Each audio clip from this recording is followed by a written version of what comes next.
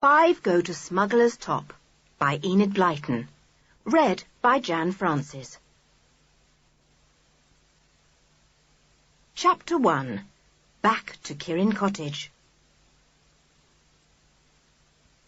One fine day, right at the beginning of the Easter holidays, 4 children and a dog travelled by train together.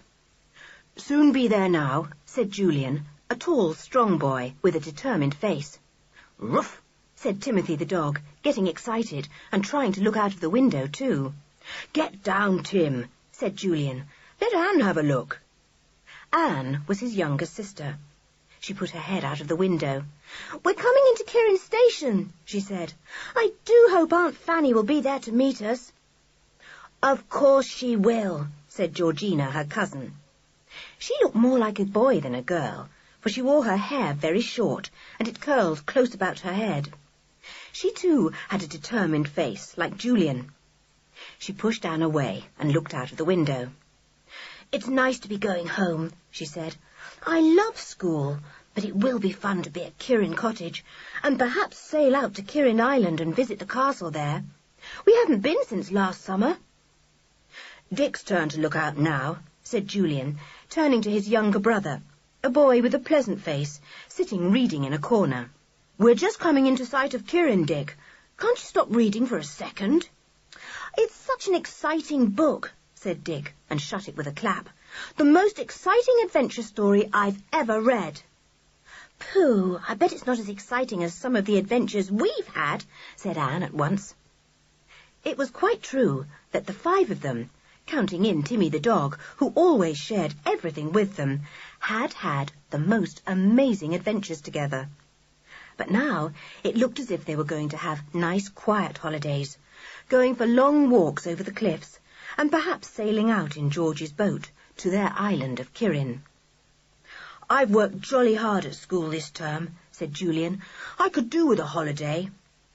"You've gone thin," said Georgina. Nobody called her that. They all called her George. She would never answer to any other name. Julian grinned. "Well, I'll soon get fat at Kirin Cottage, don't you worry. Aunt Fanny will see to that. She's a great one for trying to fatten people up. It'll be nice to see your mother again, George. She's an awfully good sort." "Yes, I hope Father will be in a good temper these holes," said George. "He ought to be, because he has just finished some new experiments, Mother says, which have been quite successful." George's father was a scientist, always working out new ideas. He liked to be quiet, and sometimes he flew into a temper when he could not get the peace he needed, or things did not go exactly as he wanted them to. The children often thought that hot-tempered Georgina was very like her father. She, too, could fly into fierce tempers when things did not go right for her. Aunt Fanny was there to meet them. The 4 children jumped out on the platform and rushed to hug her. George got there first. She was very fond of her gentle mother, who had so often tried to shield her when her father got angry with her. Timmy pranced around, barking in delight. He adored George's mother. She patted him, and he tried to stand up and lick her face. "Timmy's bigger than ever," she said, laughing. "Down, old boy. You'll knock me over." Timmy was certainly a big dog. All the children loved him, for he was loyal, loving, and faithful. His brown eyes looked from one to the other, enjoying the children's excitement. Timmy shared in it, as he shared in everything. But the person he loved most, of course, was his mistress, George. She had had him since he was a small puppy. She took him to school with her each term, for she and Anne went to a boarding school that allowed pets. Otherwise, George would most certainly have refused to go. They set off to Kirin in the pony trap. It was very windy and cold, and the children shivered and pulled their coats tightly round them. "It's awfully cold," said Anne, her teeth beginning to chatter. "Colder than in the winter." "It's the wind," said her aunt, and tucked a rug round her. "It's been getting very strong the last day or 2. The fishermen have pulled their boats high up the beach for fear of a big storm." The children saw the boats pulled right up as they passed the beach where they had bathed so often. They did not feel like bathing now. It made them shiver even to think of it. The wind howled over the sea. Great scudding clouds raced overhead. The waves pounded on the beach and made a terrific noise. It excited Timmy, who began to bark. "Be quiet, Tim," said George, patting him. "You will have to learn to be a good, quiet dog now we are home again, or Father will be cross with you. Is Father very busy, Mother?" "Very," said her mother. "But he's going to do very little work now you are coming home. He thought he would like to go for walks with you or go out in the boat if the weather calms down." The children looked at one another. Uncle Quentin was not the best of companions. He had no sense of humour, and when the children went off into fits of laughter, as they did 20 times a day or more, he could not see the joke at all. "It looks as if these halls won't be quite so jolly if Uncle Quentin parks himself on us most of the time," said Dick in a low voice to Julian. "Shh," said Julian, afraid that his aunt would hear and be hurt. George frowned. "Oh, Mother, Father will be bored stiff if he comes with us, and we'll be bored too." George was very outspoken, and could never learn to keep a guard on her tongue. Her mother sighed. "Don't talk like that, dear. I dare say your father will get tired of going with you after a bit, but it does him good to have a bit of young life about him." "Here we are," said Julian, as the trap stopped outside an old house. "Kirin Cottage. My word, how the wind is howling round it, Aunt Fanny." "Oh, yes, it made a terrible noise last night," said his aunt. "You take the trap round to the back, Julian, when we've got the things out. Oh, here's your uncle to help." Uncle Quentin came out, a tall, clever-looking man, with rather frowning eyebrows. He smiled at the children and kissed George and Anne. "Welcome to Kirin Cottage," he said. "I'm quite glad your mother and father are away, Anne, because now we shall have you all here once again." Soon they were sitting round the table, eating a big tea. Aunt Fanny always got ready a fine meal for their first one, for she knew they were very hungry after their long journey on the train. Even George was satisfied at last, and leaned back in her chair, wishing she could manage just one more of her mother's delicious new-made buns. Timmy sat close to her. He was not supposed to be fed at meal-times, but it was really surprising how many tidbits found their way to him under the table. The wind howled round the house. The windows rattled, the doors shook, and the mats lifted themselves up and down as the draught got under them. "They look as if they've got snakes wriggling underneath them," said Anne. Timmy watched them and growled. He was a clever dog, but he did not know why the mats wriggled in such a strange way. "I hope the wind will die down tonight," said Aunt Fanny. "It kept me awake last night." "Julian, dear, you look rather thin. Have you been working hard? I must fatten you up." The children laughed. "Just what we thought you'd say, Mother," said George. "Goodness, what's that?" They all sat still, startled. There was a loud bumping noise on the roof, and Timmy put up his ears and growled fiercely. "A tile off the roof," said Uncle Quentin. "How tiresome. We shall have to get the loose tiles seen to, Fanny, when the storm is over, or the rain will come in." The children rather hoped that their uncle would retire to his study after tea, as he usually did, but this time he didn't. They wanted to play a game, but it wasn't much good with Uncle Quentin there. He really wasn't any good at all, not even at such a simple game as Snap. "Do you know a boy called Pierre Lenoir?" Uncle Quentin suddenly asked, taking a letter from his pocket. "I believe he goes to your school and Dick's, Julian." "Pierre Lenoir. Oh, you mean old Sooty," said Julian. "Yes, he's in Dick's form, mad as a hatter." "Sooty? Now, why do you call him that?" said Uncle Quentin. "It seems a silly name for a boy." "If you saw him, you wouldn't think so," said Dick with a laugh. "He's awfully dark, hair as black as soot, eyes like bits of coal, eyebrows that look as if they'd been put in with charcoal. And his name means the black one, doesn't it? Lenoir." That's French for black. Yes, quite true, but what a name to give anyone. Sooty, said Uncle Quentin.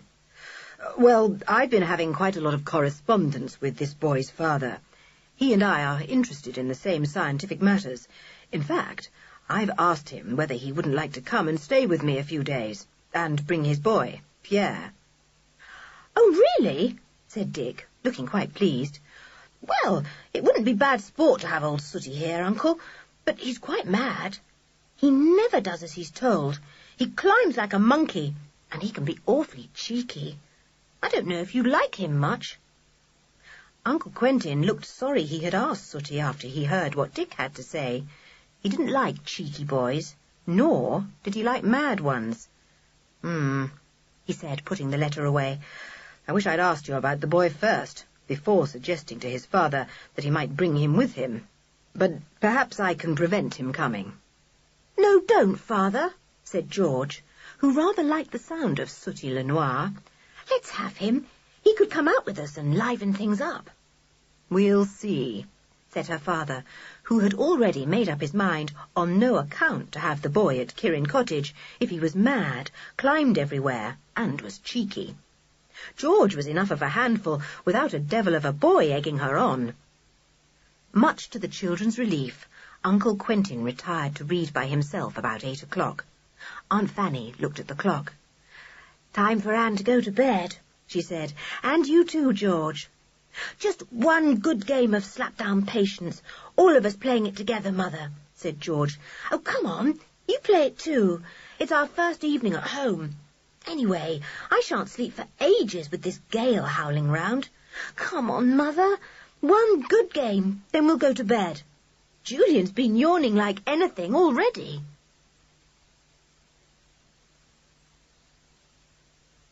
Chapter 2. A Shock in the Night. It was nice to climb up the steep stairs to their familiar bedrooms that night. All the children were yawning widely. Their long train journey had tired them. If only this awful wind would stop, said Anne, pulling the curtain aside and looking out into the night. There's a little moon, George. It keeps bobbing out between the scurrying clouds. Let it bob, said George, scrambling into bed. I'm jolly cold. Hurry, Anne, or you'll catch a chill at that window. Don't the waves make a noise, said Anne, still at the window. And the gale in the old ash tree is making a whistling, howling sound and bending it right over. Timmy, hurry up and get on my bed, commanded George, screwing up her cold toes. That's one good thing about being at home, Anne. I can have Timmy on my bed. He's far better than a hot water bottle. You're not supposed to have him on your bed at home any more than you're supposed to at school, said Anne, curling up in bed. Aunt Fanny thinks he sleeps in his basket over there. Well, I can't stop him coming on my bed at night, can I, if he doesn't want to sleep in his basket, said George. That's right, Timmy, darling. Make my feet warm. Where's your nose? Let me pat it. Good night, Tim. Good night, Anne. Good night, said Anne sleepily. I hope that Sooty boy comes, don't you? He sounds fun. Yes. And anyway, Father would stay in with Mr. Le Noir, the boy's father, and not come out with us, said George. Father doesn't mean to, but he does spoil things somehow. He's not very good at laughing, said Anne. He's too serious. A loud bang made both girls jump. That's the bathroom door, said George with a groan. One of the boys must have left it open. That's the sort of noise that drives Father mad. There it goes again. Well, let Julian or Dick shut it, said Anne, who was now beginning to feel nice and warm. But Julian and Dick were thinking that George or Anne might shut it, so nobody got out of bed to see to the banging door. Very soon, Uncle Quentin's voice roared up the stairs, louder than the gale. Shut that door, one of you! How can I work with that noise going on? All 4 children jumped out of bed like a shot. Timmy leapt off George's bed. Everyone fell over him as they rushed to the bathroom door. There was a lot of giggling and scuffling. Then Uncle Quentin's footsteps were heard on the stairs, and the five fled silently to their rooms. The gale still roared. Uncle Quentin and Aunt Fanny came up to bed. The bedroom door flew out of Uncle Quentin's hand and slammed itself shut so violently that a vase leapt off a nearby shelf. Uncle Quentin leapt too, startled. "This wretched gale," he said fiercely. "Never known one like it all the time we've been here. If it gets much worse, the fishermen's boats will be smashed up, even though they've pulled them as high up the beach as possible." "It will blow itself out soon, dear," said Aunt Fanny soothingly. "Probably, by the time morning comes, it will be quite calm." But she was wrong. The gale did not blow itself out that night. Instead, it raged round the house even more fiercely, shrieking and howling like a live thing. Nobody could sleep. Timmy kept up a continuous low growling, for he did not like the shakes and rattles and howls. Towards dawn, the wind seemed in a fury. Anne thought it sounded as if it was in a horrible temper, out to do all the harm it could. She lay and trembled, half frightened. Suddenly, there was a strange noise. It was a loud and woeful groaning and creaking, like someone in great pain. The two girls sat up, terrified. What could it be? The boys heard it too. Julian leapt out of bed and ran to the window. Outside stood the old ash tree, tall and black in the fitful moonlight. It was gradually bending over. "It's the ash! It's falling!" yelled Julian, almost startling Dick out of his wits. "It's falling, I tell you! It'll crash on the house! Quick! Warn the girls!" Shouting at the top of his voice, Julian raced out of his door onto the landing. "Uncle! Aunt! George and Anne! Come downstairs quickly! The ash tree is falling!" George jumped out of bed, snatched at her dressing gown, and raced to the door, yelling to Anne. The little girl was soon with her. Timmy ran in front. At the door of Aunt Fanny's bedroom, Uncle Quentin appeared, tall and amazed, wrapping his dressing gown round him. "What's all this noise? Julian, what's—" "Aunt Fanny, come downstairs! The ash tree is falling! Listen to its terrible groans and creaks!" yelled Julian, almost beside himself with impatience. "It'll smash in the roof and the bedrooms! Listen! Here it comes!" Everyone fled downstairs as, with an appalling wail, the great ash tree hauled up its roots and fell heavily onto Kirin Cottage. There was a terrible crash and the sound of tiles slipping to the ground everywhere. "Oh, dear," said poor Aunt Fanny, covering her eyes. "I knew something would happen. Quentin, we ought to have had that ash tree topped. I knew it would fall in a great gale like this. What has it done to the roof?" After the great crash, there had come other smaller noises, sounds of things falling, thuds and little smashing noises. The children could not imagine what was happening. Timmy was thoroughly angry and barked loudly. Uncle Quentin slapped his hand angrily on the table and made everyone jump. "Stop that dog barking! I'll turn him out!" But nothing would stop Timmy barking or growling that night, and George at last pushed him into the warm kitchen and shut the door on him. "I feel like barking or growling myself," said Anne, who knew exactly what Timmy felt like. "Julian, has the tree broken in the roof?" Uncle Quentin took a powerful torch and went carefully up the stairs to the landing to see what damage had been done. He came down looking rather pale. "The tree has crashed through the attic, smashed the roof in, and wrecked the girls' bedroom," he said. "A big branch has penetrated the boys' room too, but not badly. But the girls' room is ruined. They would have been killed if they'd been in their beds." Everyone was silent. It was an awful thought that George and Anne had had such a narrow escape. "Good thing I yelled my head off to warn them then," said Julian cheerfully, seeing how white Anne had gone. "Cheer up, Anne. Think what a tale you'll have to tell at school next term." "I think some hot cocoa would do us all good," said Aunt Fanny, pulling herself together, though she felt very shaken.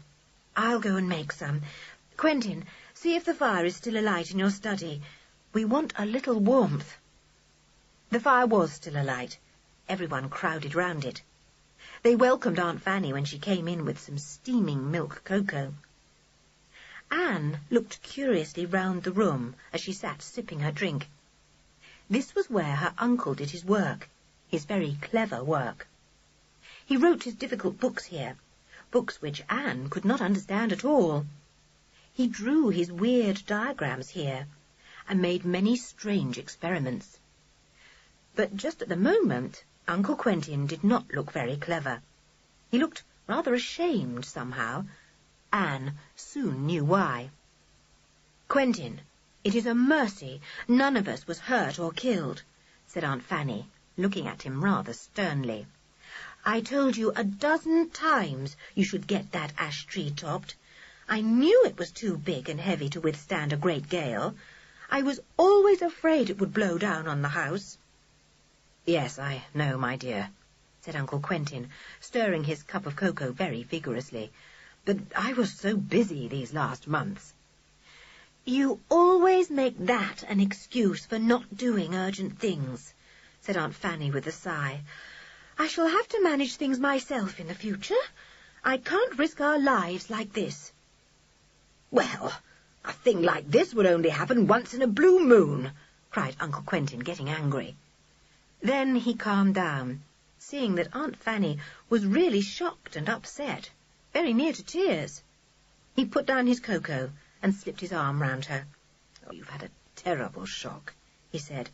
"Don't you worry about things. Maybe they won't be so bad when morning comes."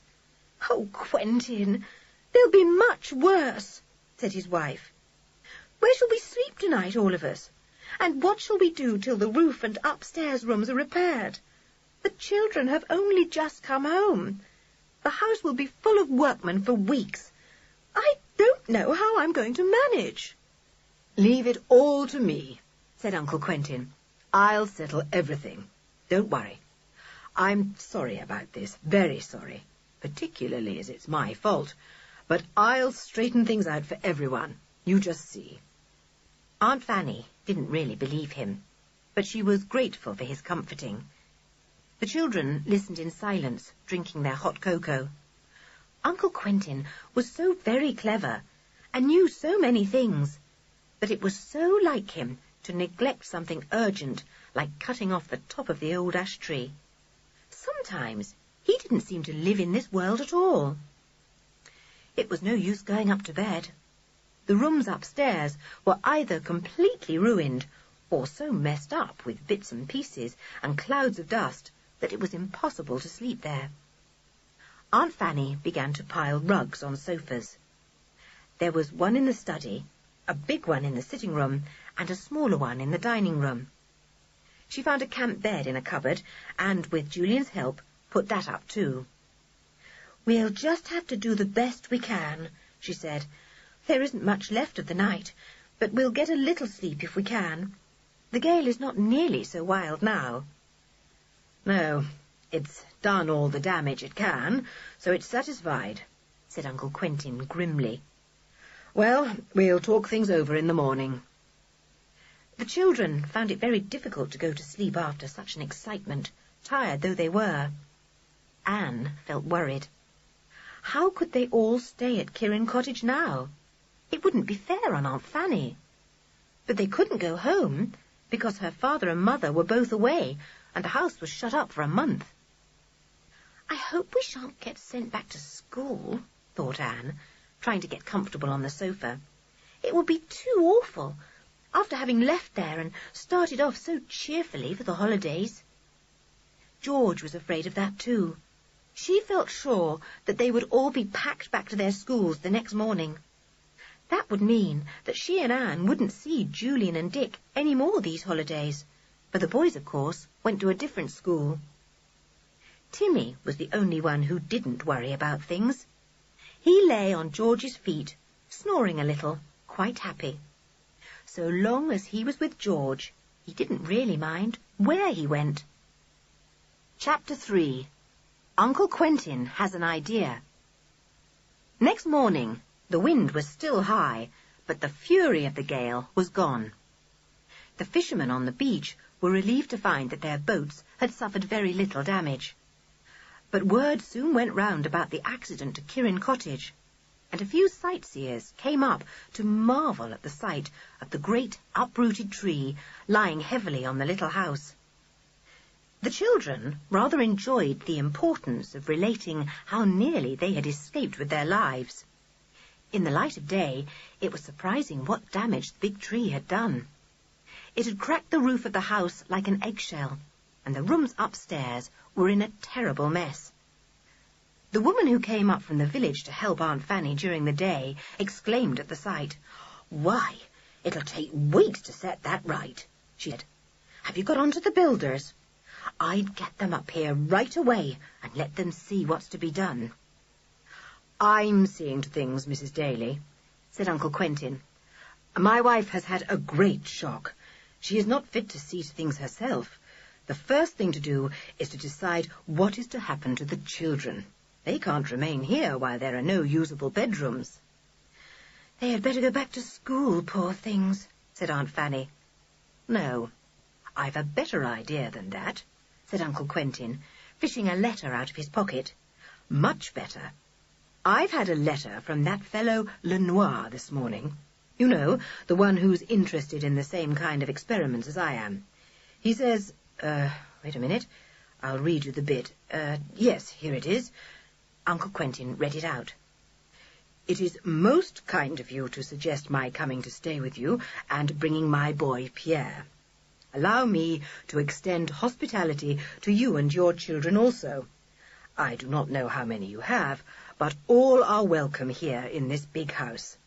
My Pierre will be glad of company, and so will his sister, Mary Bell." Uncle Quentin looked up triumphantly at his wife. "There you are. I call that a most generous invitation. It couldn't have come at a better time. We'll pack the whole of the children off to this fellow's house." "But, Quentin, you can't possibly do that.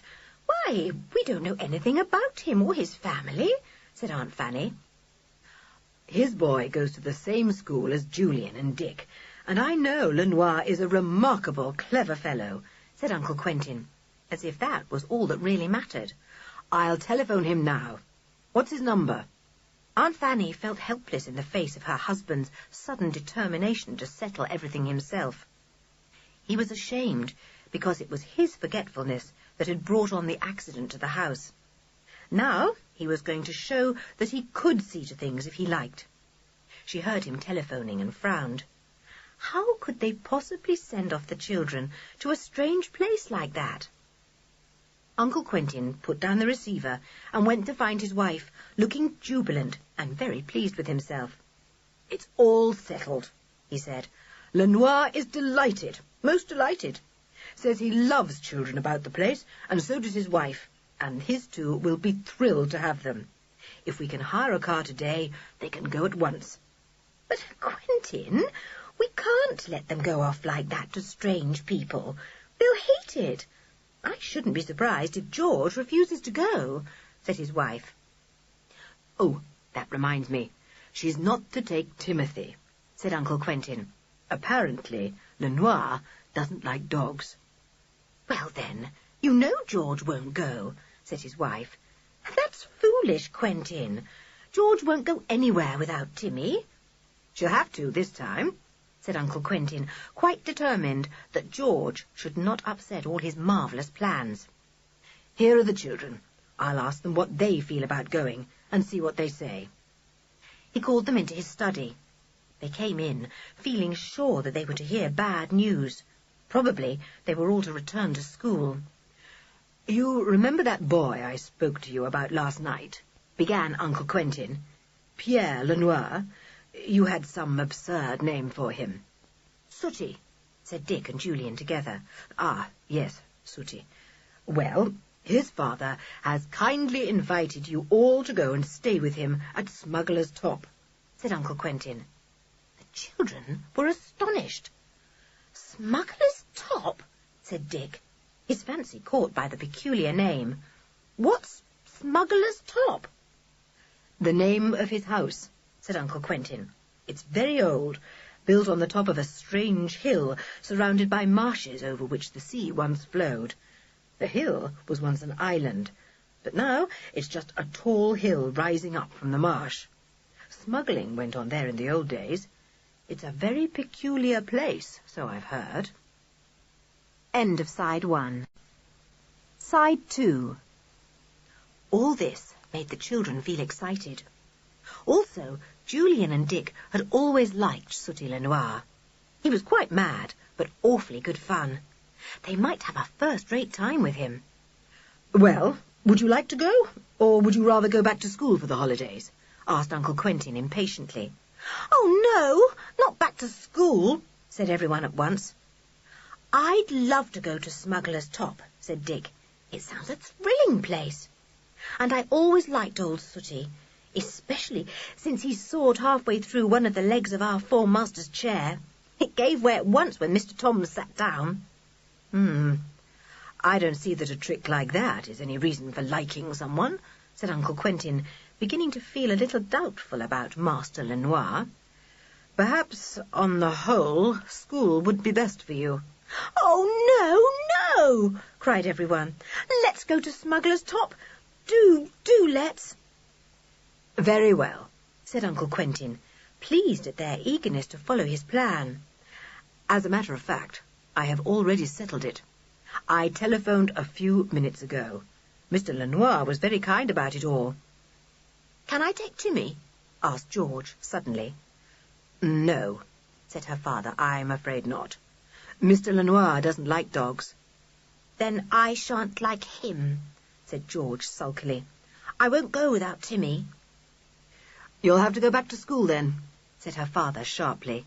And take off that sulky expression, George. You know how I dislike it. But George wouldn't. She turned away. The others looked at her in dismay. Surely old George wasn't going to get into one of her moods and spoil everything. It would be fun to go to Smuggler's Top. But, of course, it certainly wouldn't be so much fun without Timmy. Still, they couldn't all go back to school just because George wouldn't go anywhere without her dog. They all went into the sitting room. Anne put her arm through George's. George shook it off. George, you simply must come with us, said Anne. I can't bear to go without you. It would be awful to see you going back to school all alone. I shouldn't be all alone, said George. I should have Timmy. The others pressed her to change her mind, but she shook them off. Leave me alone, she said. I want to think. How are we supposed to get to Smuggler's Top? And where is it? Which road do we take? We're going by car, and it's right up the coast somewhere, so I expect we'll take the coast road, said Julian. Why, George? Don't ask questions, said George. She went out with Timmy. The others didn't follow her. George was not very nice when she was cross. Aunt Fanny began to pack for them, though it was impossible to get some of the things from the girls' room. After a time, George came back, but Timmy was not with her. She looked more cheerful. Where's Tim? Asked Anne at once. Out somewhere, said George. Are you coming with us, George? Asked Julian, looking at her. Yes, I've made up my mind to, said George, but for some reason she wouldn't look Julian in the eyes. He wondered why. Aunt Fanny gave them all an early lunch, and then a big car came for them. They packed themselves inside. Uncle Quentin gave them all sorts of messages for Mr. Lenoir, and Aunt Fanny kissed them goodbye. I do hope you have a nice time at Smuggler's Top, she said. Mind you write at once and tell me all about it. Aren't we going to say goodbye to Timmy? Said Anne, her eyes opening wide in amazement at George, forgetting. George, surely you're not going without saying goodbye to old Timmy? Can't stop now, said Uncle Quentin, afraid that George might suddenly become awkward again. Right, driver, you can go off now. Don't drive too fast, please. Waving and shouting, the children drove away from Kirin Cottage, sad when they looked back and saw the smashed roof under the fallen tree. Never mind. They had not been sent back to school. That was the main thing.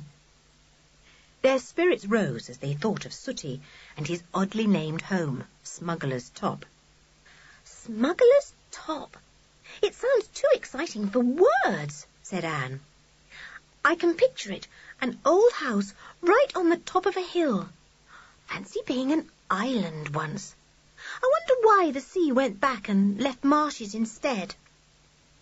George said nothing for a while, and the car sped on. The others glanced at her once or twice, but came to the conclusion that she was grieving about Timmy. Still, she didn't look very sad. The car went over a hill and sped down to the bottom. When they got there, George leaned forward and touched the driver's arm. "Would you stop a moment, please? We have to pick somebody up here." Julian, Dick and Anne stared at George in surprise. The driver, also rather surprised, drew the car to a standstill. George opened the car door and gave a loud whistle. Something shot out of the hedge and hurled itself joyfully into the car. It was Timmy. He licked everyone, trod on everyone's toes, and gave the little short barks that showed he was excited and happy. "Well," said the driver doubtfully, "I don't know if you're supposed to take that dog in. Your father didn't say anything about him." "It's all right," said George, her face red with joy. "Quite all right. You needn't worry. Start the car again, please." "You are a monkey," said Julian, half annoyed with George, and half pleased because Timmy was with them after all. "Mr. Lenoir may send him back, you know." "Well, he'll have to send me back too," said George defiantly. "Anyhow, the main thing is, we've got Timmy after all, and I am coming with you." "Yes, that's fine," said Anne, and gave first George and then Timmy a hug. "I didn't like going without Tim either." "On to Smuggler's Top," said Dick, as the car started off again. "On to Smuggler's Top. I wonder if we shall have any adventures there." Chapter 4. Smuggler's Top. The car sped on, mostly along the coast, though it sometimes went inland for a few miles. But sooner or later it was in sight of the sea again. The children enjoyed the long drive. They were to stop somewhere for lunch, and the driver told them he knew of a good inn. At 12:30, he drew up outside an old inn, and they all trooped in. Julian took charge and ordered lunch. It was a very good one, and all the children enjoyed it. So did Timmy. The innkeeper liked dogs, and put down such a piled-up plate for Timmy that the dog hardly liked to begin on his meal in case it was not for him. He looked up at George, and she nodded to him. "It's your dinner, Timmy. Eat it up." So he ate it, hoping that if they were going to stay anywhere, they might be staying at the inn. Meals like this did not arrive every day for a hungry dog. But after lunch, the children got up. They went to find the driver, who was having his lunch in the kitchen with the innkeeper and his wife. They were old friends of his. "Well, I hear you're going to Castaway," said the innkeeper, getting up. "You be careful there." "Castaway?" said Julian. "Is that what the hill is called, where Smuggler's Top is?" "That's its name," said the innkeeper. "Why is it called that?" said Anne. "What a funny name. Were people cast away on it once, when it was an island?" "Oh, no. The old story goes that the hill was once joined to the mainland," said the innkeeper. "But it was the haunt of bad people, and one of the saints became angry with the place and cast it away into the sea, where it became an island." "And so it was called Castaway," said Dick. "But perhaps it has got good again, because the sea has gone away from it, and you can walk from the mainland to the hill, can't you?" "Yes, there's one good road you can take," said the innkeeper, "but you be careful of wandering away from it if you go walking on it. The marsh will suck you down in no time if you set foot on it." "It does sound a most exciting place," said George. "Smuggler's Top on Castaway Hill. Only one road to it." "Time to get on," said the driver, looking at the clock. "You've got to be there before tea, your uncle said." They got into the car again, Timmy clambering over legs and feet to a comfortable place on George's lap. He was far too big and heavy to lie there, but just occasionally he seemed to want to, and George never had the heart to refuse him. They drove off once more. Anne fell asleep, and the others felt drowsy too. The car purred on and on. It began to rain, and the countryside looked rather dreary. The driver turned round after a while and spoke to Julian. "We're coming near to Castaway Hill. We'll soon be leaving the mainland and taking the road across the marsh." Julian woke Anne. They all sat up expectantly. But it was very disappointing after all.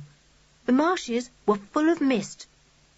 The children could not pierce through it with their eyes, and could only see the flat road they were on, raised a little higher than the surrounding flat marsh.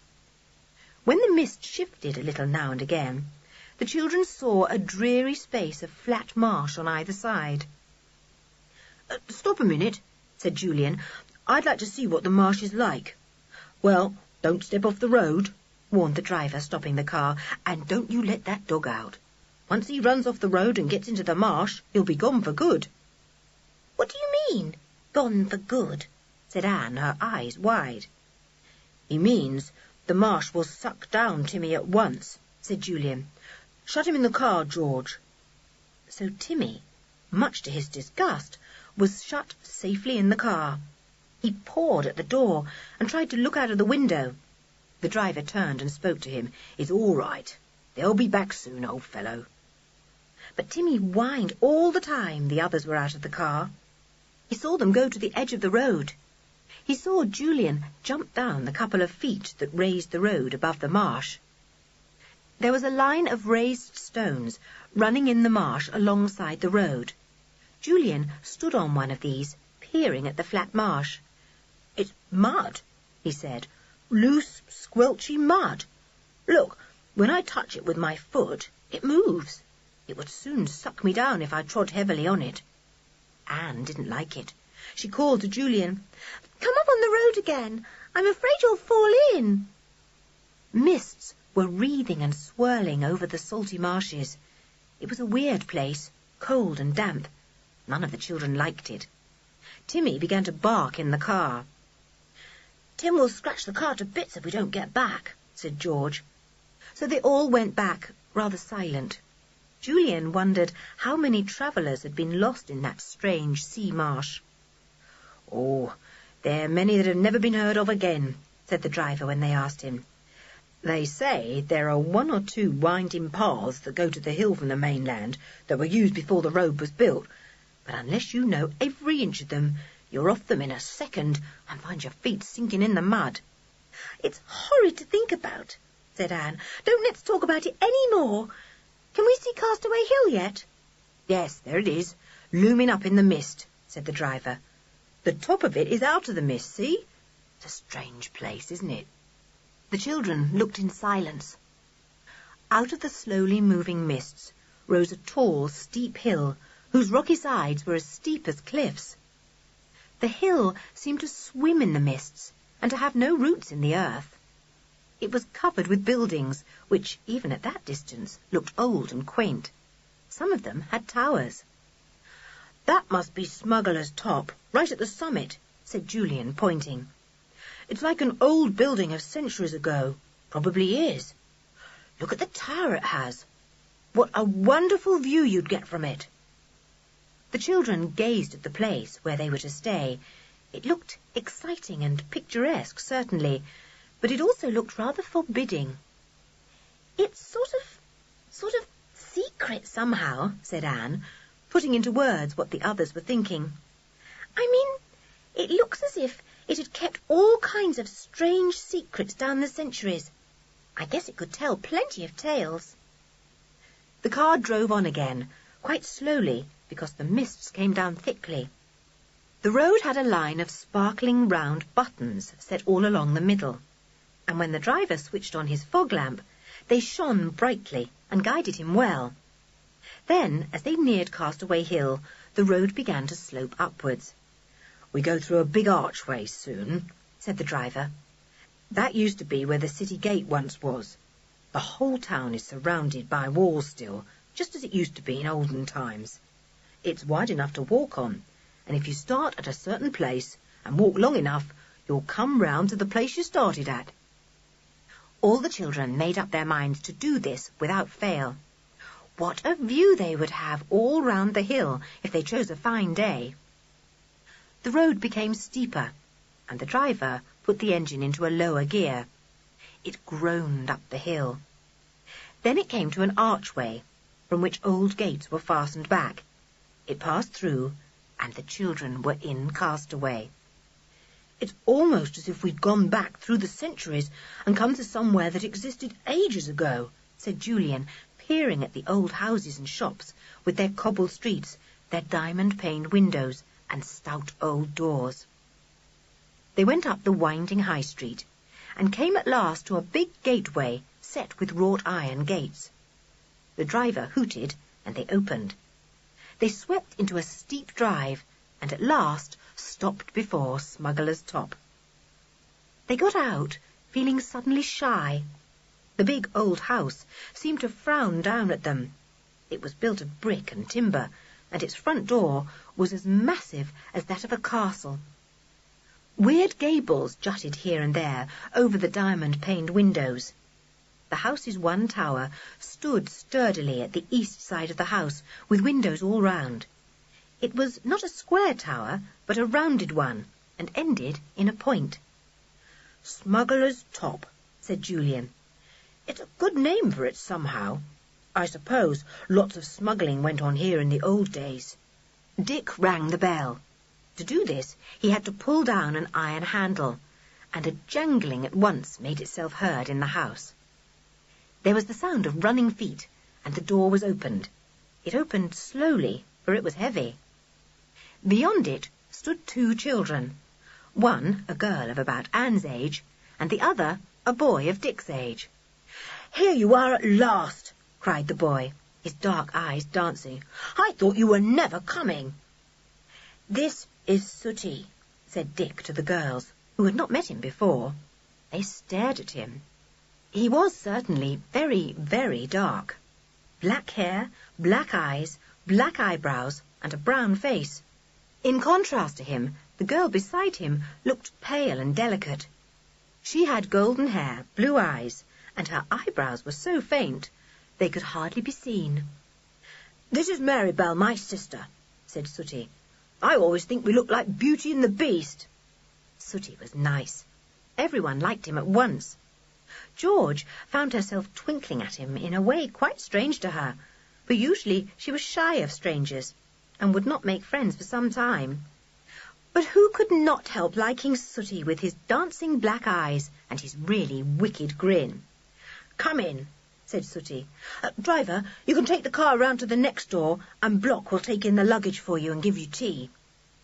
Suddenly, Sooty's face lost its smile and grew very solemn.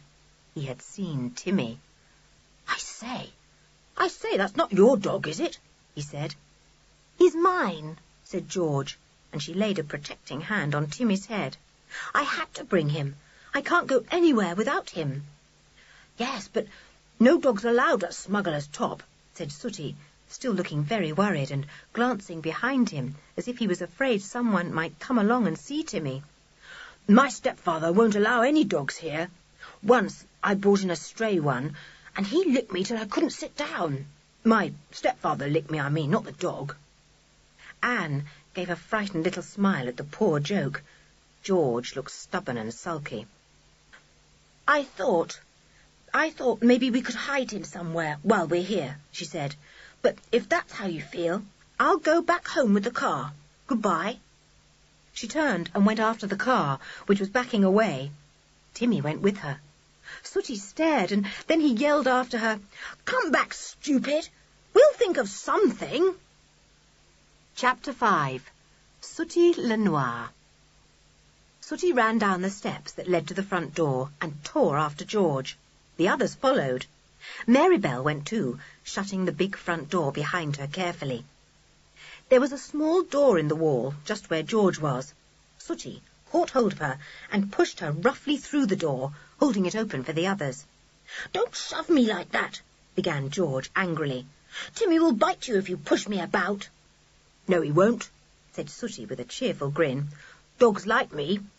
Even if I boxed your ears, your dog would only wag his tail at me." The children found themselves in a dark passage. There was a door at the farther end. "Wait here a minute, and I'll see if the coast is clear," said Sooty. "I know my stepfather is in, and I tell you, if he sees that dog, he'll pack you all into the car again and send you back. And I don't want him to do that, because I can't tell you how I've looked forward to having you all." He grinned at them, and their hearts warmed towards him again, even George's, though she still felt angry at being so roughly pushed.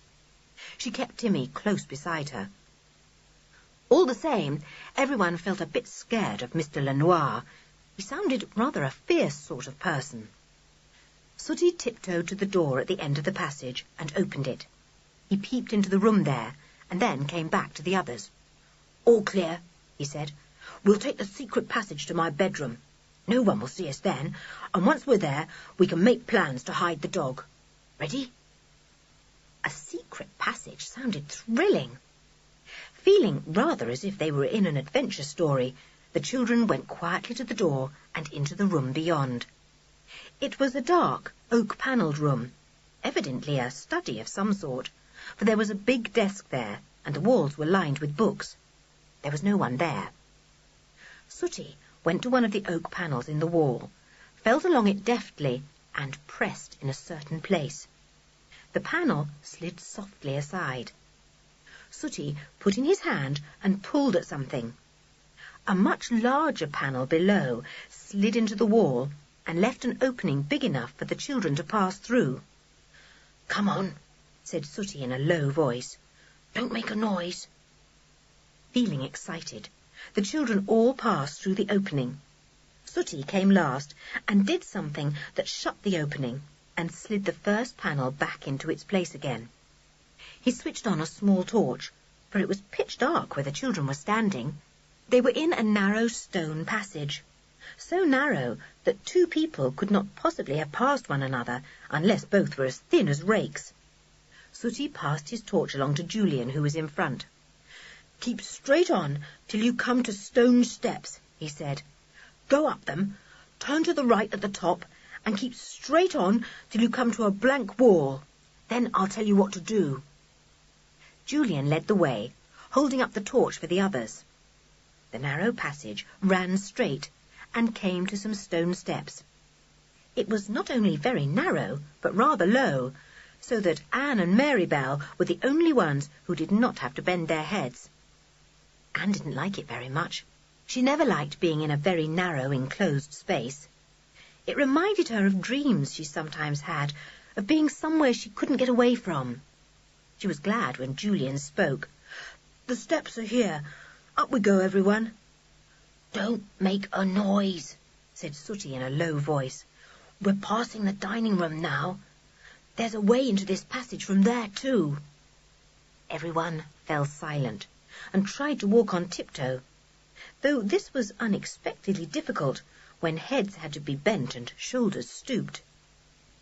They climbed up 14 steps, which were quite steep, and curved round halfway. Julian turned to the right at the top. The passage ran upwards then, and was as narrow as before. Julian felt certain that a very fat person could not possibly get along it. He went on until, with a start, he almost bumped into a blank stone wall. He flashed his torch up and down it. A low voice came from the back of the line of children. "You've got to the blank wall, Julian. Shine your torch up to where the roof of the passage meets the wall. You'll see an iron handle there. Press down on it hard." Julian flashed his torch up and saw the handle. He put his torch into his left hand and grasped the thick iron handle with his right. He pressed down as hard as he could.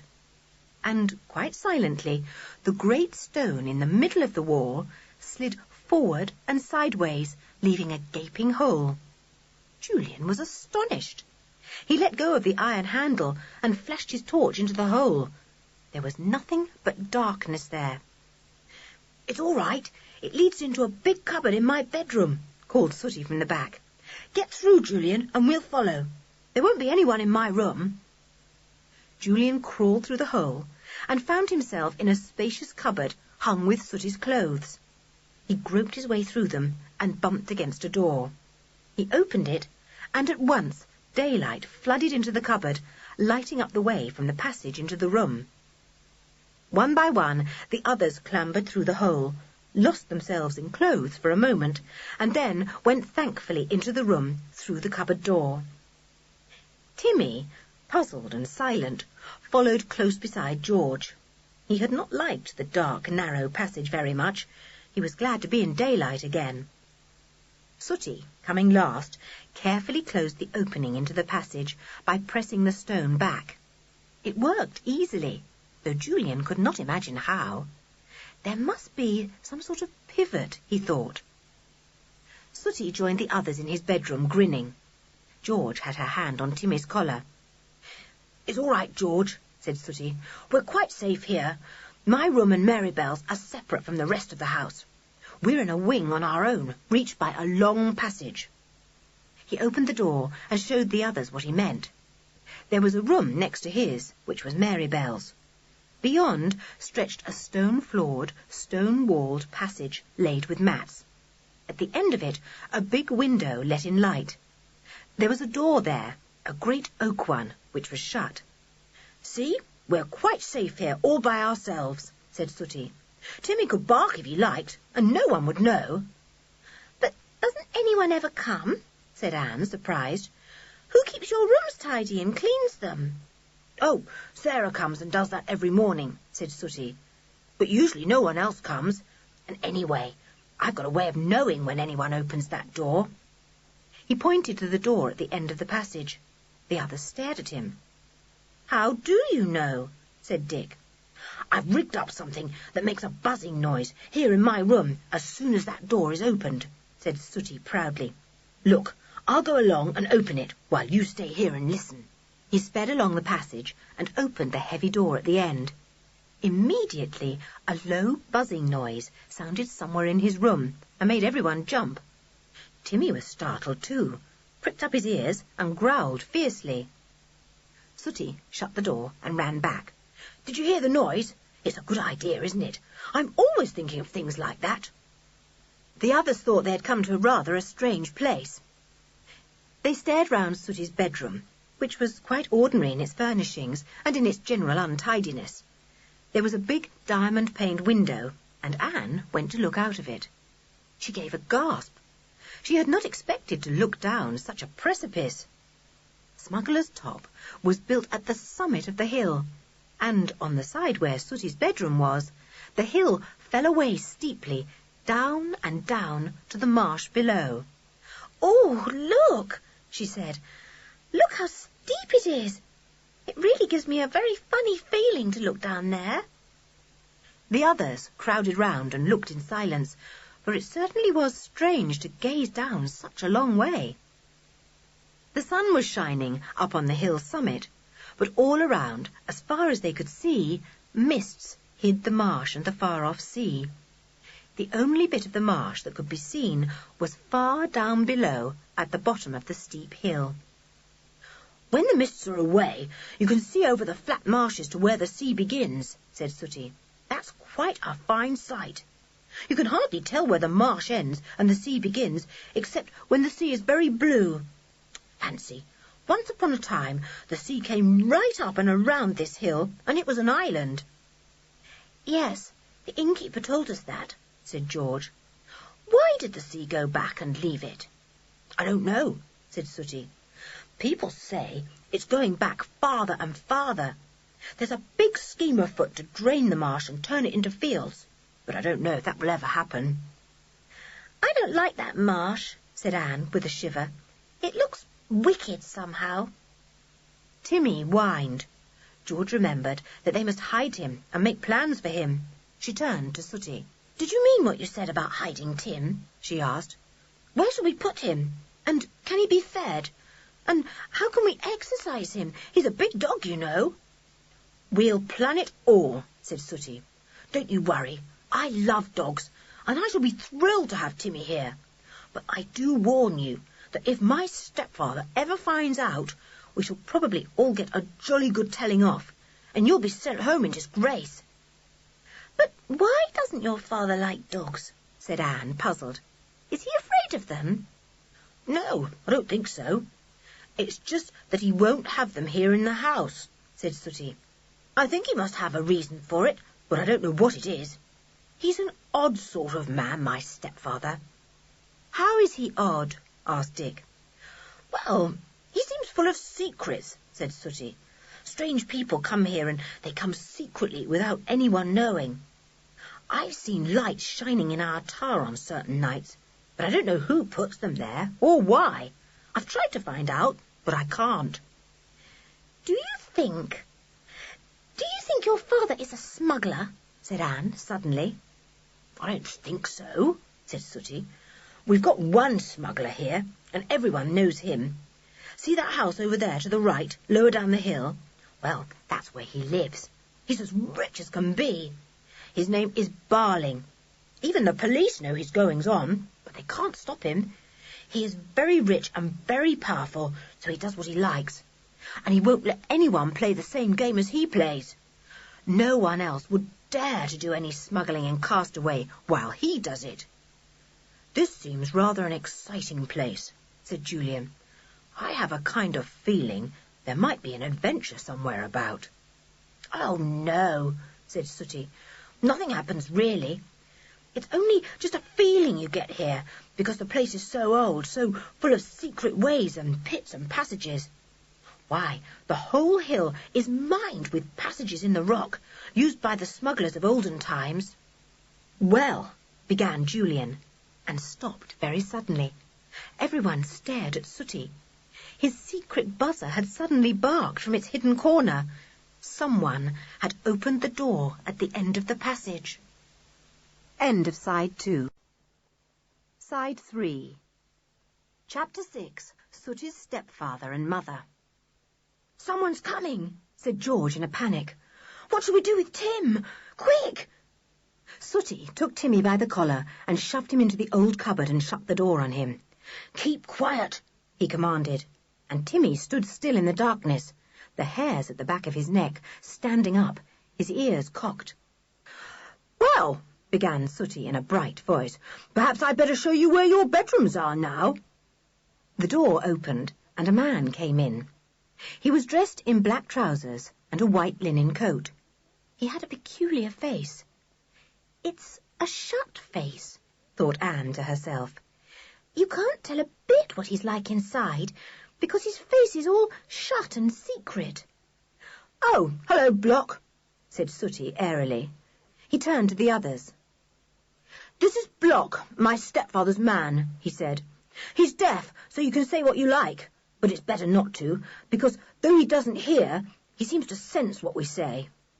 Anyway, I think it would be beastly to say things we wouldn't say in front of him if he wasn't deaf," said George, who had very strict ideas about things of that sort. Block spoke in a curiously monotonous voice. "Your stepfather and your mother want to know why you have not brought your friends to see them," he said. "Why did you rush up here like this?"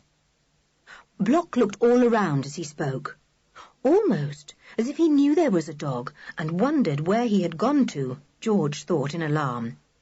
She did hope the car driver had not mentioned Timmy. "Oh, I was so pleased to see them, I took them straight up here," said Sooty. "All right, Block, we'll be down in a minute." The man went, his face quite impassive. Not a smile, not a frown. "I don't like him," said Anne. "Has he been with you long?" "No, only about a year," said Sooty. "He suddenly appeared one day. Even Mother didn't know he was coming. He just came and, without a word, changed into that white linen coat and went to do some work in my stepfather's room. I suppose my stepfather was expecting him, but he didn't say anything to my mother, I'm sure of that. She seemed so surprised."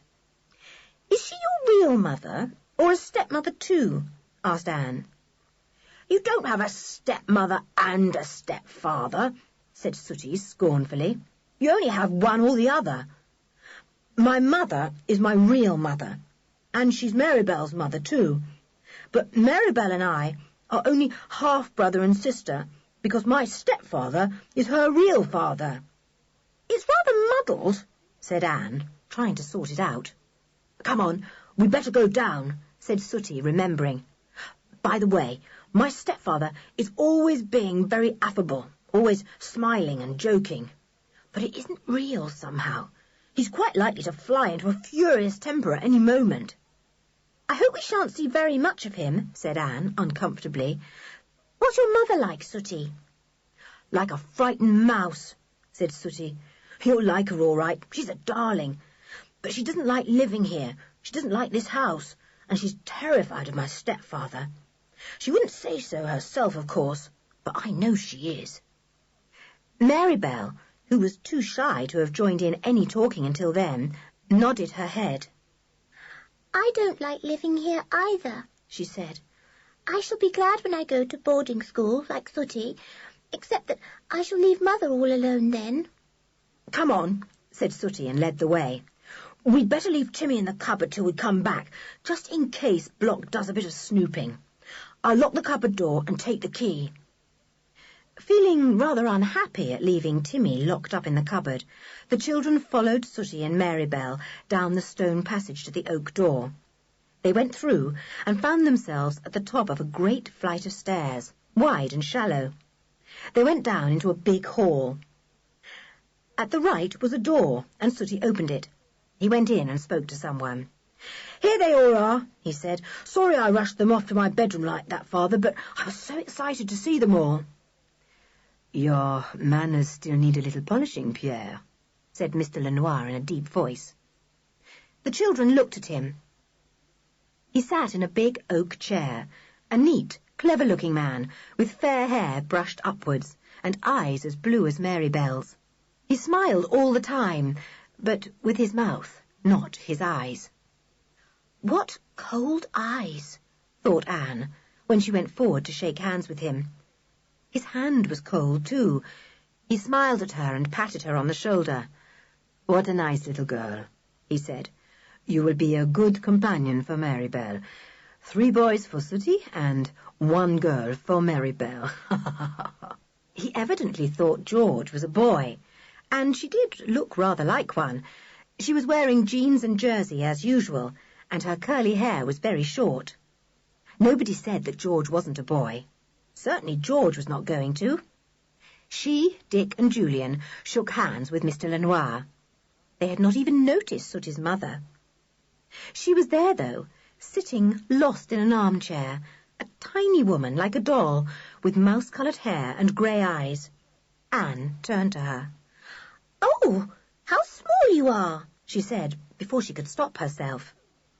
Mr. Lenoir laughed. He laughed no matter what anyone said. Mrs. Lenoir got up and smiled. She was only as tall as Anne, and had the smallest hands and feet that Anne had ever seen on a grown-up. Anne liked her. She shook hands and said, "It's so nice of you to have us all here like this. You know I expect that a tree fell on the roof of our house and smashed it." Mr. Lenoir's laugh came again. He made some kind of joke, and everyone smiled politely. "Well, I hope you'll have a good time here," he said. "Pierre and Maribel will show you the old town, and if you promise to be careful, you can walk along the road to the mainland to go to the cinema there." "Thank you," said everyone, and Mr. Lenoir laughed his curious laugh again. "Your father is a very clever man," he said suddenly, turning to Julian, who guessed that he had mistaken him for George. "I am hoping he will come here to fetch you home again when you go, and then I shall have the pleasure of talking with him. He and I have been doing the same kind of experiments, but he has got further than I have." "Oh," said Julian politely.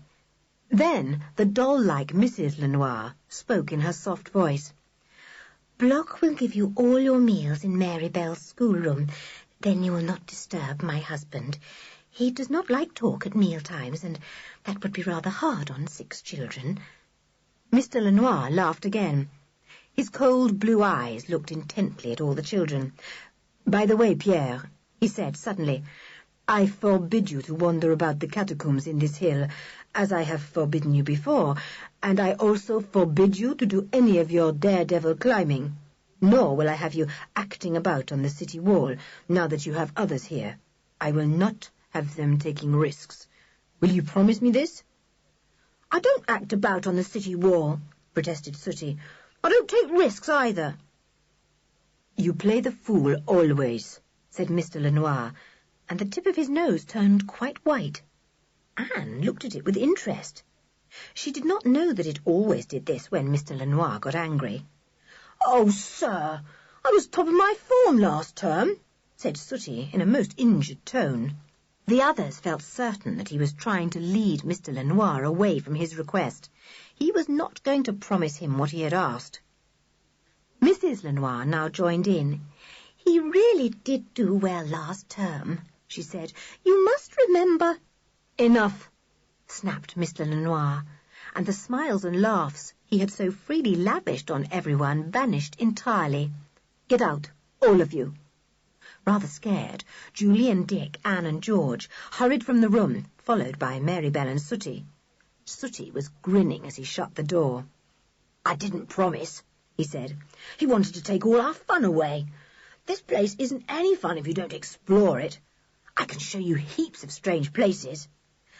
"What are catacombs?" asked Anne, with a vague picture of cats and combs in her head. "Winding, secret tunnels in the hill," said Sooty. "Nobody knows them all. You can get lost in them easily and never get out again. Lots of people have." "Why are there so many secret ways and things here?" wondered George. "Easy," said Julian. "It was a haunt of smugglers, and there must have been many a time when they had to hide not only their goods but themselves. And, according to old Sooty, there still is a smuggler here. What did you say his name was? Barling, wasn't it?" "Yes," said Sooty. "Come on upstairs, and I'll show you your rooms. You've got a good view over the town." He took them to 2 rooms set side by side on the opposite side of the big staircase from his bedroom and Marybelle's. They were small but well furnished, and had, as Sooty said, a marvellous view over the quaint roofs and towers of Castaway Hill. They also had a remarkably good view of Mr. Barling's house. George and Anne were to sleep in one room, and Julian and Dick in the other. Evidently, Mrs. Lenoir had taken the trouble to remember that there were 2 girls and 2 boys, not 1 girl and 3 boys, as Mr. Lenoir imagined. "Nice cosy rooms," said Anne. "I like these dark oak panels. Are there any secret passages in our rooms, Sooty?" "You wait and see," grinned Sooty. "Look, there are your things all unpacked from your suitcases. I expect Sarah did that. You'll like Sarah. She's a good sort, fat and round and jolly, not a bit like Blog." Sooty seemed to have forgotten all about Tim. George reminded him. "What about Timmy? He'll have to be near me, you know, and we must arrange to feed him and exercise him. Oh, I do hope he'll be all right, Sooty. I'd rather leave straight away than have Timmy unhappy." "He'll be all right," said Sooty. "I'll give him the free run of that narrow passage we came up to my bedroom by, and we'll smuggle him out by a secret tunnel that opens halfway down the town, and give him plenty of exercise each morning. Oh, we'll have a grand time with Timmy."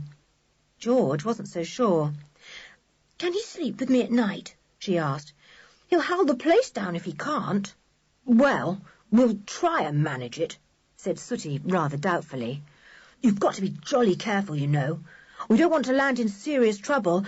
You don't know what my stepfather can be like." They could guess, though. Julian looked curiously at Sooty. "Was your own father's name Lenoir too?" he asked. Sooty nodded.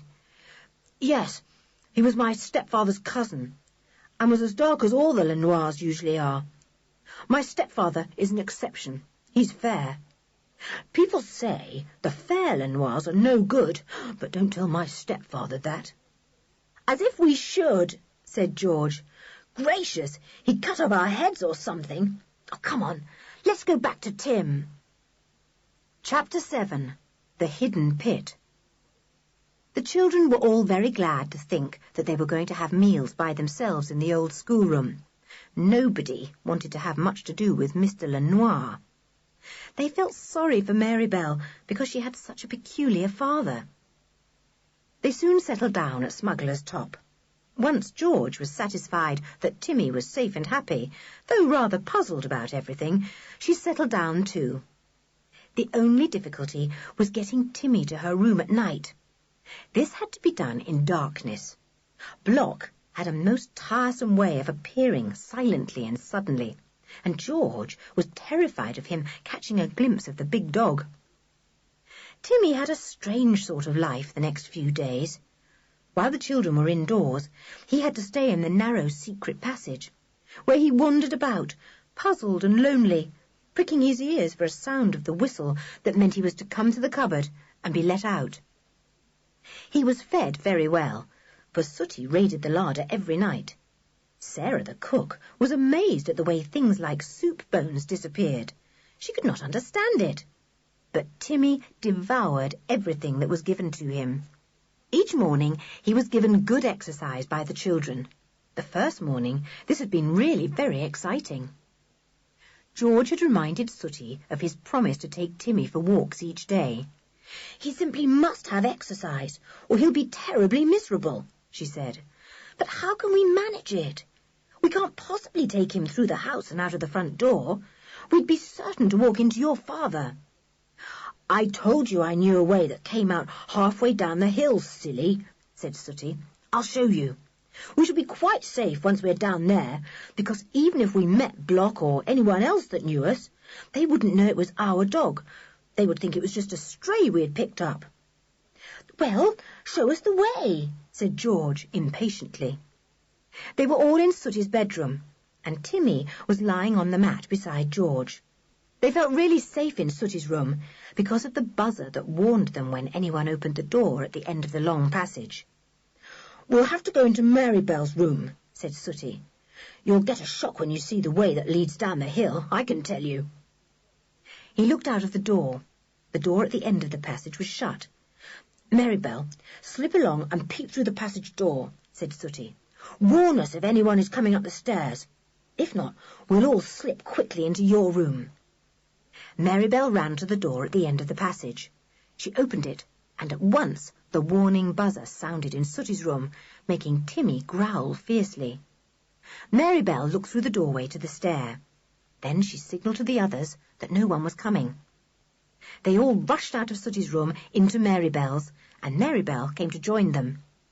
She was a funny little mouse of a girl, shy and timid. Anne liked her, and once or twice teased her for being so shy. But Mary Bell did not like being teased. Her eyes filled with tears at once, and she turned away. "She'll be better when she goes to school," Sooty said. "She can't help being shy, shut up all the year round in this strange house. She hardly ever sees anyone of her own age." They crowded into the little girl's bedroom and shut the door. Sooty turned the key in the lock. "Just in case friend Block comes snooping," he said with a grin. Sooty began to move the furniture in the room to the sides, near the walls. The others watched in surprise, and then helped. "What's the idea of the furniture removal?" asked Dick, struggling with a heavy chest. "Got to get this heavy carpet up," panted Sooty. "It's put there to hide the trapdoor below. At least, that's what I've always thought." Once the furniture stood by the walls, it was easy to drag up the heavy carpet. There was a felt lining under it too, and that had to be pulled aside as well. Then the children saw a trapdoor, let flat into the floor, with a ring handle to pull it up. They felt excited. Another secret way. This house seemed full of them. Sooty pulled at the ring, and the heavy door came up quite easily. The children peered down, but they could see nothing. It was pitch black. "Are there steps down?" asked Julian, holding Anne back in case she fell. "No," said Sooty, reaching out for a big torch he had brought in with him. "Look." He switched on his torch, and the children gave a gasp. The trapdoor led down to a pit far, far below. "Why, it's miles below the foundations of the house, surely," said Julian, surprised. "It's just a hole down to a big pit. What's it for? Oh, it was probably used to hide people, or to get rid of them, said Sooty. Nice little place, isn't it? If you fell down there, you'd land with an awful bump. But how in the world could we get Timmy down there? Or get down ourselves, said George. I'm not going to fall down it, that's certain. Sooty laughed. You won't have to, he said. Look here. He opened a cupboard and reached up to a wide shelf. He pulled something down, and the children saw that it was a rope ladder, fine but very strong. There you are. We can all get down by that, he said. Timmy can't, said George at once. He couldn't possibly climb up or down a ladder. Oh, couldn't he? Said Sooty. He seems such a clever dog. I should have thought he could easily have done a thing like that.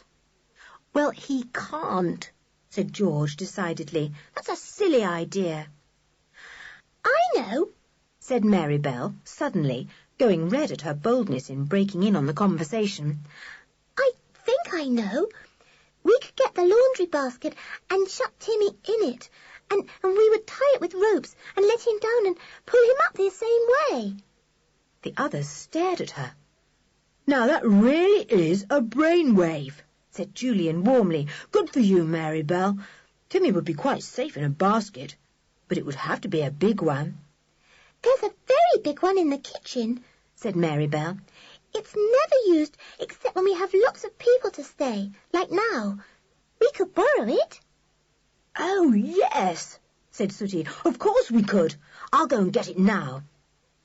But what excuse will you give? Shouted Julian after him. Sooty had already unlocked the door and shot out. He was a most impatient person and could never put off anything for a single minute. Sooty didn't answer. He sped down the passage. Julian locked the door after him. He didn't want anyone coming in and seeing the carpet up and the yawning hole. Sooty was back in 2 minutes, carrying a very heavy wicker laundry basket on his head. He banged on the door, and Julian unlocked it. Good, said Julian. How did you get it? Did anyone mind? Didn't ask them, grinned Sooty. Nobody there to ask. Block's with Father, and Sarah has gone out shopping. I can always put it back if any awkward questions are asked. The rope ladder was shaken out down the hole. It slipped like an uncoiling snake down and reached the pit at the bottom. Then Timmy was fetched from Sooty's room. He came in wagging his tail, overjoyed at being with everyone again. George hugged him. Darling Timmy, I hate you being hidden away like this. But never mind, we're all going out together this morning. I'll go down first, said Sooty. Then you'd better let Timmy down. I'll tie his basket round with this rope. It's nice and strong, and there's plenty to let down. Better tie the other end to the end of the bed. Then when we come up again, we can easily pull him up. Timmy was made to get inside the big basket and lie down. He was surprised and barked a little, but George put her hand over his mouth. Shh! You mustn't say a word, Timmy, she said. I know all this is very astonishing, but never mind. You'll have a marvellous walk at the end of it. Timmy heard the word walk and was glad. That was what he wanted, a really nice long walk in the open air and sunshine. He didn't at all like having the lid shut down on him. But as George seemed to think he must put up with all these strange happenings, Timmy did so with a very good grace. He's really a marvellous dog, said Marybelle. Sooty, get down the hole now and be ready for when we let him down. Sooty disappeared down the dark hole, holding his torch between his teeth. Down and down he went, down and down. At last he stood safely at the bottom and flashed his torch upwards. His voice came to them, sounding rather strange and far away. Come on, lower Timmy down. The laundry basket, feeling extraordinarily heavy now, was pushed to the edge of the hole. Then down it went, knocking against the sides here and there. Timmy growled. He didn't like this game.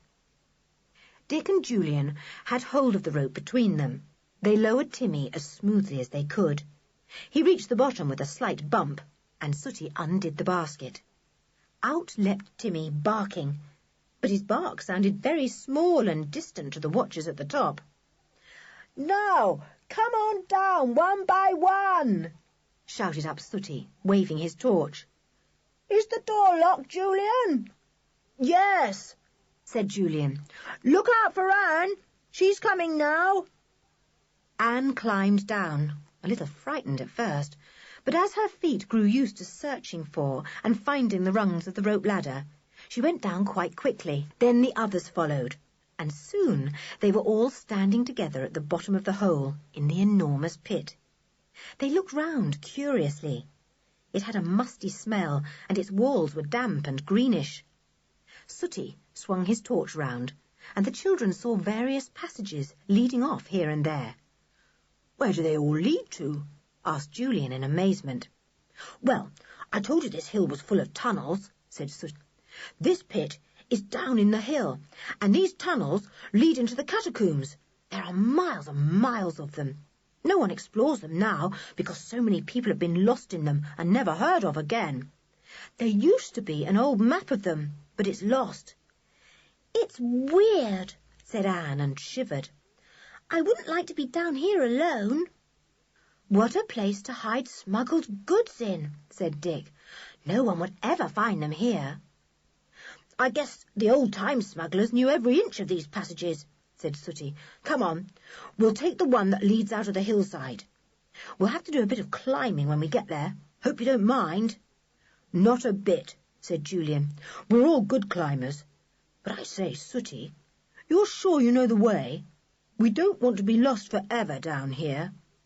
"Course I know the way. Come on," said Sooty, and flashing his torch in front of him, he led the way into the dark and narrow tunnel. Chapter 8. An Exciting Walk. The tunnel ran slightly downwards and smelt nasty in places. Sometimes it opened out into pits like the one they had themselves come from. Sooty flashed his torch up them. "That one goes into Barling's house somewhere," he said. "Most of the old houses hereabouts have openings into pits like ours. Jolly well hidden some of them are, too." "There's daylight or something in front," said Anne suddenly. "Oh, good. I hate this tunnel." Sure enough, it was daylight, creeping in through a kind of cave entrance in the hillside. The children crowded there and looked out. They were outside the hill and outside the town, somewhere on the steep cliffside that ran down to the marsh. Sooty climbed out onto a ledge. He put his torch into his pocket. "We've got to get to that path down there," he said, pointing. "That will lead us to a place where the city wall is fairly low and we can climb over it. Is Timmy sure-footed? We don't want him tumbling into the marsh down there." The marsh lay a good way below, looking ugly and flat.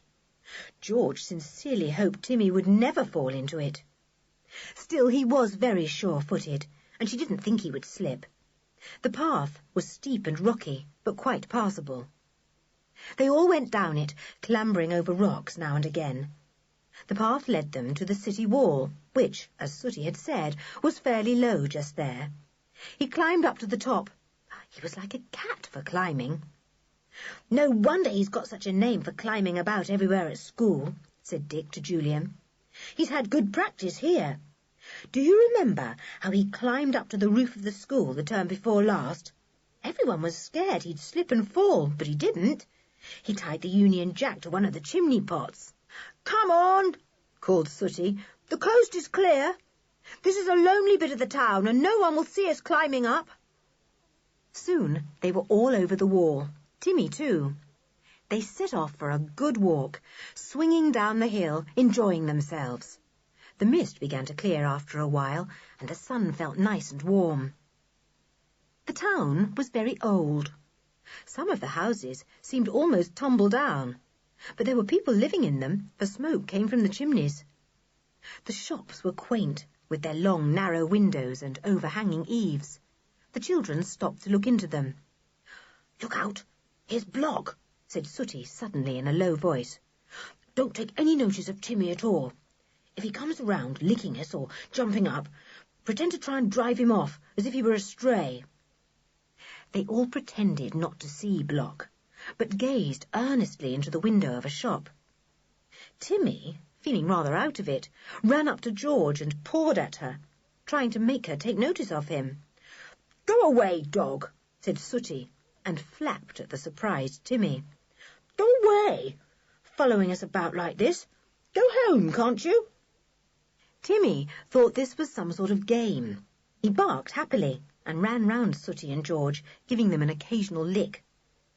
"Home, dog, home!" yelled Sooty, flapping hard again. Then Block came up to them, no expression on his face at all. "The dog bothers you," he said. "I will throw a stone at him and make him go." "Don't you dare," said George immediately. "You go home yourself. I don't mind the dog following us.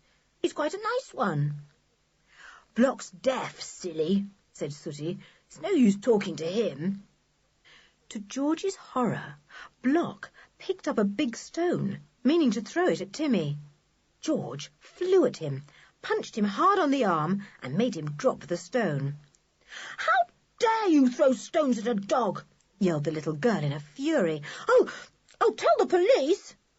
Now, said a voice nearby. "What's all this about? Pierre, what's the trouble?"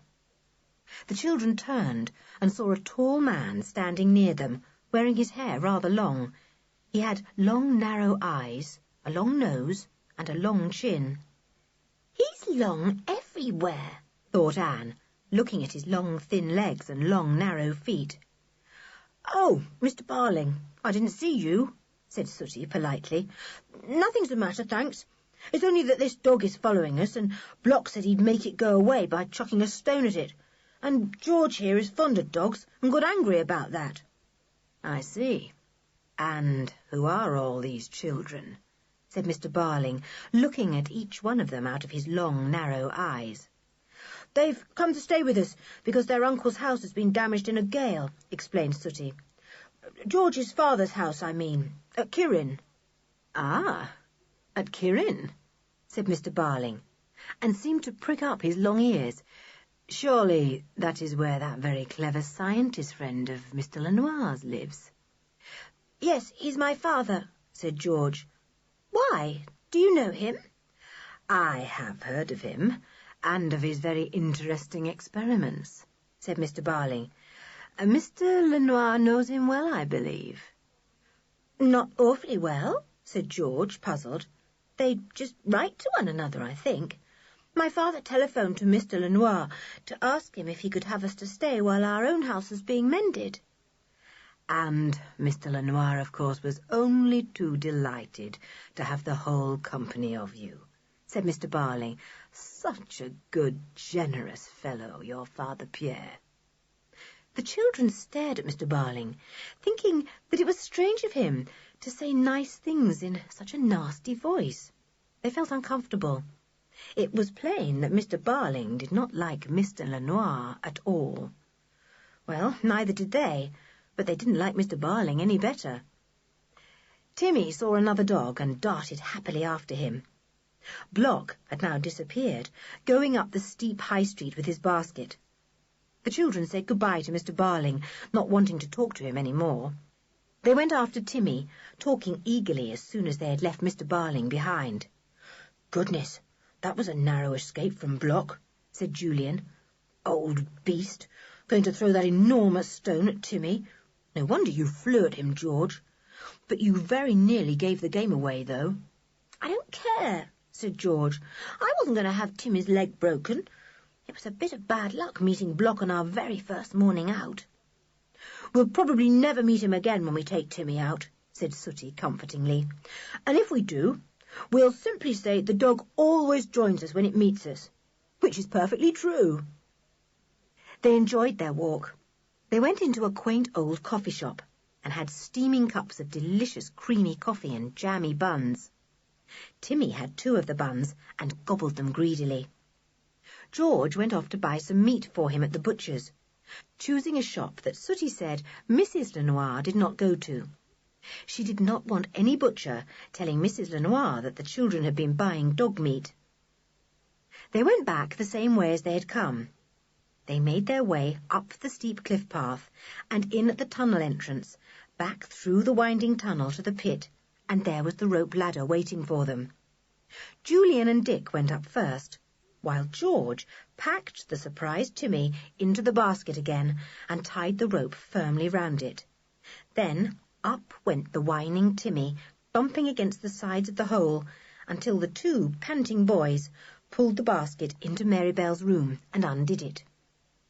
It was 10 minutes before the dinner hour. "Just time to shut the trap-door, pull back the carpet, and wash our hands," said Sooty. "And I'll put old Timmy back into the secret passage behind the cupboard in my room, George. Where's that meat you bought? I'll put that in the passage too. He can eat it when he likes."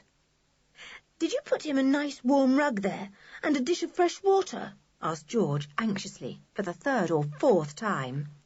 "You know I did. I keep telling you," said Sooty. "Look, we won't put back all the furniture, except the chairs. We can say we want it left back because we like to play a game on the carpet. It'll be an awful bore if we have to move chests and things every time we exercise Tim." They were just in time for their dinner. Block was there to serve it, and so was Sarah. The children sat down hungrily, in spite of having had coffee and buns.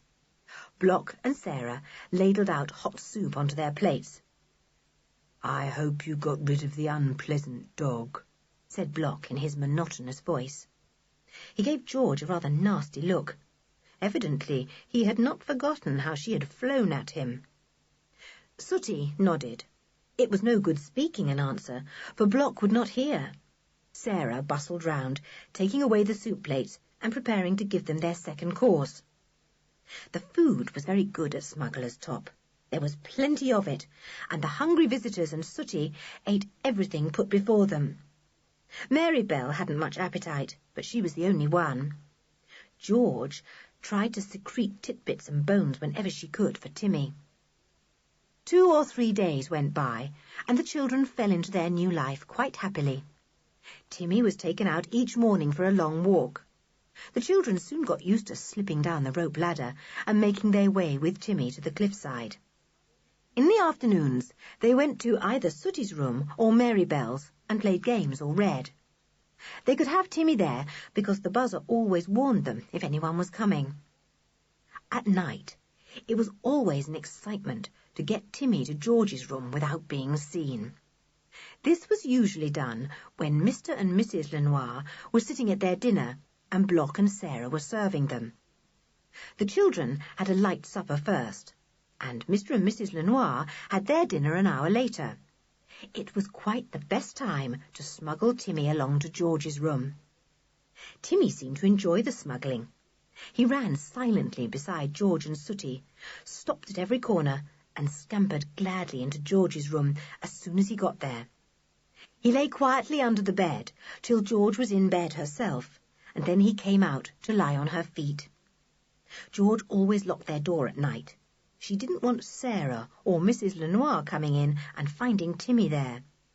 But nobody came, and as night after night went by, George grew more easy about Timmy. Taking him back to Sooty's room in the morning was a bit of a nuisance because it had to be done early, before anyone was up. But George could always wake herself at any time she chose, and each morning, about 6:30, the little girl slipped through the house with Timmy. She went in at Sooty's door, and he jumped out of bed to deal with Timmy. He was always awakened by the buzzer that sounded when George opened the door at the end of the passage. "I hope you are all enjoying yourselves," Mr. Lenoir said to the children whenever they met him in the hall or on the stairs, and they always replied politely, "Oh yes, Mr. Lenoir, thank you." "It's quite a peaceful holiday after all," said Julian. "Nothing happens at all." And then things did begin to happen, and once they had begun, they never stopped. Chapter 9. Who is in the Tower? One night, Julian was awakened by someone opening his door. He sat up at once. "Who is it?" he said. "It's me," said Sooty's voice very low. "I say, I want you to come and see something." Julian woke Dick, and the two of them put on their dressing gowns. Sooty led them quietly out of the room and took them to a peculiar little room tucked away in an odd wing of the house. All kinds of things were kept here, trunks and boxes, old toys, chests of old clothes, broken vases that had never been mended, and many other worthless things. "Look," said Sooty, taking them to the window. They saw that the little room had a view of the tower belonging to the house. It was the only room in the house that did, for it was built at a strange angle. The boys looked, and Julian gave an exclamation. Someone was signalling from the tower. A light there flashed every now and again. In and out, pause. Flash, flash. In and out, pause. The light went regularly on and off in a certain rhythm. "Now, who's doing that?" whispered Sooty. "Your father?" wondered Julian. "Don't think so," said Sooty. "I think I heard him snoring away in his room. We could go and find out, though. See if he really is in his bedroom." "Well, for goodness sake, don't let's get caught," said Julian, not at all liking the idea of prying about in his host's house. They made their way to where Mr. Lenoir had his room.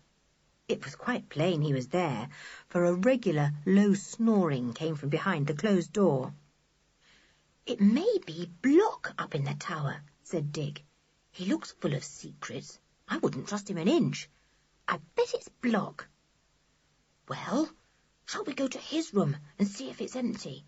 whispered Sooty. "Come on. If it's Block signalling, he's doing it without Father knowing." "Oh, your father might have told him to," said Julian, who felt that he wouldn't trust Mr. Lenoir much further than he would trust Block. End of Side 3. Side 4. They went up the back stairs to the wing where the staff slept. Sarah slept in a room there with Harriet, the kitchen maid. Block slept alone. Sooty pushed open Block's door very softly and slowly. When he had enough room to put his head in, he did so. The room was full of moonlight. By the window was Block's bed, and Block was there. Sooty could see the humpy shape of his body and the black round patch that was his head. He listened, but he could not catch Block's breathing. He must sleep very quietly. He withdrew his head and pushed the other two boys quietly down the back stairs. "Was he there?" whispered Julian. "Yes, so it can't be him signalling up in our tower," said Sooty. "Well, who can it be then? I don't like it. It couldn't possibly be Mother or Sarah or Harriet. Is there a stranger in our house, someone we don't know, living here in secret?" "Can't be," said Julian, a little shiver running down his back. "Look here, what about us going up to the tower and trying to peep through the door or something? We'd soon find out who it was then. Perhaps we ought to tell your father." "No, not yet. I want to find out a whole lot more before I say anything to anyone," said Sooty, sounding obstinate. "Let's creep up to the tower. We shall have to be jolly careful, though.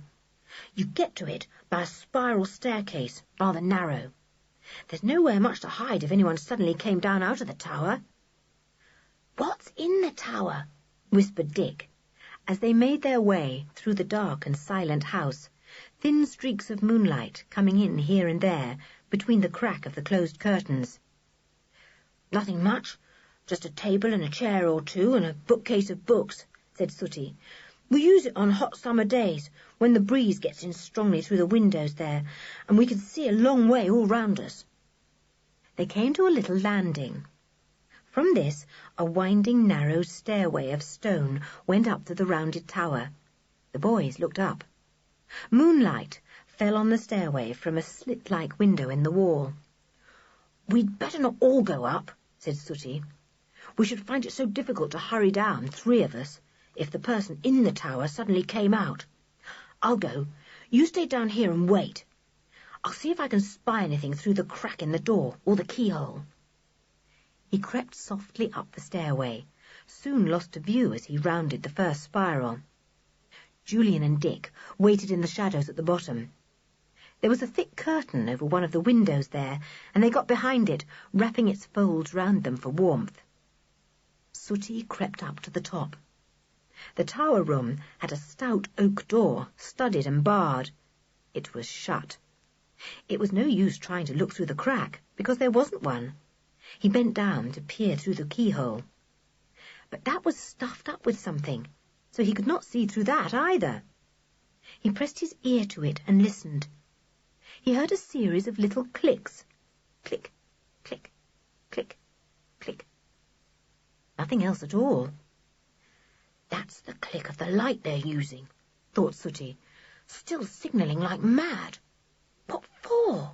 Who to? And who is in our tower room using it as a signalling station? How I wish I knew. Suddenly, the clicking stopped. There was the sound of someone walking across the stone floor of the tower, and almost at once the door opened. Sooty had no time to hurry down the stairs. All he could do was to squeeze into a niche and hope that the person would not see him or touch him as he went by. The moon went behind a cloud at that moment, and Sooty was thankful to know he was hidden in black shadow. Someone came down the stairs and actually brushed against Sooty's arm. Sooty jumped almost out of his skin, expecting to be hauled out of his niche. But the person did not seem to notice, and went on down the spiral stairway, walking softly. Sooty did not dare to go down after him, for he was afraid the moon would come out and cast his shadow down for the signaller to see.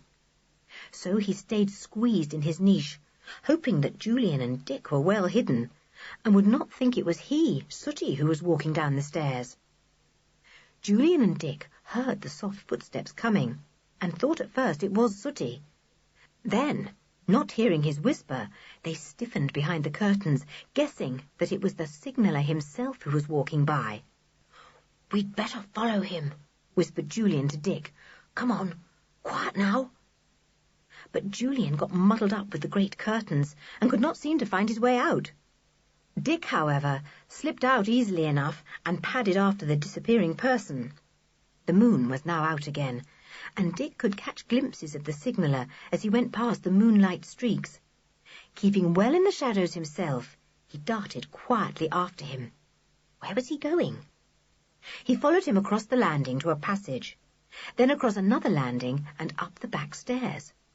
But those led to the staff bedrooms. Surely the man was not going there. Dick, to his enormous surprise, saw the person disappear silently into Block's bedroom. He crept to the door, which had been left a little ajar. There was no light in the room except that of the moon. There was no sound of talking, nothing at all, except a creak which might have come from the bed. Dick peeped in, full of the most intense curiosity. Would he see the man waking up Block? Would he see him climbing out of the window? He stared round the room. There was no one there at all, except Block lying in bed. The moonlight lit up the corners, and Dick could quite plainly see that the room was empty. Only Block lay there, and as Dick watched, he heard him give a sigh and roll over in bed. "Well, that's the strangest thing I ever saw," thought Dick, puzzled. "A man goes into a room and completely disappears without a single sound. Where can he have gone?" He went back to find the others. Sooty, by this time, had crept down the spiral staircase and had found Julian, who had explained that Dick had gone to follow the peculiar signaller. They went to find Dick, and suddenly bumped into him, creeping along quietly in the darkness. They all jumped violently, and Julian almost cried out, but stifled his voice just in time. "Golly, you gave me a scare, Dick," he whispered. "Well, did you see who it was and where he went?" Dick told them of his strange experience. "He simply went into Block's room and vanished," he said. "Is there any secret passage leading out of Block's room, Sooty?" "No, none," said Sooty. "That wing is much newer than the rest of the house and hasn't any secrets in it at all. I simply can't imagine what happened to the man. How very odd. Who is he, And why does he come, and where on earth does he go? We really must find out, said Julian. It's such a mystery. Sooty, how did you know there was signalling going on from the tower? Well, some time ago I found it out quite by accident, said Sooty. I couldn't sleep, and I went along to that funny little box-room place and ferreted about for an old book I thought I'd seen there. And suddenly I looked up at the tower and saw a light flashing there. Funny, said Dick. Well, I went along there at night a good many times after that, to see if I could see the signals again, said Sooty. And at last I did. The first time I'd seen them there was a good moon, and the second time there was too. So I thought, next time there's a moon, I'll creep along to that old box room and see if the signaller is at work again. And sure enough he was. Where does that window look out on, that we saw the light flashing from? Asked Julian thoughtfully. The seaward side or the landward? Seaward, said Sooty at once. There's something or someone out at sea that receives those signals.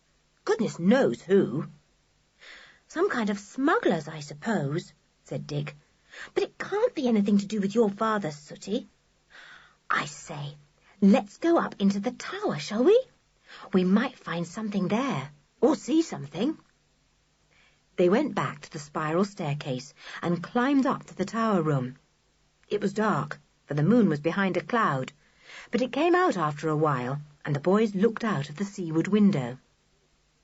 There was no mist at all that night. They could see the flat marshes stretching away to the sea. They gazed down in silence. Then the moon went in, and darkness covered the marsh. Suddenly, Julian clutched the others, making them jump. I can see something, he whispered. Look beyond there. What is it? They all looked. It seemed like a tiny line of very small dots of light. They were so far away that it was difficult to see if they stayed still or moved. Then the moon came out again, flooding everywhere with silvery light, and the boys could not see anything except the moonshine. But when the moon went in again, there was the line of tiny pricking lights again. A bit nearer, surely, whispered Sooty. Smugglers, coming over a secret path from the sea to Castaway Hill. Smugglers. Chapter 10. Timmy Makes a Noise. The three girls were very excited the next day when the boys told them their adventure of the night before. Gracious, said Anne, her eyes wide with surprise. Who can it be signalling like that? And wherever did he go? Fancy him going into Block's room, with Block there in bed. It's very peculiar, said George. I wish you'd come and told me, Anne. There wasn't time, and anyway, we couldn't have Timmy about at night. He might have flown at the signaller, said Dick. The man must have been signalling to the smugglers, said Julian thoughtfully. Let me see. Probably they came over from France in a ship, came as near to the marsh as they could, waited for a signal to tell them that the coast was clear, probably the signal from the tower, and then waded across a path they knew through the marsh. Each man must have carried a torch to prevent himself from leaving the path and falling into the marsh. No doubt there was someone waiting to receive the goods they brought, someone at the edge of the marsh below the hill. But who? Said Dick. It can't have been Mr. Barling, who Sooty says is known to be a smuggler, because the signal lights came from our house, not his. It's all very puzzling. Well, we'll do our best to solve the mystery, said George. There's some peculiar game going on in this very house, without your father's knowledge, Sooty. We'll keep a jolly good lookout and see if we can find out what it is. They were at breakfast alone when they discussed the night's adventure. Block came in to see if they had finished at that moment. Anne did not notice him. What does Mr. Barling smuggle? She asked Sooty. Immediately she got a hard kick on her ankle and stared in pain and surprise. Why did you... she began, and got another kick, harder still. Then she saw Block. But he's deaf, she said. He can't hear anything we say. Block began to clear away, his face as usual showing no expression. Sooty glared at Anne. She was upset and cross, but said no more. She rubbed her bruised ankle hard. As soon as Block went out of the room, she turned on Sooty. You mean thing! You hurt my ankle like anything. Why shouldn't I say things in front of Block? He's quite deaf, said Anne, her face very red. I know he's supposed to be, said Sooty, and I think he is, but I saw a funny look come over his face when you asked me what Mr. Barling smuggled, almost as if he had heard what you said and was surprised. You imagined it, said Anne crossly, still rubbing her ankle. Anyway, don't kick me so hard again. A gentle push with your toe would have been enough. I won't talk in front of Block if you don't want me to, but it's quite plain he's as deaf as a post. Yes, he's deaf all right, said Dick. I dropped a plate off the table yesterday, by accident, just behind him, and it smashed to bits, if you remember. Well, he didn't jump or turn a hair, as he would have done if he could have heard.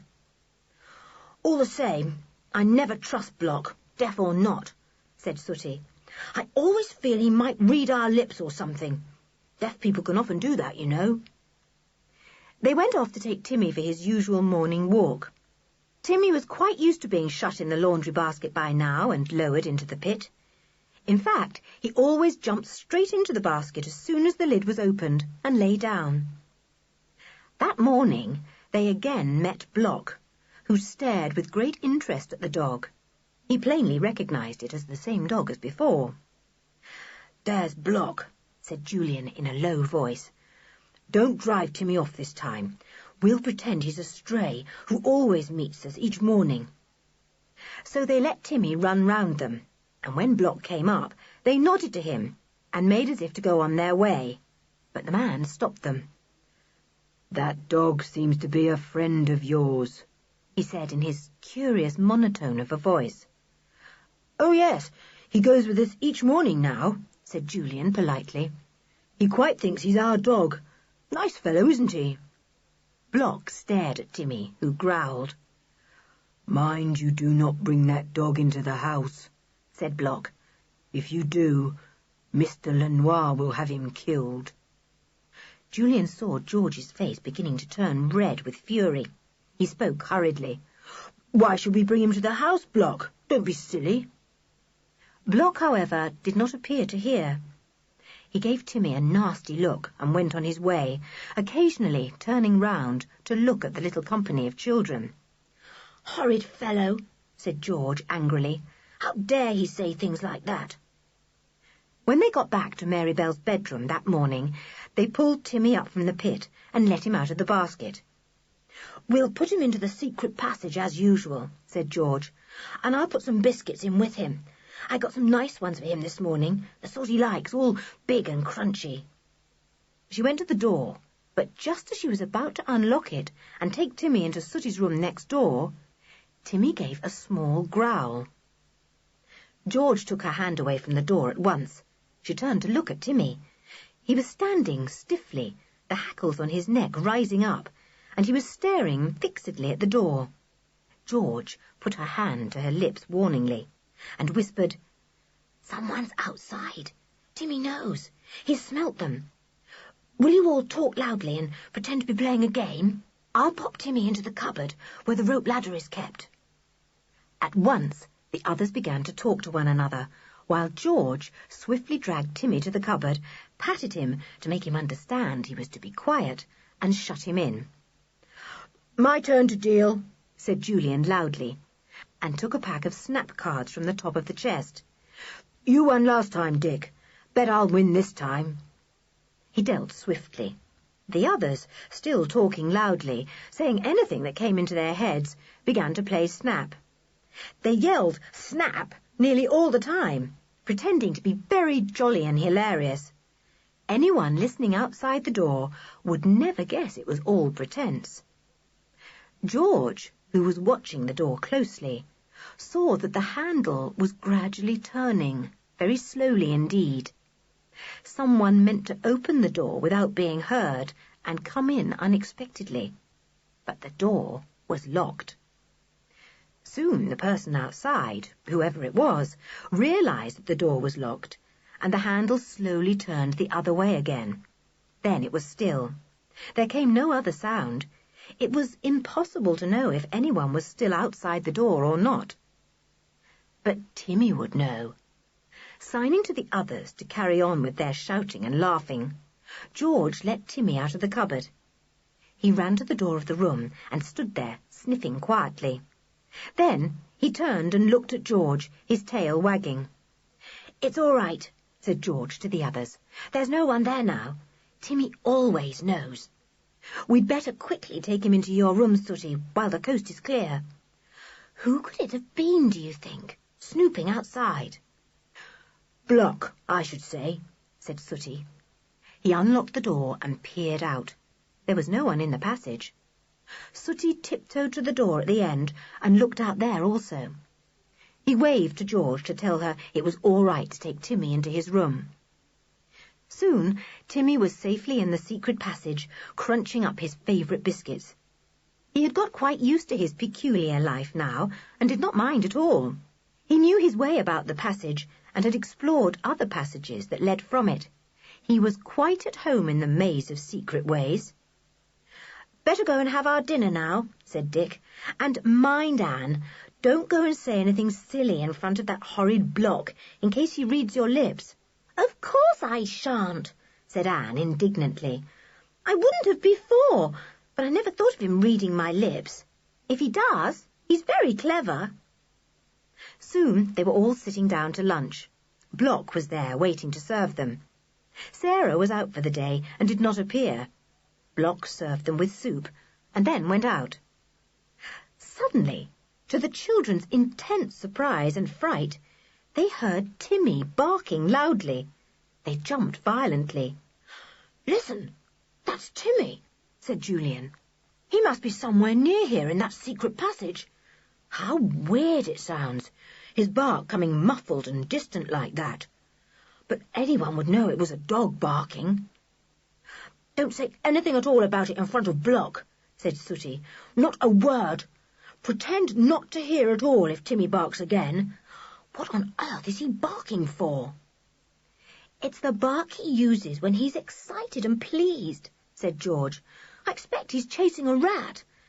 He always goes right off his head when he sees a rat or a rabbit. There he goes again. Oh dear, I hope he catches the rat quickly and settles down." Block came back at that moment. Timmy had again just stopped barking.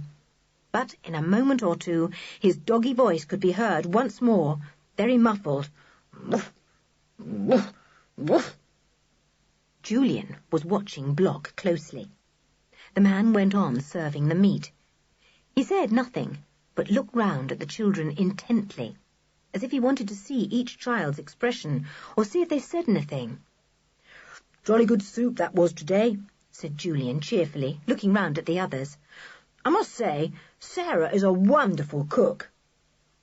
"I think her ginger buns are gorgeous," said Anne, "especially when they're all hot from the oven." "Woof, woof," said Timmy's voice from far away behind the walls. "George, your mother makes the most heavenly fruitcake I ever tasted," said Dick to George, wishing Timmy would be quiet. "I do wonder how they're all getting on at Kirin Cottage, and if they've started mending the roof yet." "Woof," said Timmy, joyfully chasing his rat down another bit of passage. Block served everyone, and then silently disappeared. Julian went to the door to make sure he had gone, and was not outside. "I hope old Block is as deaf as a post," he said. "I could have sworn I saw a surprised look come into those cold eyes of his when Timmy barked." "Well, if he could hear him, which I don't believe," said George, "he must have been jolly surprised to see us talking away and not paying any attention to a dog's barking at all." The others giggled. They kept a sharp ear for Block's return. They heard footsteps after a time and began to pile their plates together for him to take away. The schoolroom door opened. But it was not Block who came in. It was Mr. Lenoir. He came in, smiling as usual, and looked round at the surprised children. "Ah, so you are enjoying your dinner and eating it all up like good children," he said. He always irritated the children, because he spoke to them as if they were very small. "Does Block wait on you properly?" "Oh, yes, thank you," said Julian, standing up politely. "We are having a very nice time here. We think Sarah is a wonderful cook." "Ah, that's good, said Mr. Lenoir. The children waited impatiently for him to go out. They were so afraid that Timmy would bark again. But Mr. Lenoir seemed in no hurry. And then Timmy barked again. Woof, woof, woof. Chapter 11. George is worried. Mr. Lenoir cocked his head on one side, almost like a startled dog, when he heard the muffled barking. He looked at the children, but they made no sign of having heard anything.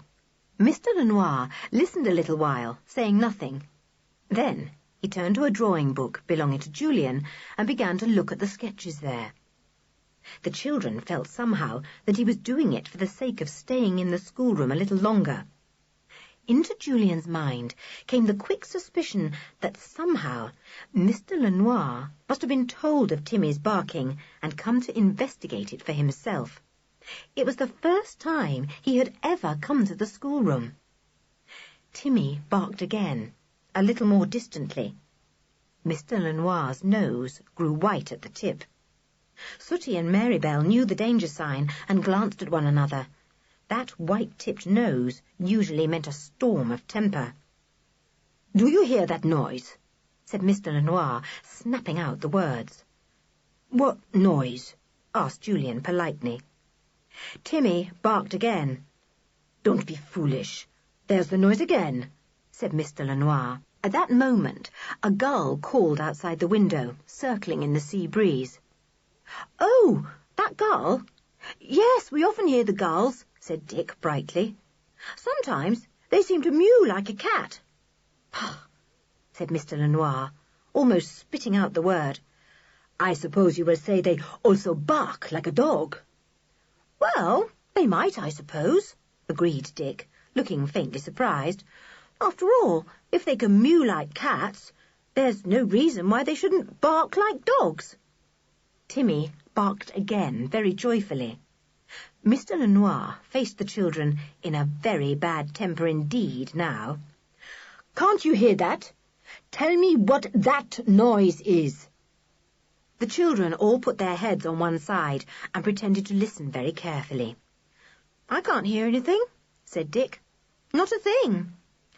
"I can hear the wind," said Anne. "I can hear the gulls again," said Julian, putting his hand behind one ear. "I can hear a door banging. Perhaps that's the noise you mean," said Sooty with a most innocent expression. His stepfather gave him a poisonous look. He could really be very unpleasant. "And there's a window rattling," said Marybelle, eager to do her bit too, though she felt very frightened of her father, for she knew his sudden rages very well. "I tell you, it's a dog, and you know it," snapped Mr. Lenoir, the tip of his nose so white now that it looked very strange indeed. "Where's the dog? Whose is he?" "What dog?" began Julian, frowning, as if he were very puzzled indeed. "There's no dog here that I can see." Mr. Lenoir glared at him and clenched his fingers. It was quite clear that he would have liked to box Julian's ears.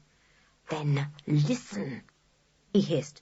"Listen, and say what you think could be making that barking, if not a dog."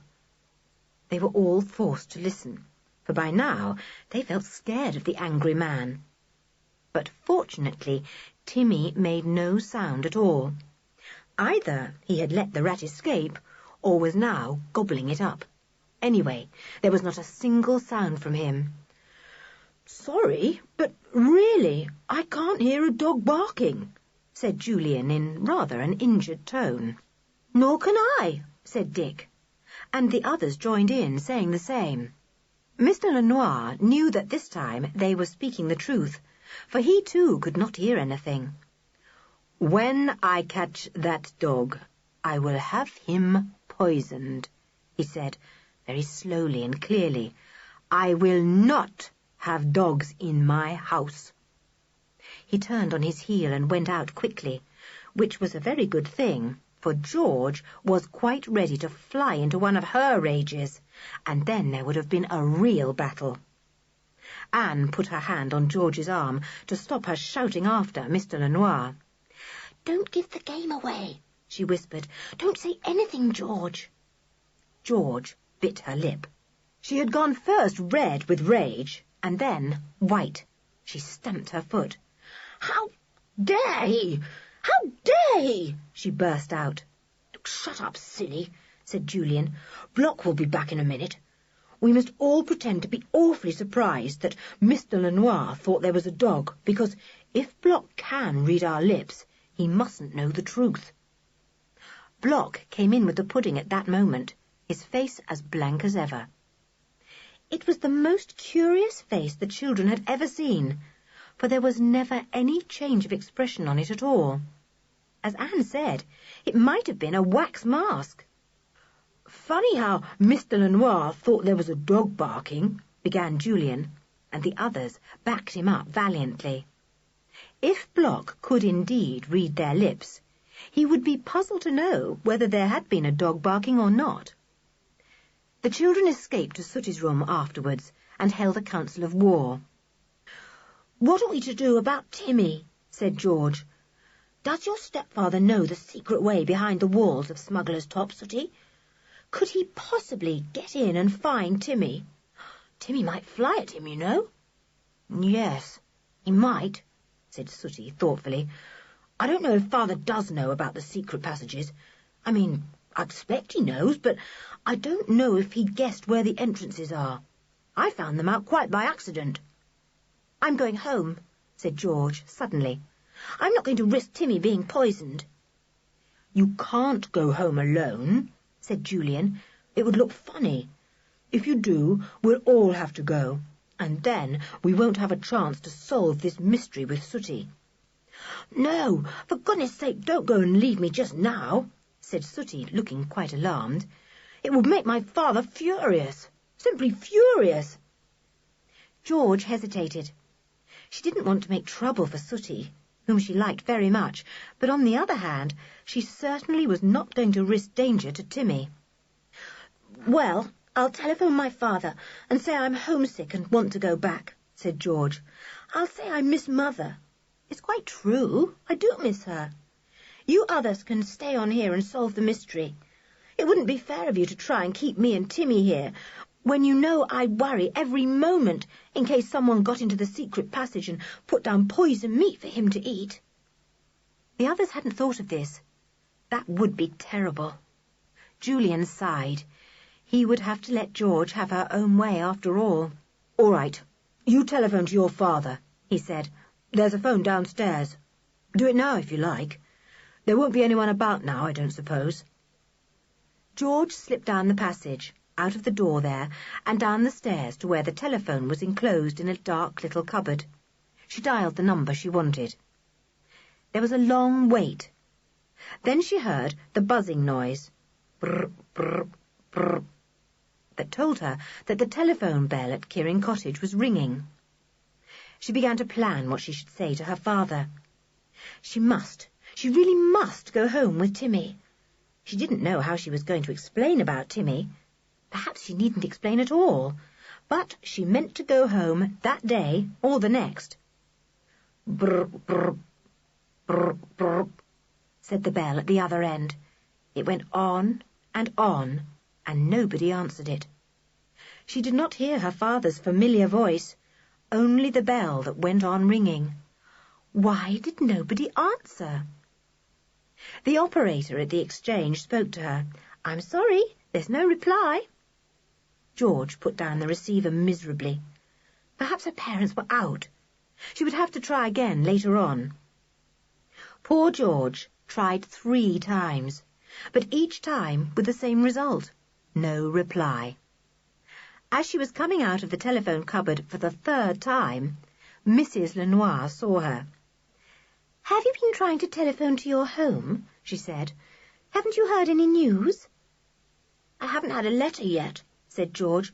"I've tried 3 times to telephone Kirin Cottage, but each time there is no reply." "Well, we heard this morning that it is impossible to live in Kirin Cottage while the men are hammering and knocking everywhere," said Mrs. Lenoir in her gentle voice. "We heard from your mother. She said that the noise was driving your father mad, and they were going away for a week or so till things were better. But Mr. Lenoir at once wrote and asked them here. We shall know tomorrow, because we have asked them to telephone a reply. We could not get them on the telephone today, of course, any more than you could, because they have gone away already." "Oh," said George, surprised at all this news, and wondered why her mother had not written to tell her, too. "Your mother said she had written to you," said Mrs. Lenoir. "Maybe the letter will come by the next post. The posts are often most peculiar here. It will be a pleasure to have your parents if they can come. Mr. Lenoir particularly wants to meet your clever father. He thinks he is quite a genius."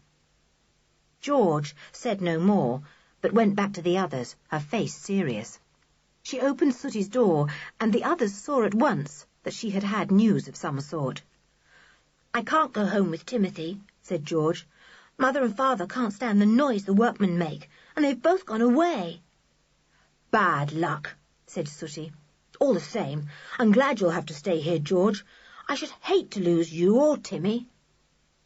"Your father has written to ask my mother and father to come and stay here too," said George. "What I shall do about Timmy, I don't know. And they are sure to ask questions about him too. I can't tell a downright lie and say I left him with Alf the fisher boy or anything like that. I can't think what to do." "We'll think of something," promised Sooty. "Perhaps I can get one of the villagers to look after him for us. That would be a very good idea." "Oh, yes," said George, cheering up. "Why didn't I think of that before? Let's ask someone quickly, Sooty." But it was impossible to do anything that day, because Mrs. Lenoir asked them to go down into the drawing-room after tea and have a game with her. So none of them could go out to find someone to look after Timmy. "Never mind," thought George. "He'll be safe tonight on my bed. Tomorrow will be soon enough." It was the first time that Mrs. Lenoir had asked them down to be with her. "You see, Mr. Lenoir is out tonight on important business," she explained. "He has had to go to the mainland with the car. He doesn't like his evenings disturbed when he is at home, so I haven't been able to see as much of you all as I should have liked, but tonight I can."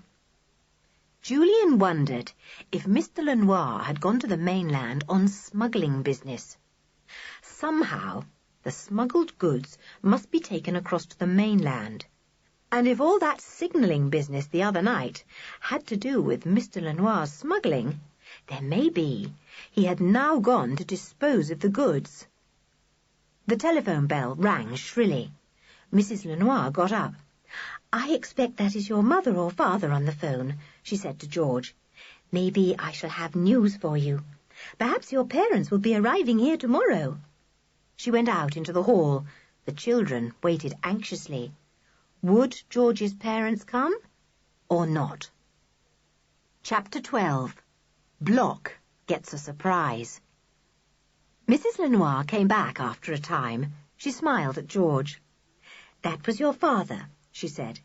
"He is coming tomorrow, but not your mother. They went to your aunt's, and your mother says she thinks she must stay and help her, because your aunt is not very well. But your father would like to come, because he wants to discuss his latest experiments with Mr. Lenoir, who is very interested in them. It will be very nice to have him." The children would very much rather have had Aunt Fanny instead of Uncle Quentin, who could be very difficult at times. But still, he would probably be talking with Mr. Lenoir most of the time, so that would be all right. They finished their game with Mrs. Lenoir and went up to bed. George was to get Timmy to take him to her room. Sooty went to see that the coast was clear. He could not see Block anywhere. His stepfather was still away from the house, Sarah was singing in the kitchen, and the little kitchen maid, Harriet, was knitting there in a corner. Block must be out, thought Sooty, and went to tell George that the coast was clear. As he went across the landing to the long passage that led to his own room, the boy noticed 2 black lumps sticking out at the bottom of the thick curtains drawn across the landing window. He looked at them in surprise, and then recognized them. He grinned. So, old Block suspects we have a dog, and he thinks it sleeps in George's room or Julian's, and he's posted himself there to watch, he thought. Aha! I'll give friend Block a nasty shock. He ran to tell the others.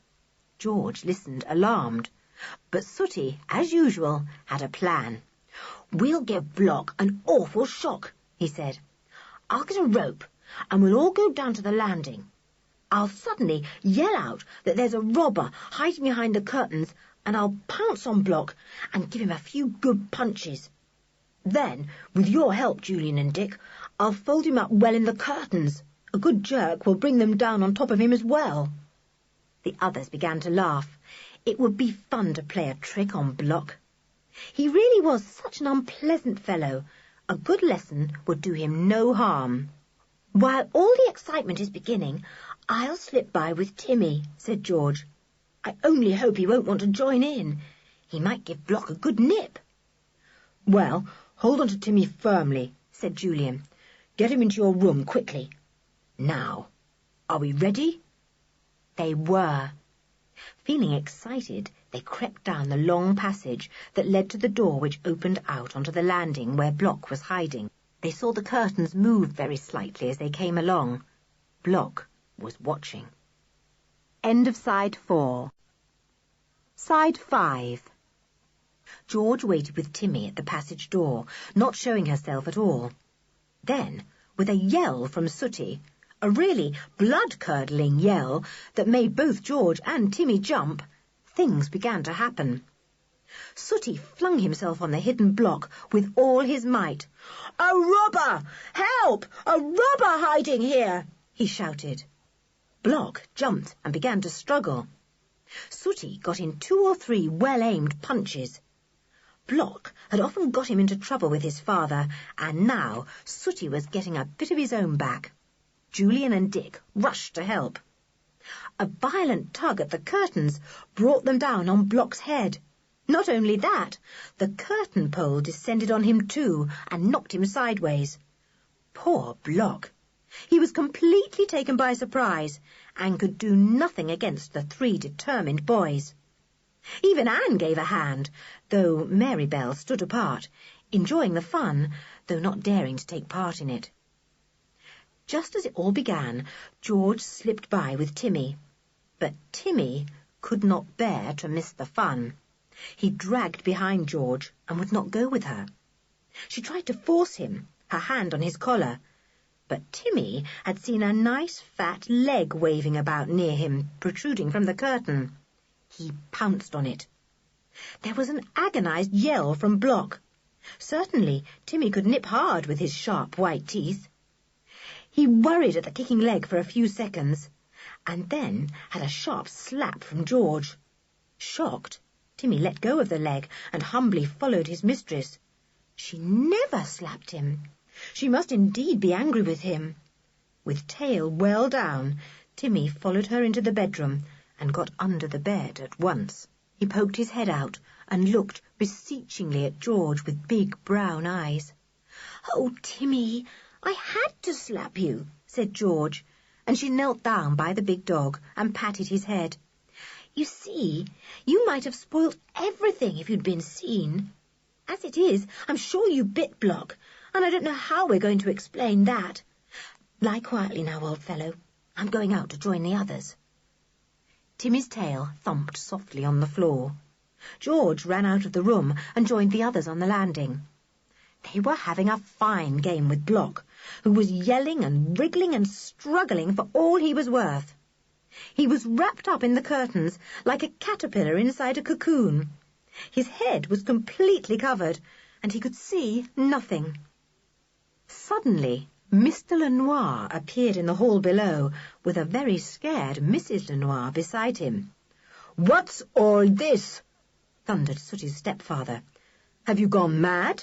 How dare you behave like this at this time of night?"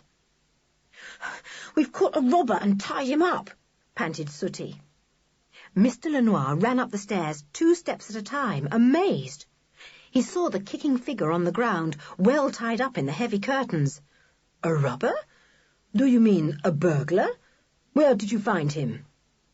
"He was hiding behind the curtains," said Julian. "We managed to get hold of him and tie him up before he could escape. Could you call the police?" An anguished voice came from inside of the curtains. "Let me go!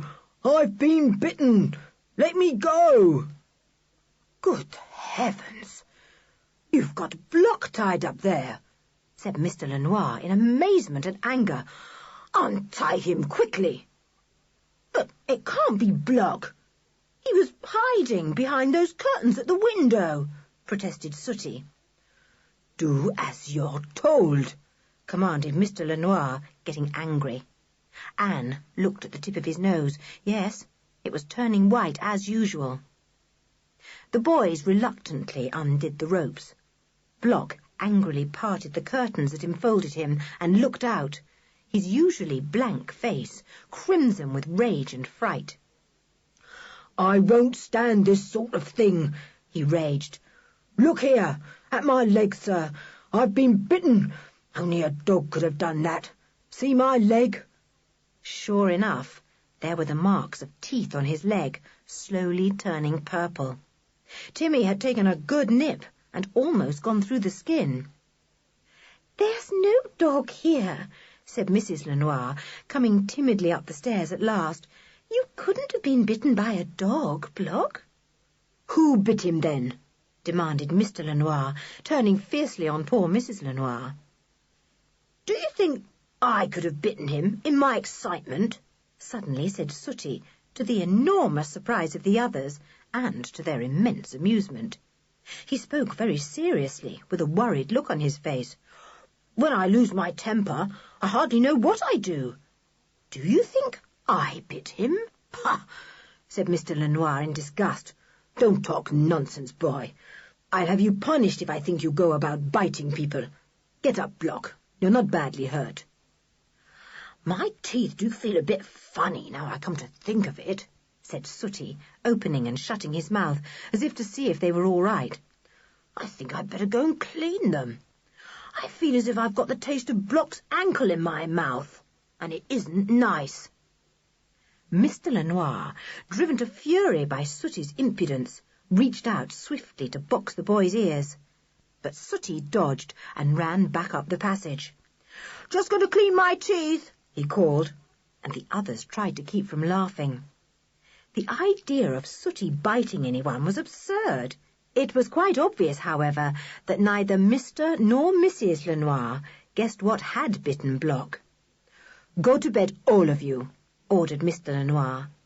"I hope I shall not have to complain about you to your father tomorrow when he comes, or your uncle, as it may be. I don't know which of you are his children and which not. I'm surprised at you, making such a nuisance of yourselves in somebody else's house, tying up my servant. If he leaves, it will be your fault." The children hoped fervently that Block would leave. It would be marvellous to have the deaf, blank-faced fellow out of the house. He was on the watch for Timmy, they felt sure. He would snoop about till he got Timmy or one of them into trouble. But Block was still there next morning. He came into the schoolroom with the breakfast, his face almost as blank as usual. He gave Sooty an evil look. "You look out for yourself," he said in a curiously soft voice. "You look out. Something's going to happen to you one of these days. Yes, and that dog too. I know you've got a dog, see? You can't deceive me." The children said nothing, but looked at one another. Sooty grinned and rapped out a cheerful little tune on the table with his spoon. "Dark, dire, dreadful threats," he said. "You look out for yourself too, Block. Any more snooping about, and you'll find yourself tied up again. Yes, and I might bite you again, too. You never know. My teeth feel quite ready for it this morning." He bared his teeth at Block, who made no reply at all, but merely looked as if he had not heard a word. The man went out and closed the door softly behind him. "Nasty bit of work, isn't he?" said Sooty. But George felt rather alarmed. She feared Block. There was something cold and clever and bad about those narrow eyes of his. She longed with all her heart to get Timmy out of the house. She got a terrible shock that morning. Sooty came to her, looking agitated. "I say, what do you think? Your father's going to have my room. I've got to sleep with Julian and Dick. Block is taking all my things from my room to theirs this very minute with Sarah. I hope we shall have a chance to get him out all right before your father comes." "Oh, Sooty," said George in despair. "I'll go and see if I can get him at once." She went off, pretending to go to Marybell's room for something. But Block was still in Sooty's room, and there he stayed, cleaning it all morning. George was very worried about Timmy. He would wonder why she hadn't fetched him. He would miss his walk. She hovered about the passage all morning, getting into Sarah's way as she carried clothes from Sooty's old room to Julian's. Block gave George some curious looks. He walked with a limp to show that his leg was bad from the bite. He left the room at last, and George darted in. But Block returned almost at once, and she dashed into Marybell's room. Again Block left and went down the passage, and again the desperate little girl rushed into Sooty's room. But Block was back before she could even open the cupboard door. "What are you doing in this room?" he said roughly. "I haven't cleaned it all morning to have children in here messing it up again. Clear out of it." George went, and then once more waited for Block to go. He would have to see to the luncheon soon. He went at last. George rushed to the door of Sooty's room, eager to get poor Timmy. But she couldn't open the door. It was locked, and Block had taken the key. Chapter 13. Poor George. By now, George was in despair. She felt as if she was in a nightmare. She went to find Sooty. He was in Julian's room, next to hers, washing his hands ready for lunch. "Sooty, I shall have to get into the secret passage the way you first took us in," she said, "through that little study room of your father's, you know, where the sliding panels are." "We can't," said Sooty, looking rather alarmed. "He uses it now, and he'd half kill anyone who went in there. He's got the records of all his experiments there, and he's put them ready to show your father." "I don't care," said George desperately. "I've got to get in there somehow. Timmy may starve." "Not Timmy. He'll live on the rats in the passages," said Sooty. "Timmy could always look after himself, I bet." "Well, he'd die of thirst then," said George obstinately. "There's no water in those secret passages. You know that." George could hardly eat any lunch because she was so worried. She made up her mind somehow to get into that little study room and see if she could open the entrance into the wall behind the panels. Then she would slip in and get Timmy. She didn't care what happened. She was going to get Timmy. "I shan't tell the others, though," she thought. "They would only try and stop me, or offer to do it themselves, and I don't trust anyone but myself to do this. Timmy's my dog, and I'm going to save him." After lunch, everyone went to Julian's room to discuss things. George went with them. But after a few minutes, she left them. "Back in a minute," she said. They took no notice, and went on discussing how to rescue Timmy. It really did seem as if the only way was to raid the study and try and get into the secret passage without being seen.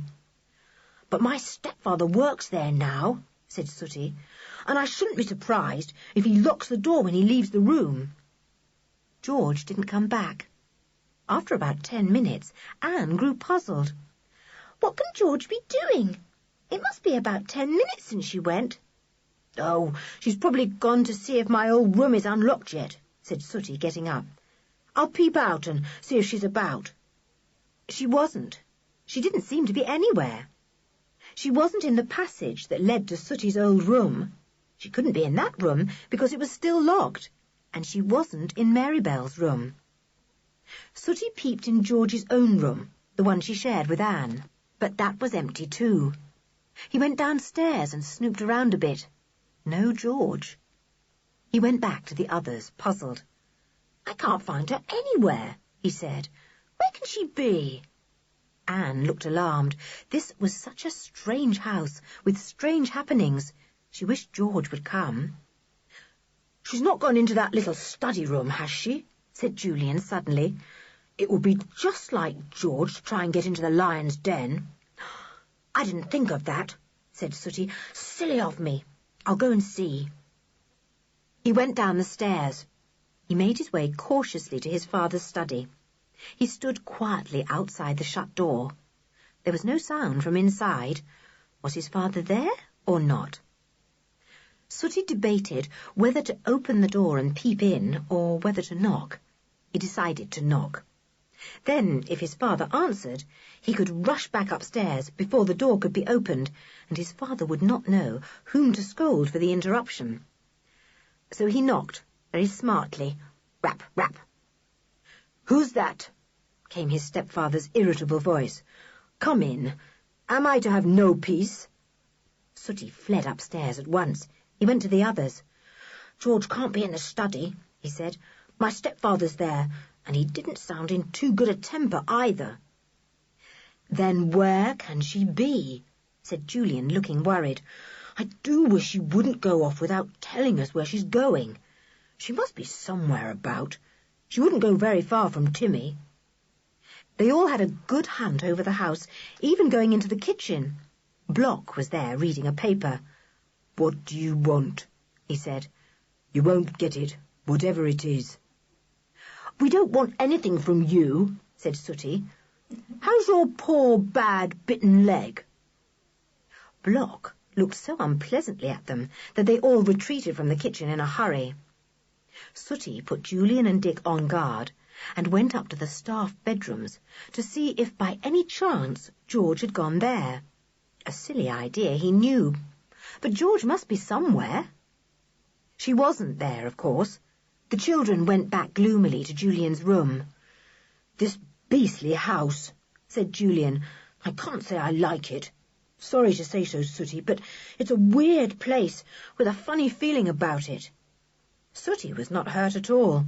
"Oh, I agree with you," he said. "I've always thought the same myself. So has Mother, and so has Marybelle. It's my stepfather that likes it." "Where is George?" said Anne. "I keep on trying to think. There's only one place I'm certain she's not in, and that's your stepfather's study, Sooty. Even George wouldn't dare to go there while your stepfather was there." But Anne was wrong. The study was the very place where George was at that very moment. The little girl had made up her mind that it was best to try and get in there and wait for a chance to open the sliding panel. So she had slipped downstairs, gone across the hall, and tried the door of the study. It was locked. "Blow," said George desperately. "Everything is against me and Timmy. How can I get in? I must. She slipped out of the side door near the study and went into the little yard onto which the study window looked. Could she get in there? But the window was barred, so that was no good either. She went back again, wishing she could find the key to unlock the door, but it was nowhere to be seen. Suddenly, she heard Mr. Lenoir's voice in the room across the hall. In a panic, George lifted up the lid of a big wooden chest nearby and climbed hurriedly into it. She closed the lid over her and knelt there, waiting, heart beating fast. Mr. Lenoir came across the hall. He was going to his study. "I shall get everything ready to show my visitor when he comes," he called to his wife. Don't disturb me at all. I shall be very busy indeed. George heard the sound of a key being put into the study door. It turned. The door opened and shut with a click. But it was not locked again from the inside. George knelt in the dark chest and considered matters. She meant to get into that study. She meant to get through the entrance into the secret passage where Tim was. That passage led from the study to Sooty's old bedroom, and somewhere in that passage was Timmy. What she was going to do once she had Timmy, she didn't quite know. Perhaps Sooty would take him to someone who could look after him for her, someone on Castaway Hill. She heard the sound of Mr. Lenoir coughing. She heard the shuffling of papers. Then she heard the click of a cupboard being opened and shut. Mr. Lenoir was evidently busy. Then he gave an exclamation of annoyance. He said something in an irritable voice that sounded like, "Now, where did I put that?" Then the door opened very suddenly, and Mr. Lenoir came out. George had just time to close down the lid, which she had opened to let in fresh air. She knelt in the chest, trembling, as Mr. Lenoir passed there and went on across the hall. George suddenly knew that this was her chance. Mr. Lenoir might be gone for a few minutes, and give her time to open that panel in the wall. She lifted the lid of the chest and jumped out quickly. She ran into the study and went to the place where Sooty had pressed the panelling.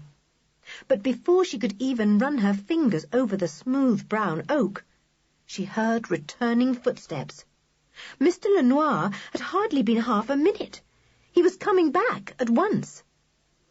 In a panic, poor George looked round for somewhere to hide. There was a large sofa against one wall. George crawled behind it, finding just room to crouch there without being seen. She was hardly there before Mr. Lenoir entered the room, shut the door, and sat down at his desk. He switched on a big lamp over it and bent to look at some documents. George hardly dared to breathe. Her heart bumped against her ribs and seemed to make a terrible noise. It was very uncomfortable behind the sofa, but she did not dare to move. She could not think what in the world to do.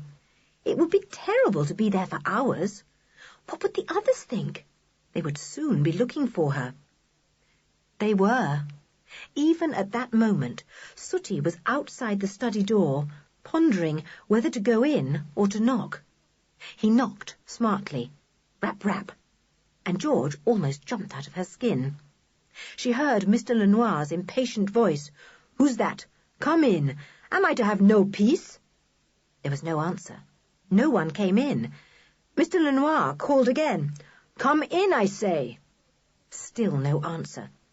He strode to the door and flung it open angrily. No one was there. Sooty had fled upstairs at once. "Those tiresome children, I suppose," muttered Mr. Lenoir. "Well, if any of them comes and knocks again and goes away, I'll punish them properly. Bed and bread and water for them." He sounded fierce. George wished she was anywhere but in his study. What would he say if he knew she was only 3 or 4 feet away from him? Mr. Lenoir worked for about half an hour, and poor George got stiffer and stiffer, and more uncomfortable. Then she heard Mr. Lenoir yawn, and her heart felt lighter. Perhaps he would have a nap. That would be good luck. She might creep out then, and try to get into the secret passage. Mr. Lenoir yawned again.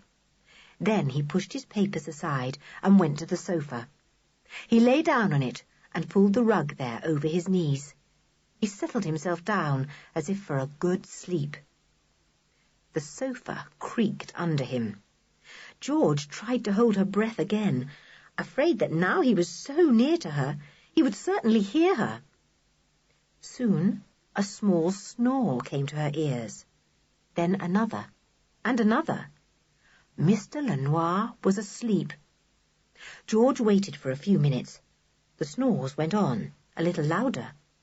Surely it would be safe now to creep from her hiding place. George began to move. very cautiously and quietly. She crept to the end of the sofa. She squeezed out from behind it. Still the snores went on. She stood upright and went on tiptoe to the panel that had slid aside. She began to press here and there with her fingers, trying to find the spot that would move the panel to one side. She couldn't seem to find it. She grew red with anxiety. She cast a glance at the sleeping Mr. Lenoir and worked feverishly at the panel. Where was the spot to press? Oh, where was it? Then a stern voice came from behind her, making her jump almost out of her skin. "And what exactly do you think you're doing, my boy? How dare you come into my study and mess about like this?" George turned round and faced Mr. Lenoir. He always thought she was a boy. She didn't know what to say. He looked very angry indeed, and the tip of his nose was already white. George was frightened. She ran to the door, but Mr. Lenoir caught her before she opened it. He shook her hard. "What were you doing in my study? Was it you who knocked and ran away? Do you think it is funny to play tricks like that? I'll soon teach you that it isn't." He opened the door and called loudly, "Block, come here! Sarah, tell Block I want him." Block appeared from the kitchen, his face as blank as usual. Mr. Lenoir wrote something down quickly on a piece of paper and gave it to him to read. Block nodded. "I've told him to take you to your room, lock you in, and give you nothing but bread and water for the rest of the day," said Mr. Lenoir fiercely. "That will teach you to behave yourself in the future. Any more nonsense, and I'll whip you myself."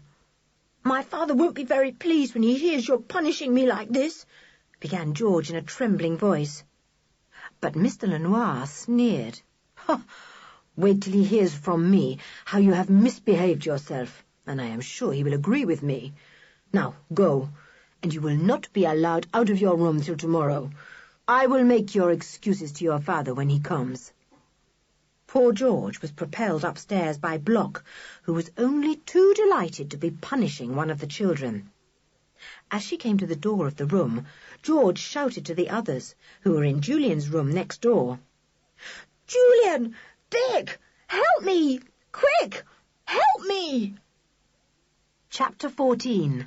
A Very Puzzling Thing. Julian, Dick, and the others rushed out at once, just in time to see Block shove George roughly into her room and shut the door. There was a click as he locked it. "Here! What are you doing?"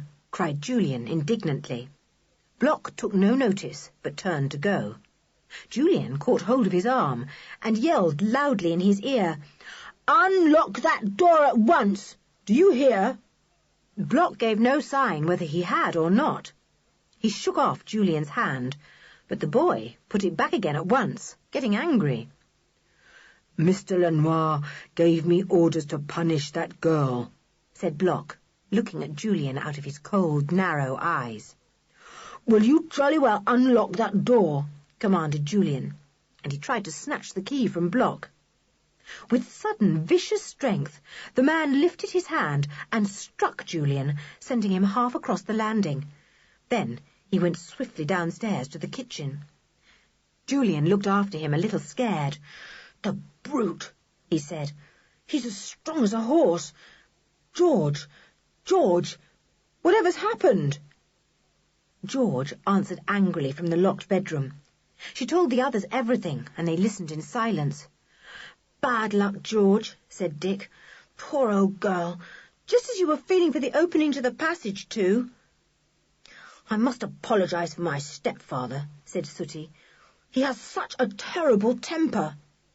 He wouldn't have punished you like this if he had thought you were a girl, but he keeps thinking you're a boy." "I don't care," said George. "I don't care about any punishment. It's only that I'm so worried about Timmy.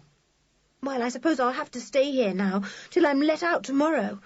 I shan't eat anything that Block brings me, you can tell him. I don't want to see his horrid face again." "How shall I go to bed tonight?" wailed Anne. "All my things are in your room, George." "You'll have to sleep with me," said little Mary Bell, who looked very frightened. I can lend you a nightie. Oh, dear, what will George's father say when he comes? I hope he will say that George is to be set free at once. Well, he won't, said George from behind the locked door. He'll just think I've been in one of my bad moods, and he won't mind my being punished at all. Oh, dear, I wish Mother was coming too. The others were very upset about George, as well as about Timmy. Things seemed to be going very wrong indeed.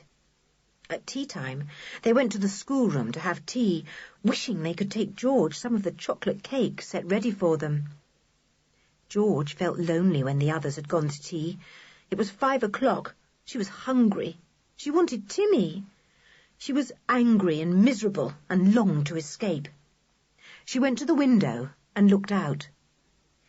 Her room looked straight down the cliffside, just as Sooty's old room did. Below was the city wall that ran round the town, going unevenly up and down as it followed the contours of the hillside. George knew that she could not jump down to the wall. She might roll off it and fall straight down to the marsh below. That would be horrible. Then she suddenly remembered the rope ladder that they used when they got down into the pit each day. It had at first been kept in Marybelle's room, on the shelf in the cupboard.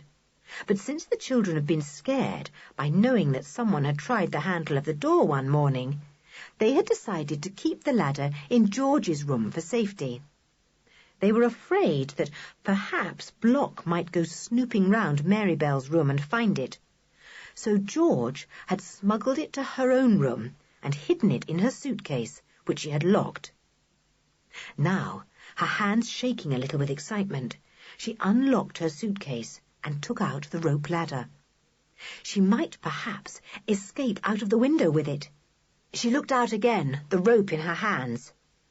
But windows overlooked the city wall just there.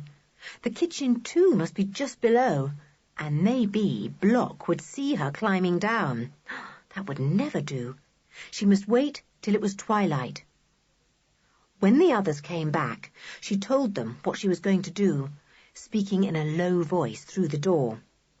"I'll get down on the wall, walk along it for some way, and then jump down and creep back," she said. "You get some food for me somehow, and I'll have it. Then tonight, when everyone has gone to bed, I'll get into the study again and find the way through to the secret passage. Sooty can help me.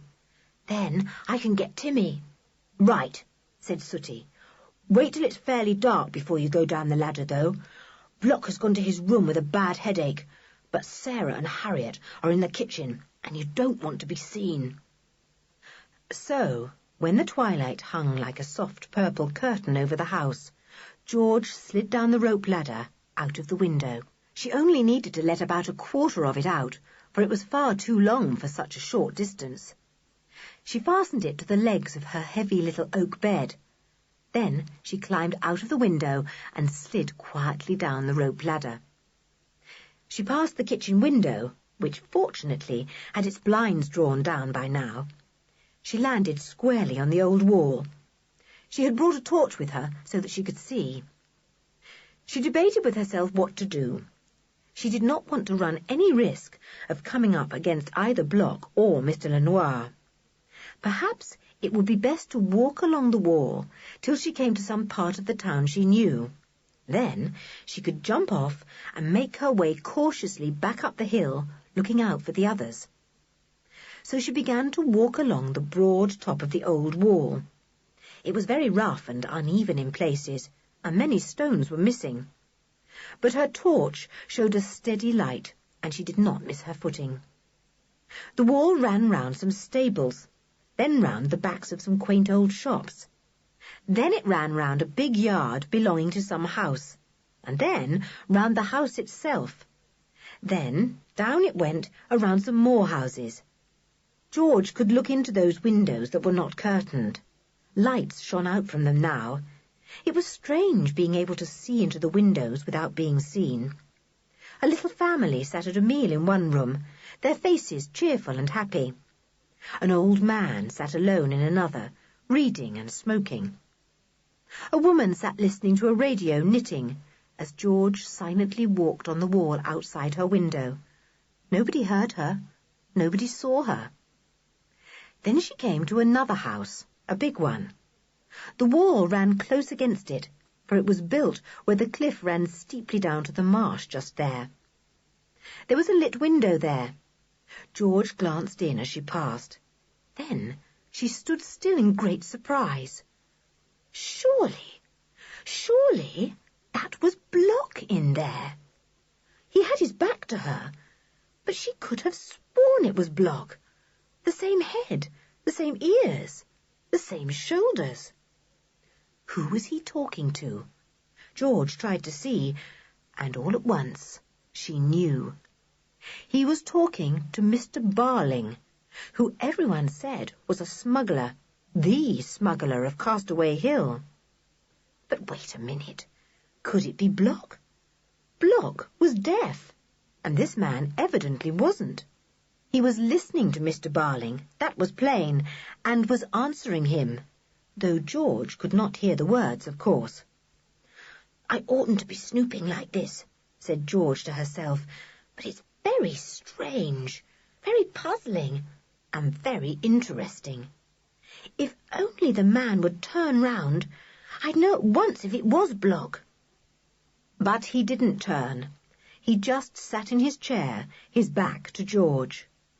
Mr. Barling, his long face lit up by the nearby lamp, was talking animatedly, and Block, if it was Block, was listening intently and nodding his head in agreement every now and again. George felt puzzled. If she only knew for certain that it was Block, but why should he be talking to Mr. Barling?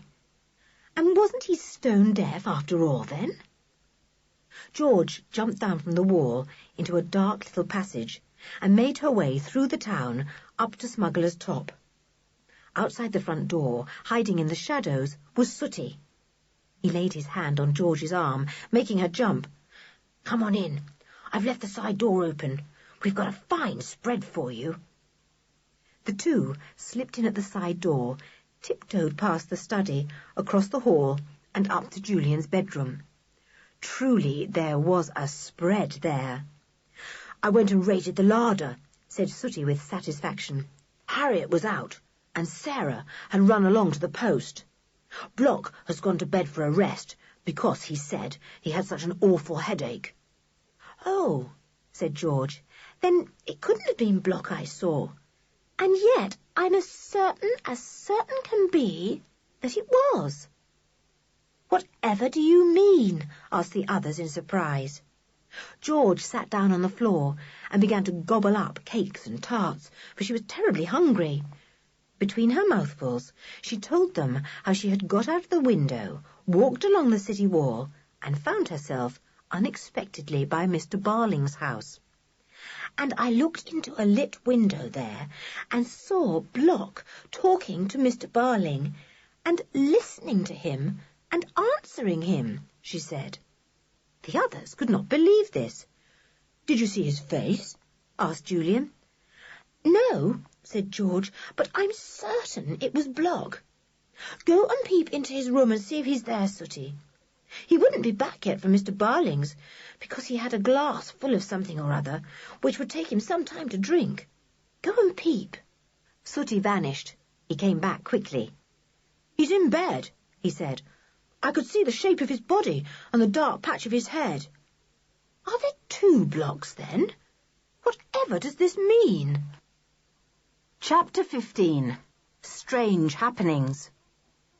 It certainly was very puzzling, most of all to George, who felt so certain it had been Block talking to the well-known smuggler.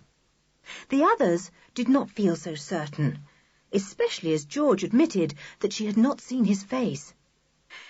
Is my father here yet? Asked George, suddenly remembering that he was supposed to come that evening. Yes, just arrived, said Sooty, just before you came. I nearly got run over by the car. Just hopped aside in time. I was out there waiting for you. What are our plans? Asked George. I'll have to get Timmy tonight, or he'll be frantic. I think I'd better go and climb back through my window again now. in case Block comes along and finds I've disappeared. I'll wait until everyone is in bed, and then I'll slip out of the window again, and you must let me into the house, Sooty, please. Then I'll go to the study with you, and you must open the secret way for me. Then I'll find Timmy, and everything will be all right." "I don't see that everything will be all right," said Sooty doubtfully. "But anyway, your plan is the only one to follow. You'd better get back into your room now, if you've had enough to eat." "I'll take a few buns back with me," said George, stuffing them into her pocket. "Sooty, come and knock at my door when everyone is in bed, and I'll know then that it's safe for me to slip out of the window and come into the house again." It wasn't long before George was back in her room once more. Just in time, too, for Block appeared a little while after with a plate of dry bread and a glass of water. He unlocked the door and put them on the table. "Your supper," he said. George looked at his blank face and disliked it so much that she felt she must do something about it. So she took up the water and threw it deftly at the back of his head. It dripped down his neck and made him jump. Block took a step towards her, his eyes gleaming, but Julian and Dick were by the door, and he did not dare to strike her. "I'll pay you back for that," he said. "See, you will never get that dog of yours back again." He went out and locked the door. Julian called through as soon as he had gone. "What did you do that for, you idiot? He's a bad enemy to make." "I know. I just couldn't help it somehow," said George forlornly. "I wish I hadn't now." The others had to go down to see Mr. Lenoir. They left George feeling lonely. It was horrid to be locked up like this, even though she could escape through the window and everything.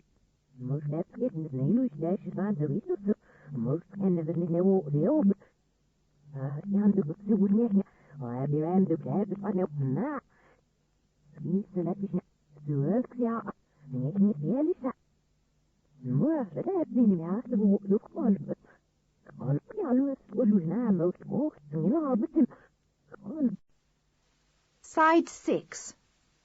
They soon did, and reported their meeting with George's father. "Uncle Quentin is awfully tired and a bit cross, and frightfully annoyed with you for misbehaving," said Julian through the door. "He said you were to be locked up for the whole of tomorrow too, if you don't apologise." George didn't mean to apologise. She couldn't bear Mr. Lenoir, with his false smiles and laughter, and his sudden odd rages. She said nothing. "We've got to go and have our supper now," said Sooty. "We'll save you some of it as soon as Block goes out of the room. Look out for a knocking on your door tonight. It'll be me, telling you everyone's in bed." George lay on her bed, thinking. Many things puzzled her. She couldn't get them straight somehow. The signaller in the tower, the peculiar man.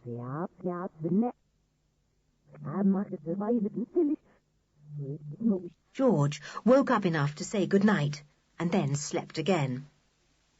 At midnight, she awoke with a jump.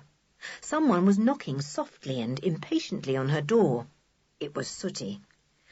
"Coming," whispered George through the door, and took up her torch. She went to the window and was soon safely down the rope ladder. She jumped down from the wall and went to the side door of the house. Sooty was there. She slipped in thankfully. "Everyone's gone to bed," whispered Sooty. "I thought your father and my stepfather were never going. They stayed talking in the study for ages." "Come on, let's go there," said George impatiently. They went to the study door, and Sooty turned the handle. It was locked again. He pushed hard, but it wasn't a bit of good. It was well and truly locked. "We might have thought of that," said George in despair. "Blow, blow, blow. What are we to do now?" Sooty thought for a few moments. Then he spoke in a low voice in George's ear. "There's only one thing left to do, George. I must creep into your father's room, my old bedroom, when he is asleep, and I must get into the cupboard there, open the entrance to the secret passage, and slip in that way. I'll find Timmy and bring him back the same way, hoping that your father won't wake." "Oh, would you really do that for me?" said George gratefully. "You are a good friend, Sooty. Would you rather I did it?" "No, I know the way up and down that passage better than you do," said Sooty. "It's a bit frightening to be all alone there at midnight, too. I'll go." George went with Sooty up the stairs, across the wide landing, to the door at the end of the passage that led to Sooty's old room, where George's father was now sleeping. When they got there, George pulled his arm. "Sooty, the buzzer will go as soon as you open the door, and it will wake my father and warn him." "Idiot! I disconnected it as soon as I knew my room was to be changed," said Sooty scornfully. "As if I wouldn't think of that." He opened the door that led into the passage. He crept up to his old room. The door was shut. He and George listened intently. "Your father sounds a bit restless," said Sooty. "I'll wait my chance to creep in, George, and then, as soon as possible, I'll slip into the cupboard and open the secret passage to find Tim. As soon as I've got Timmy, I'll bring him along to you. You could wait in Marybelle's room if you liked. Anne's there too." George crept into the room next door, where Anne and Marybelle lay fast asleep. She left the door open so that she might hear when Sooty returned. How lovely it would be to have dear old Timmy again. He would lick her and lick her. Sooty crept into the room where George's father lay, half asleep. He made no sound. He knew every creaking board and avoided them. He made his way quietly to a big chair, meaning to hide behind it till he was certain George's father was sound asleep. For some time the man in the bed tossed and turned. He was tired with his long journey, and his mind was excited with his talk with Mr. Lenoir. He muttered now and again, and Sooty began to feel he would never be sound asleep. He grew sleepy himself, and yawned silently. At last George's father grew quiet and peaceful. No more creaks came from the bed. Sooty cautiously moved out from behind the chair. Then suddenly something startled him. He heard a sound over by the window. But what could it be? It was a very small sound, like a tiny creak of a door. The night was rather dark, but the window, its curtains pulled right back, could easily be seen as a square of grey. Sooty fixed his eyes on it. Was someone opening the window? No, the window did not move, but something strange was happening under it, near the sill. A big window seat was built in under the window, wide and comfortable. Sooty knew it well. He had sat on it hundreds of times to look out of the window. Now, what was happening to it? It looked as if the top, or lid of the seat, was slowly moving upwards, bit by bit. Sooty was puzzled. He had never known it could be opened like that. It had always been screwed down, and he had thought it was just a seat and nothing else. But now it looked as if someone had unscrewed the top and had hidden himself inside, lifting up the top like a lid when he thought it was safe. Sooty stared at the upward-moving lid, quite fascinated. Who was in there? Why had he hidden? It was rather frightening, seeing the lid move slowly, bit by bit. At last the lid was wide open and rested against the window pane. A big figure cautiously and slowly got out, not making the slightest sound. Sooty felt his hair rising up on his head. He was afraid, terribly afraid. He could not utter a sound. The figure tiptoed over to the bed. He made a quick and sudden movement, and there was a stifled sound from George's father. Sooty guessed he had been gagged so that he could not cry out. Still the boy could not move or speak. He had never been so scared in all his life. The intruder lifted the limp body from the bed and went to the window seat. He put George's father into the darkness there. What he had done to make him unable to struggle, Sooty didn't know. He only knew that poor George's father was being put down in the window seat, and couldn't seem to move a hand to help himself. The boy suddenly found his voice. "Hi!" he yelled. "Hi! What are you doing? Who are you?" He remembered his torch and switched it on.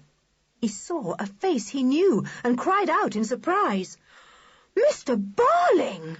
Then someone hit him a hard blow on the head, and he remembered nothing more at all. He did not know that he was lifted into the window seat too. He did not know that the intruder followed after him. He knew nothing. George, awake in the next room, suddenly heard Sooty's voice crying out. "Hi!" she heard. "Hi! What are you doing? Who are you?" And then, as she slipped off the couch, she heard the next cry, "Mr. Barling!" George was extremely startled. What was going on next door? She fumbled about for her torch. Anne and Marybelle were still asleep. George could not find her torch. She fell over a chair and banged her head. When at last she had found her torch, she tiptoed, trembling, to the door. She shone her torch and saw that the door next to hers was a little ajar, just as Sooty had left it when he had crept inside. She listened. There was absolutely no sound at all now. She had heard a small bumping noise after Sooty's last cry, but she didn't know what it was. She suddenly put her head round the door of her father's room and shone her torch again. She stared in surprise. The bed was empty. The room was empty. There was no one there at all. She flashed her torch all round. She opened the cupboard door fearfully. She looked under the bed. She was, in fact, extremely brave. At last, she sank down on the window seat, frightened and puzzled. Where was her father? Where was Sooty? Whatever had been happening here that night? Chapter 16. Next morning. As George sat by the window, on the very seat into which everyone had unaccountably disappeared, though she did not know it, she heard a faint sound from the passage. Quick as lightning, the girl slipped under the bed. Someone was creeping down the long passage. George lay silently on the floor, lifting the valance a little to try and see who it was. What strange things were going on tonight? Someone came in at the door.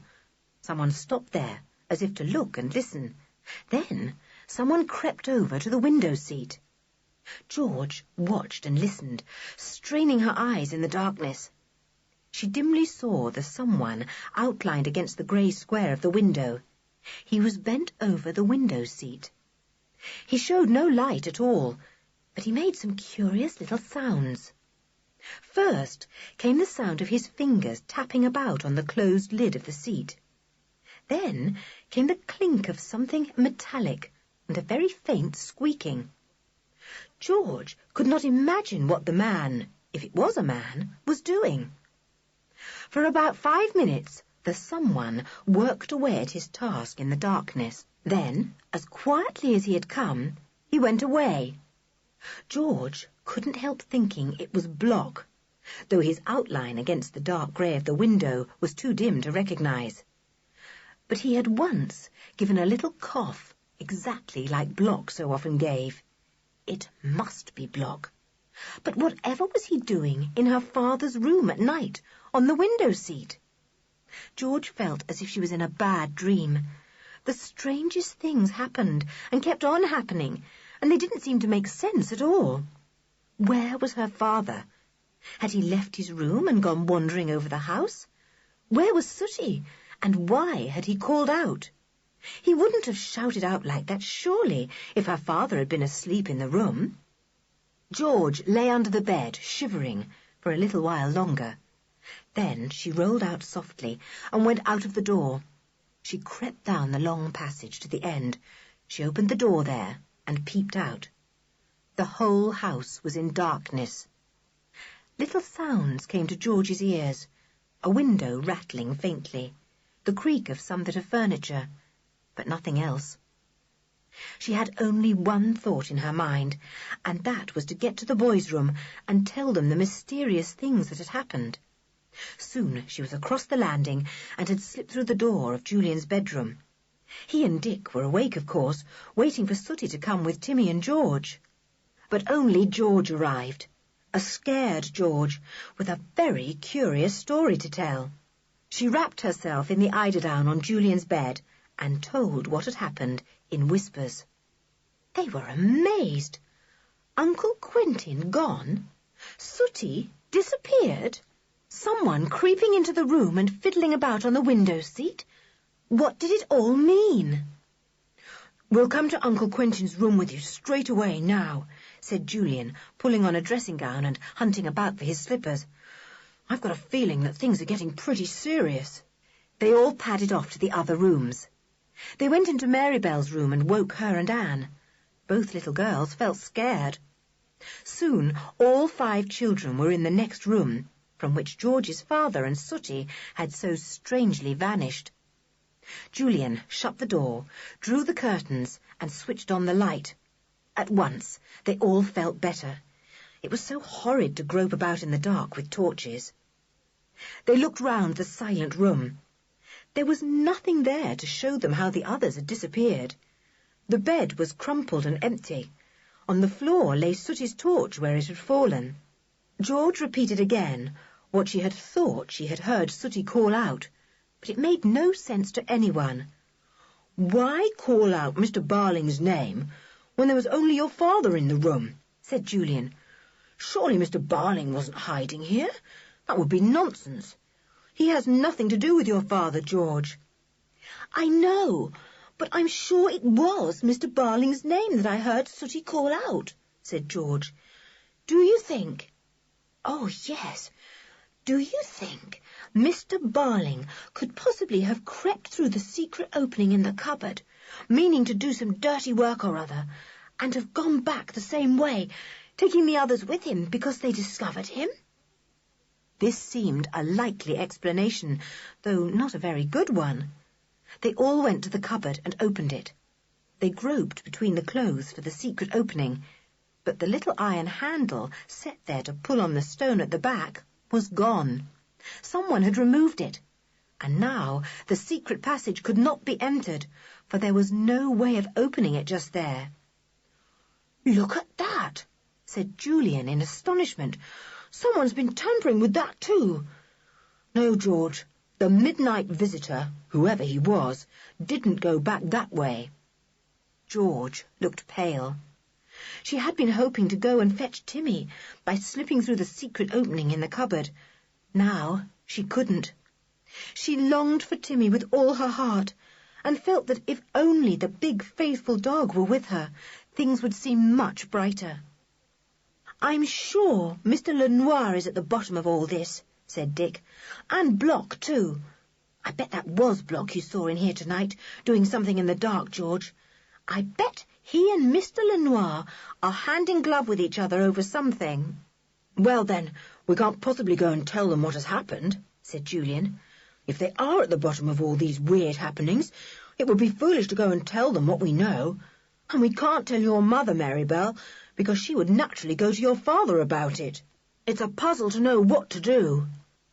Anne began to cry. Marybelle, frightened and puzzled, at once began to sob too. George felt tears pricking the backs of her eyelids, but she blinked them away. George never cried.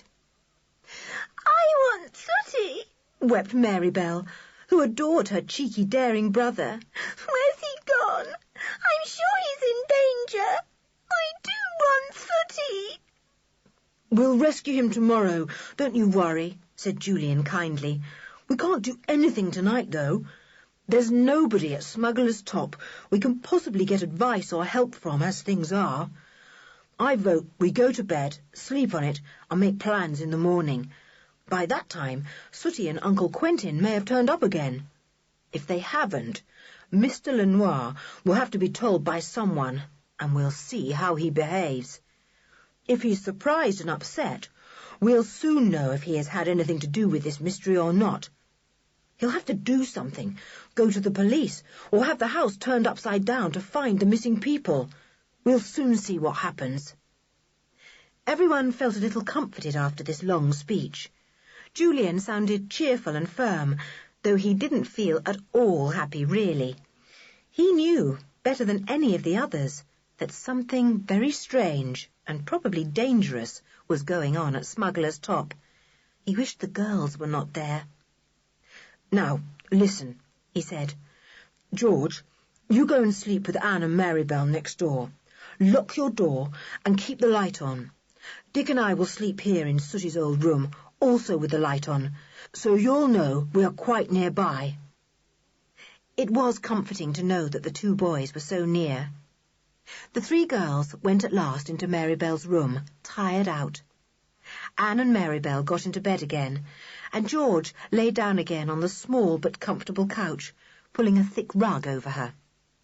In spite of all the worry and excitement, the girls were soon asleep, quite exhausted.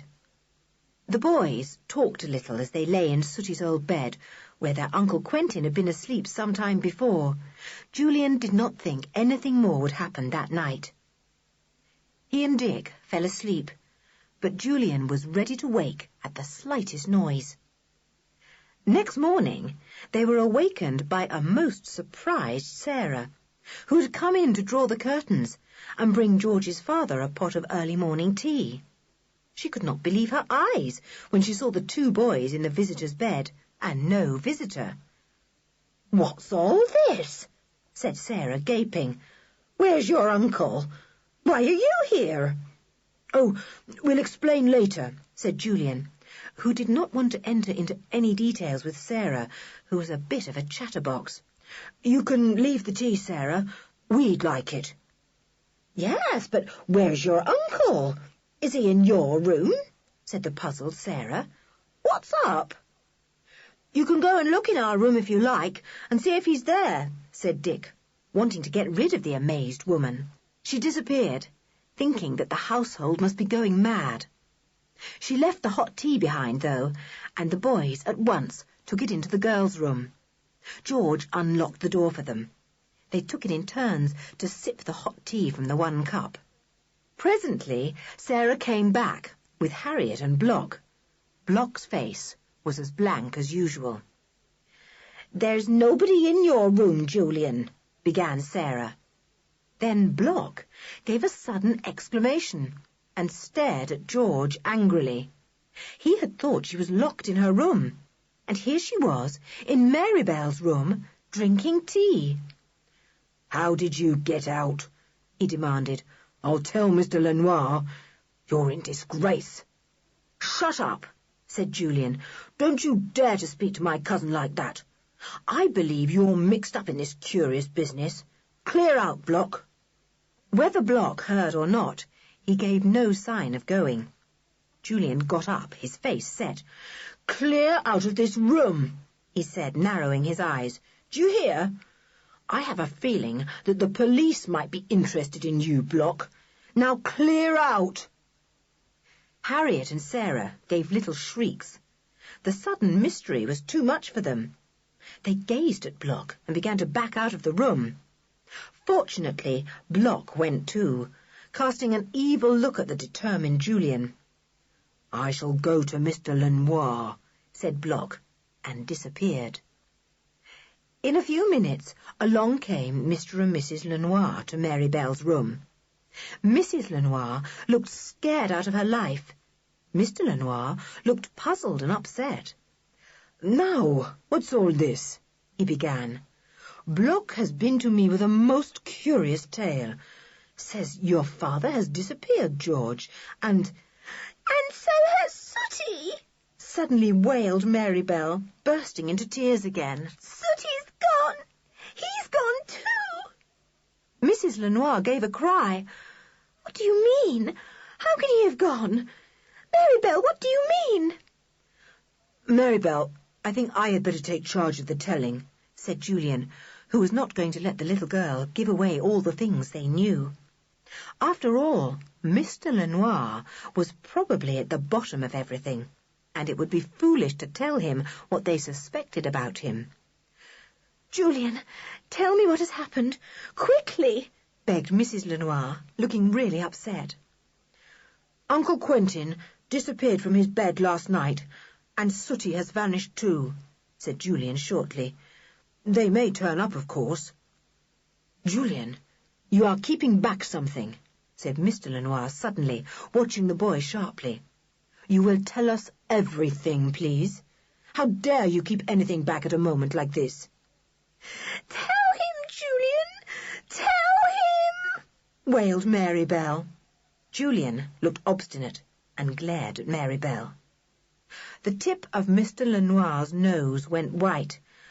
I am going to the police, he said. Perhaps you will talk to them, my boy. They will knock some sense into you. Julian was surprised.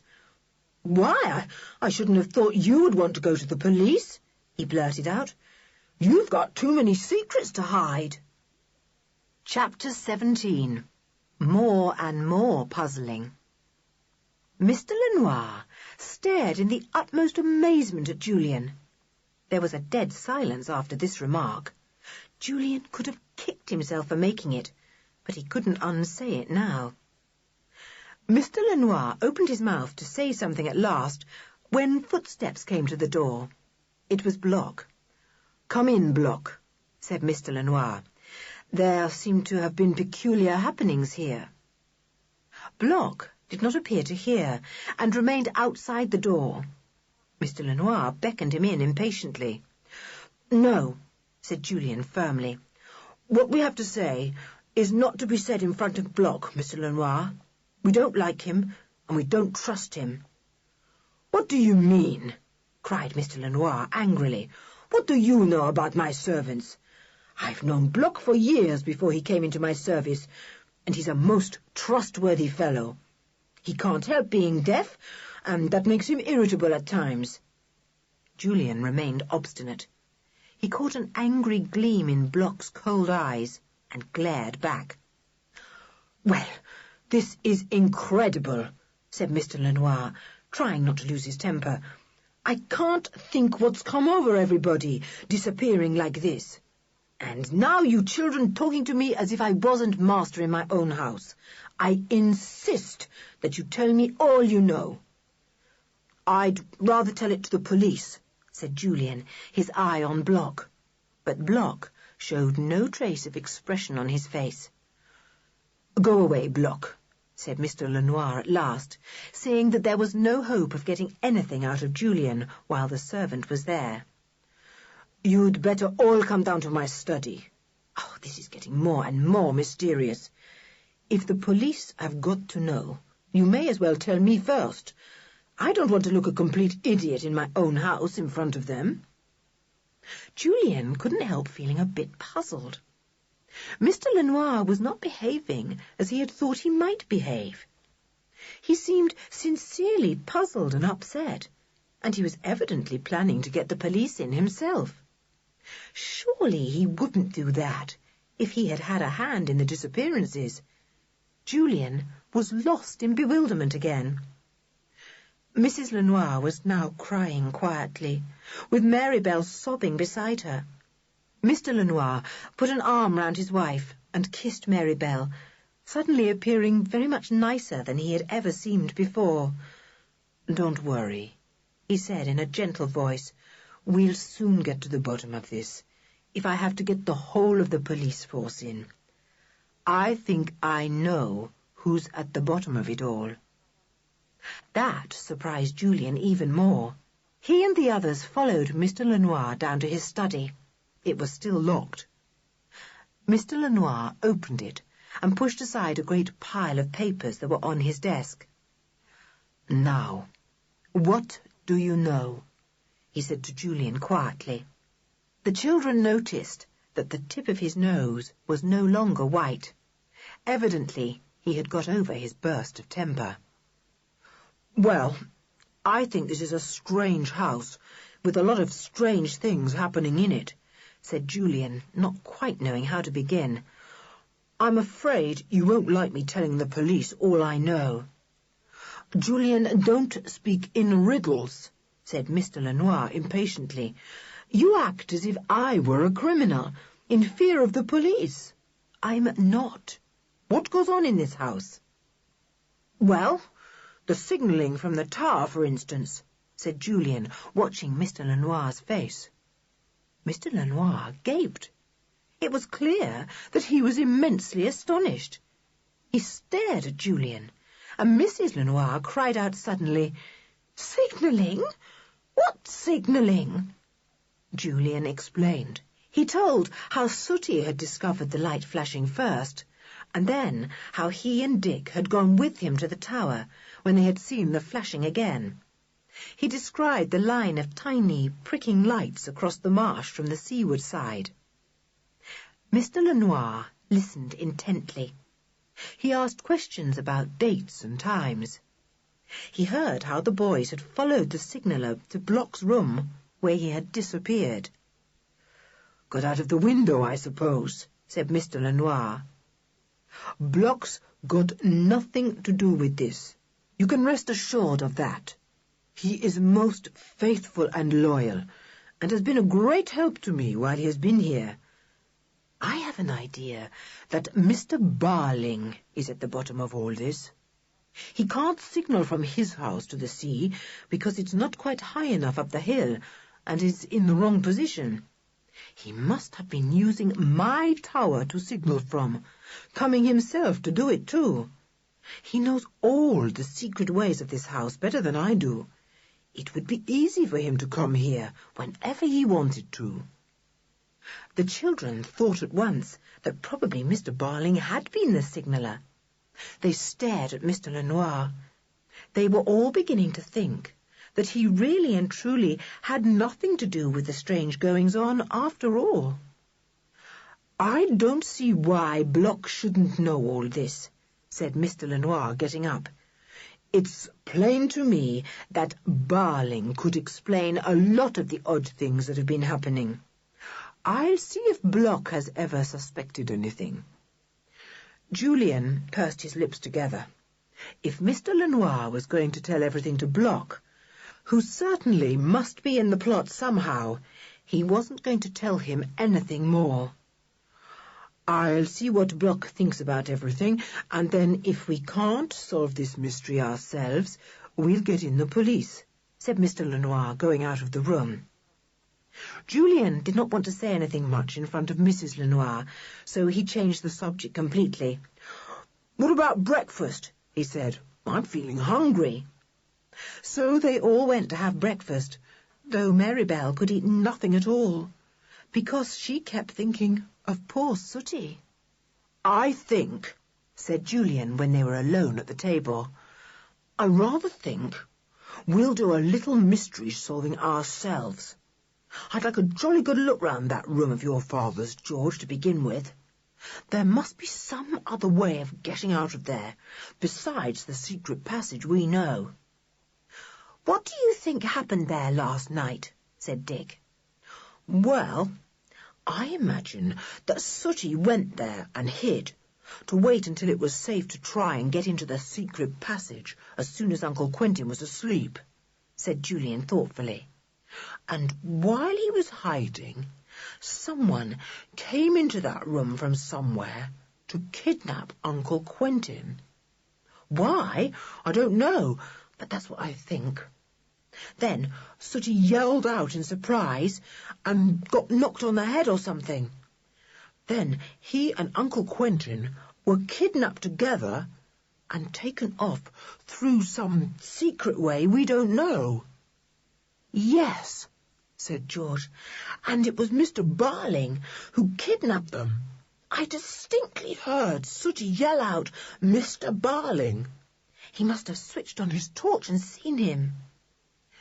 "They're quite probably hidden somewhere in Mr. Barling's house," said Anne suddenly. "Yes," said Julian. "Why didn't I think of that? Why, that's just where they would be, of course. I've a jolly good mind to go down and have a look." "Oh, let me come too," begged George. "No," said Julian, "certainly not. This is rather a dangerous adventure, and Mr. Barling is a bad and dangerous man. You and Marybelle are certainly not to come. I'll take Dick." "You are absolutely mean," began George, her eyes flashing. "Aren't I as good as a boy? I'm going to come." "Well, if you're as good as a boy, which I admit you are," said Julian, "can't you stay and keep an eye on Anne and Marybelle for us? We don't want them kidnapped too." "Oh, don't go, George," said Anne. "Stay here with us." "I think it's mad to go anyhow. Mr. Barling wouldn't let you in. And if you did get in, you wouldn't be able to find all the secret places in his house. There must be as many and more as there are here." Julian couldn't help thinking George was right. Still, it was worth trying. He and Dick set out after breakfast and went down the hill to Mr. Barling's. But when they got there, they found the whole house shut up. Nobody answered their knocking and ringing. The curtains were drawn across the closed windows, and no smoke came from the chimney. "Mr. Barling's gone away for an holiday," said the gardener, who was working in the next-door flower beds. "Went this morning, he did, in his car. All his servants have got a holiday too." "Oh," said Julian blankly. "Was there anyone with him in the car? A man and a boy, for instance?" The gardener looked surprised at this question and shook his head. "No, he was alone and drove off himself." "Thanks," said Julian, and walked back with Dick to Smuggler's Top. This was most odd. Mr. Barling had shut up the house and gone off without his captives.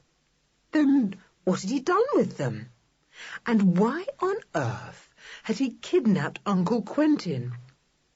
Julian remembered that Mr. Lenoir had not put forward any reason for that.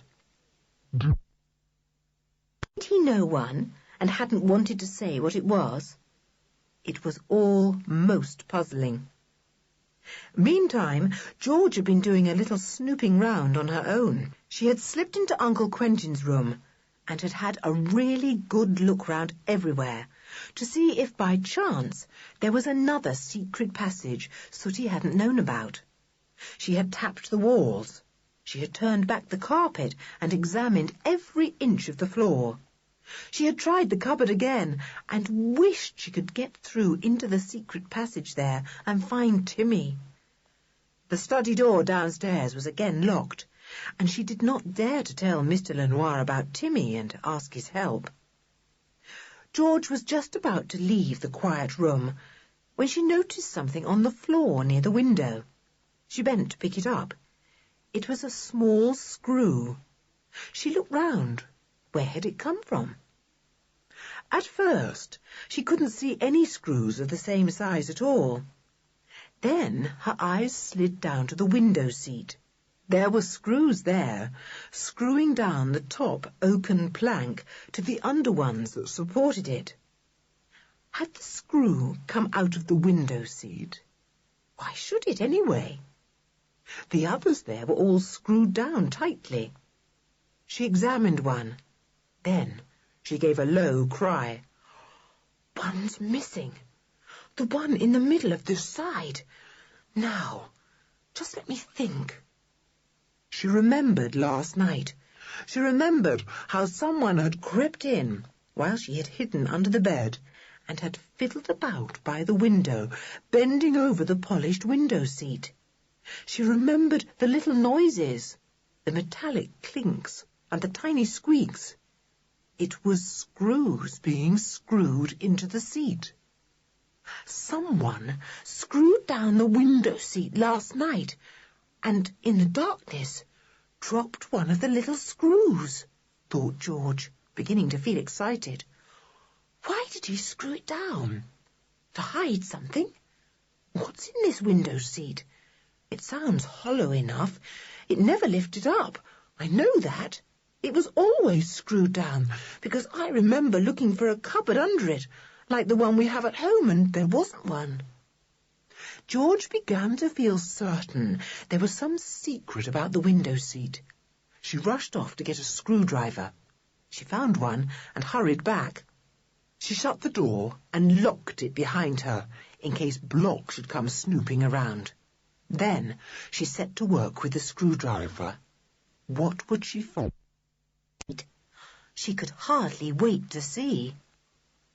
Chapter 18. Curious Discoveries. Just as she had unscrewed almost the last screw, there came a tapping at the door. George jumped and stiffened.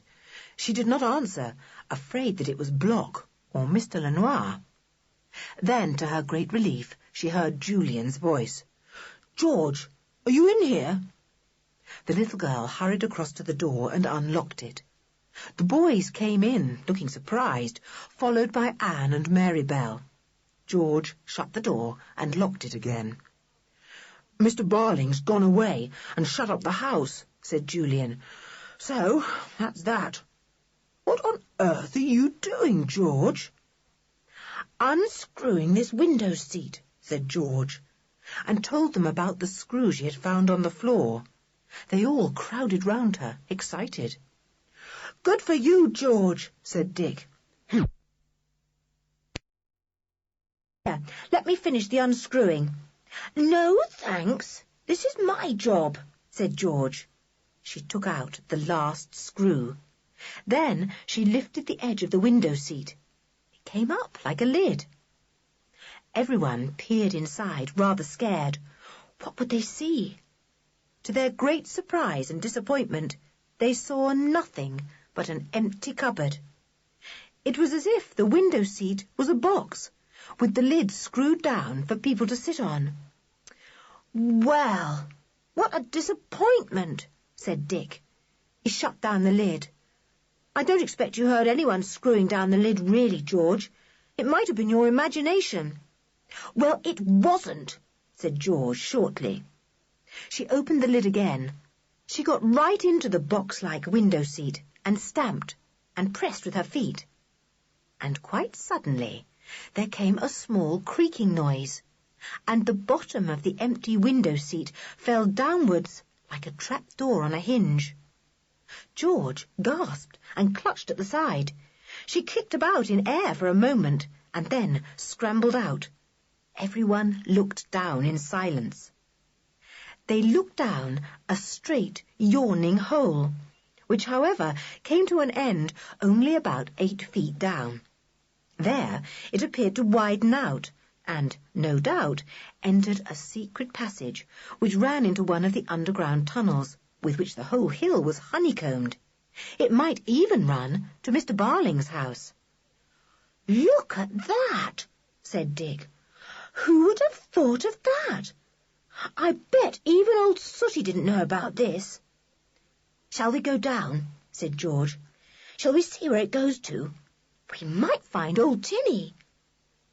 There came the noise of someone trying the handle of the door. It was locked. Then there was an impatient rapping, and a cross voice called out sharply, "Why is this door locked? Open it at once. What are you doing in there?" "It's Father," whispered Marybelle with wide eyes. "I'd better unlock the door." George shut the lid of the window seat down at once, quietly. She did not want Mr. Lenoir to see their latest discovery. When the door was opened, Mr. Lenoir saw the children standing about or sitting on the window seat.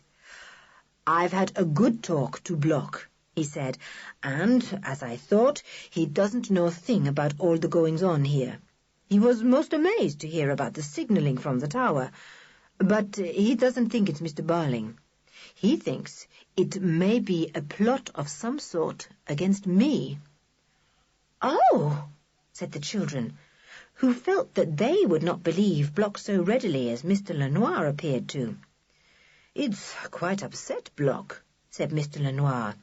"He feels really sick, and I've told him to go and have a rest till we decide what to do next." End of Side 6. Side 7. The children felt that Block would not be so easily upset as all that. They all suspected at once that he would not really go to rest, but would probably sneak out on business of his own. "I've some work to attend to for a little while," said Mr. Lenoir. I've rung up the police, but unluckily the inspector is out.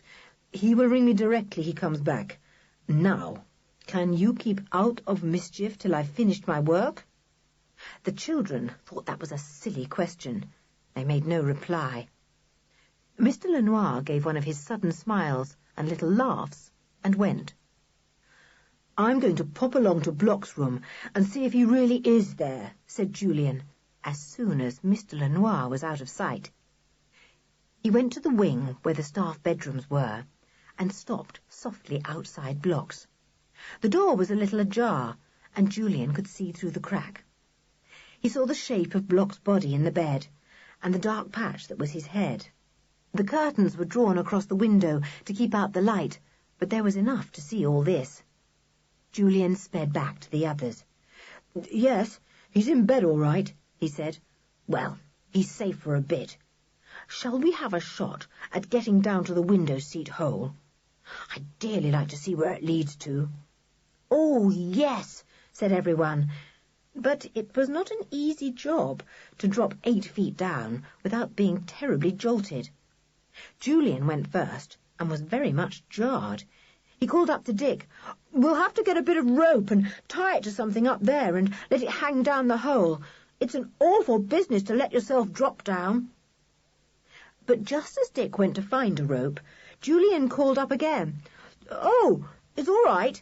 I've just seen something.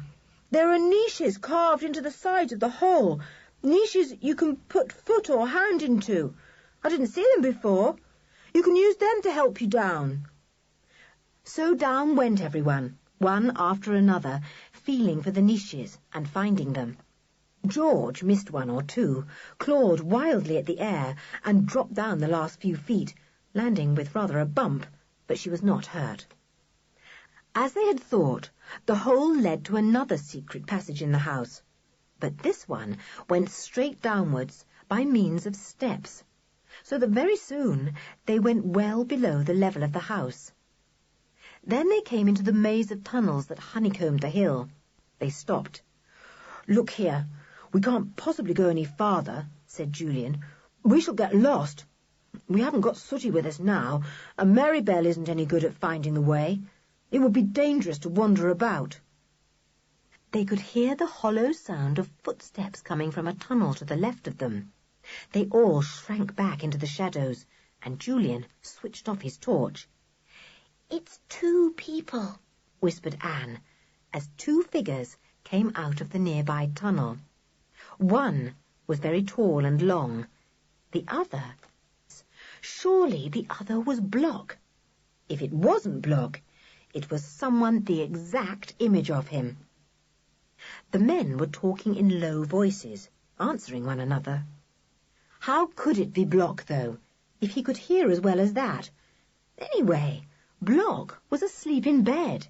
It was hardly 10 minutes since Julian had seen him there. Were there 2 Blocks, then, thought George, as she had once thought before. The men disappeared into another tunnel, and the bright light of their lanterns disappeared gradually. The muffled rumble of their voices echoed back. "Shall we follow them?" said Dick. "Of course not," said Julian. "We might lose them, and lose ourselves too, and supposing they suddenly turned back and found us following them, we should be in a horrid fix." "I'm sure the first man was Mr. Barling," said Anne suddenly. "I couldn't see his face, because the light of the lantern wasn't on it, but he seemed just like Mr. Barling, awfully tall and long everywhere." "But Mr. Barling's gone away," said Mary Bell. "Supposed to have gone away," said George. "It looks as if he's come back, if it was him. I wonder where those 2 have gone. To see my father and Sooty, do you think?" "Quite likely," said Julian. "Come on, let's get back. We simply daren't wander about by ourselves in these old tunnels. They run for miles, Sooty said, and cross one another, and go up and down and round about, even right down to the marsh. We should never, never find our way out if we got lost." They turned to go back. They came to the end of the steps they had been climbing, and found themselves at the bottom of the window seat hole. It was quite easy to pull themselves up by the niches in the sides of the hole. Soon they were all in the room again, glad to see the sunshine streaming in at the window. They looked out. The marshes were beginning to be wreathed in mist once more, though up here the hill was golden with sunlight. "I'm going to put the screws back into the window seat again," said Julian, picking up the screwdriver and shutting down the lid. "Then, if Block comes here, he won't guess we've found this new secret place. I'm pretty certain that he unscrewed the seat so that Mr. Barling could get into this room, and then screwed it down again so that no one would guess what had happened." He quickly put in the screws. Then he looked at his watch. "Almost dinner time, and I'm jolly hungry. I wish old Sooty was here, and Uncle Quentin. I do hope they're all right. And Timmy, too," said Julian. "I wonder if Block is still in bed, or wandering about the tunnels. I'm going to have a peep again." He soon came back, puzzled. "Yes, he's there all right, safe in bed. It's jolly funny." Block did not appear at lunchtime. Sarah said he had asked not to be disturbed if he did not appear. "He does get the most awful sick headaches," she said. "Maybe he'll be all right this afternoon." She badly wanted to talk about everything, but the children had decided not to tell her anything. She was very nice, and they liked her, but somehow they didn't trust anyone at Smuggler's Top. So Sarah got nothing out of them at all, and retired in rather a huff. Julian went down to speak to Mr. Lenoir after the meal. He felt that even if the inspector of police was not at the police station, somebody else must be informed. He was very worried about his uncle and Sooty. He couldn't help wondering if Mr. Lenoir had made up the bit about the inspector being away to put off time. Mr. Lenoir was looking cross when Julian knocked at his study door. "Oh, it's you," he said to Julian. "I was expecting Block. I've rung and rung for him. The bell rings in his room, and I can't imagine why he doesn't come. I want him to come to the police station with me." "Good," thought Julian. Then he spoke aloud. "I'll go and hurry him up for you, Mr. Lenoir. I know where his room is." Julian ran up the stairs and went to the little landing up which the back stairs went to the staff bedrooms. He pushed open Block's door. Block was apparently still asleep in bed. Julian called loudly, and then remembered that Block was deaf. So he went over to the bed and put his hand rather roughly on the hump of the shoulder between the clothes. But it was curiously soft. Julian drew his hand away and looked down sharply. Then he got a real shock. There was no Block in the bed. There was a big ball of some sort, painted black to look like a head almost under the sheets. And when Julian threw back the covers, he saw instead of Block's body a large, lumpy bolster, cleverly moulded to look like a curved body. "That's the trick Block plays when he wants to slip off anywhere and yet pretend he's still here," said Julian. "So it was Block we saw in the tunnel this morning, and it must have been Block that George saw talking to Mr. Barling yesterday when she looked through the window. He's not deaf either. He's a very clever, sly, double-faced, deceitful rogue." Chapter 19. Mr. Barling Talks. Meantime, what was happening to Uncle Quentin and Sooty? Many strange things. Uncle Quentin had been gagged and drugged so that he could neither struggle nor make any noise when Mr. Barling had crept so unexpectedly into his room. It was easy to drop him down the hole in the window seat.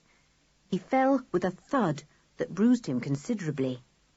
Then poor Sooty had been dropped down too, and after them had come Mr. Barling, climbing deftly down by the help of the niches in the sides. Someone else was down there to help Mr. Barling. Not Block, who had been left to screw down the window seat so that no one might guess where the victims had been taken, but a hard-faced servant belonging to Mr. Barling. "Had to bring this boy, too. It's Lenoir's son," said Mr. Barling, snooping about in the room. "Well, it will serve Lenoir right, but working against me." The two were half carried, half dragged down the long flight of steps and taken into the tunnels below. Mr. Barling stopped and took a ball of string from his pocket. He tossed it to his servant. "Here you are. Tie the end to that nail over there, and let the string unravel as we go. I know the way quite well, but Block doesn't, and he'll be coming along to bring food to our couple of prisoners tomorrow. Don't want him to lose his way. We can tie the string up again just before we get to the place I'm taking them to, so that they won't see it and use it to escape by." The servant tied the string to the nail that Mr. Barling pointed out, and then, as he went along, he let the ball unravel. The string would then serve as a guide to anyone not knowing the way. Otherwise, it would be very dangerous to wander about in the underground tunnels, for some of them ran for miles. After about 8 minutes, the little company came to a kind of rounded cave, set in the side of a big but rather low tunnel. Here had been put a bench with some rugs, a box to serve as a table, and a jug of water. Nothing else. Sooty by now was coming round from his blow on the head. The other prisoner, however, still lay unconscious, breathing heavily. "No good talking to him," said Mr. Barling. "He won't be all right till tomorrow. We'll come and talk to him then. I'll bring Block." Sooty had been put on the floor. He suddenly sat up and put his hand to his aching head. He couldn't imagine where he was. He looked up and saw Mr. Barling, and then suddenly he remembered everything. But how had he got there, in this dark cave? "Mr. Barling," he said, "what's all this? What did you hit me for? Why have you brought me here?" "Punishment for a small boy who can't keep his nose out of things that don't concern him," said Mr. Barling in a horrid, sarcastic voice. "You'll be company for our friend on the bench there. He'll sleep till the morning, I'm afraid. You can tell him all about it then, and say I'll be back to have a little heart-to-heart talk with him.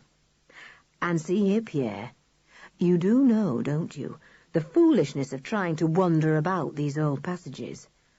I've brought you to a little-known one, and if you want to lose yourself and never be heard of again, well, try wandering about, that's all."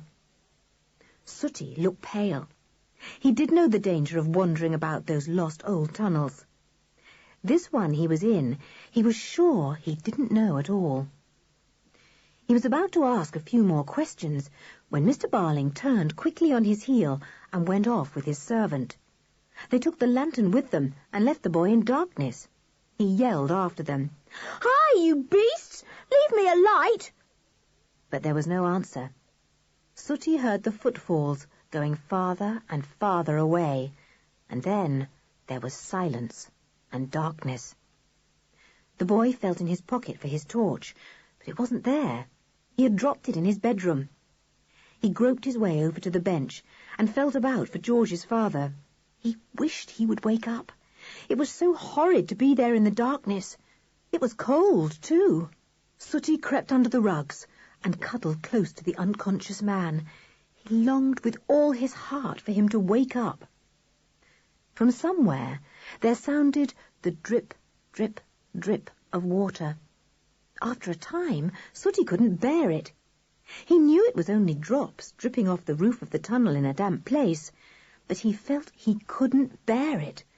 Drip, drip, drip, drip, drip, drip. If only it would stop. "I'll have to wake George's father up," thought the boy desperately. "I must talk to someone." He began to shake the sleeping man, wondering what to call him, for he did not know his surname. He couldn't call him George's father.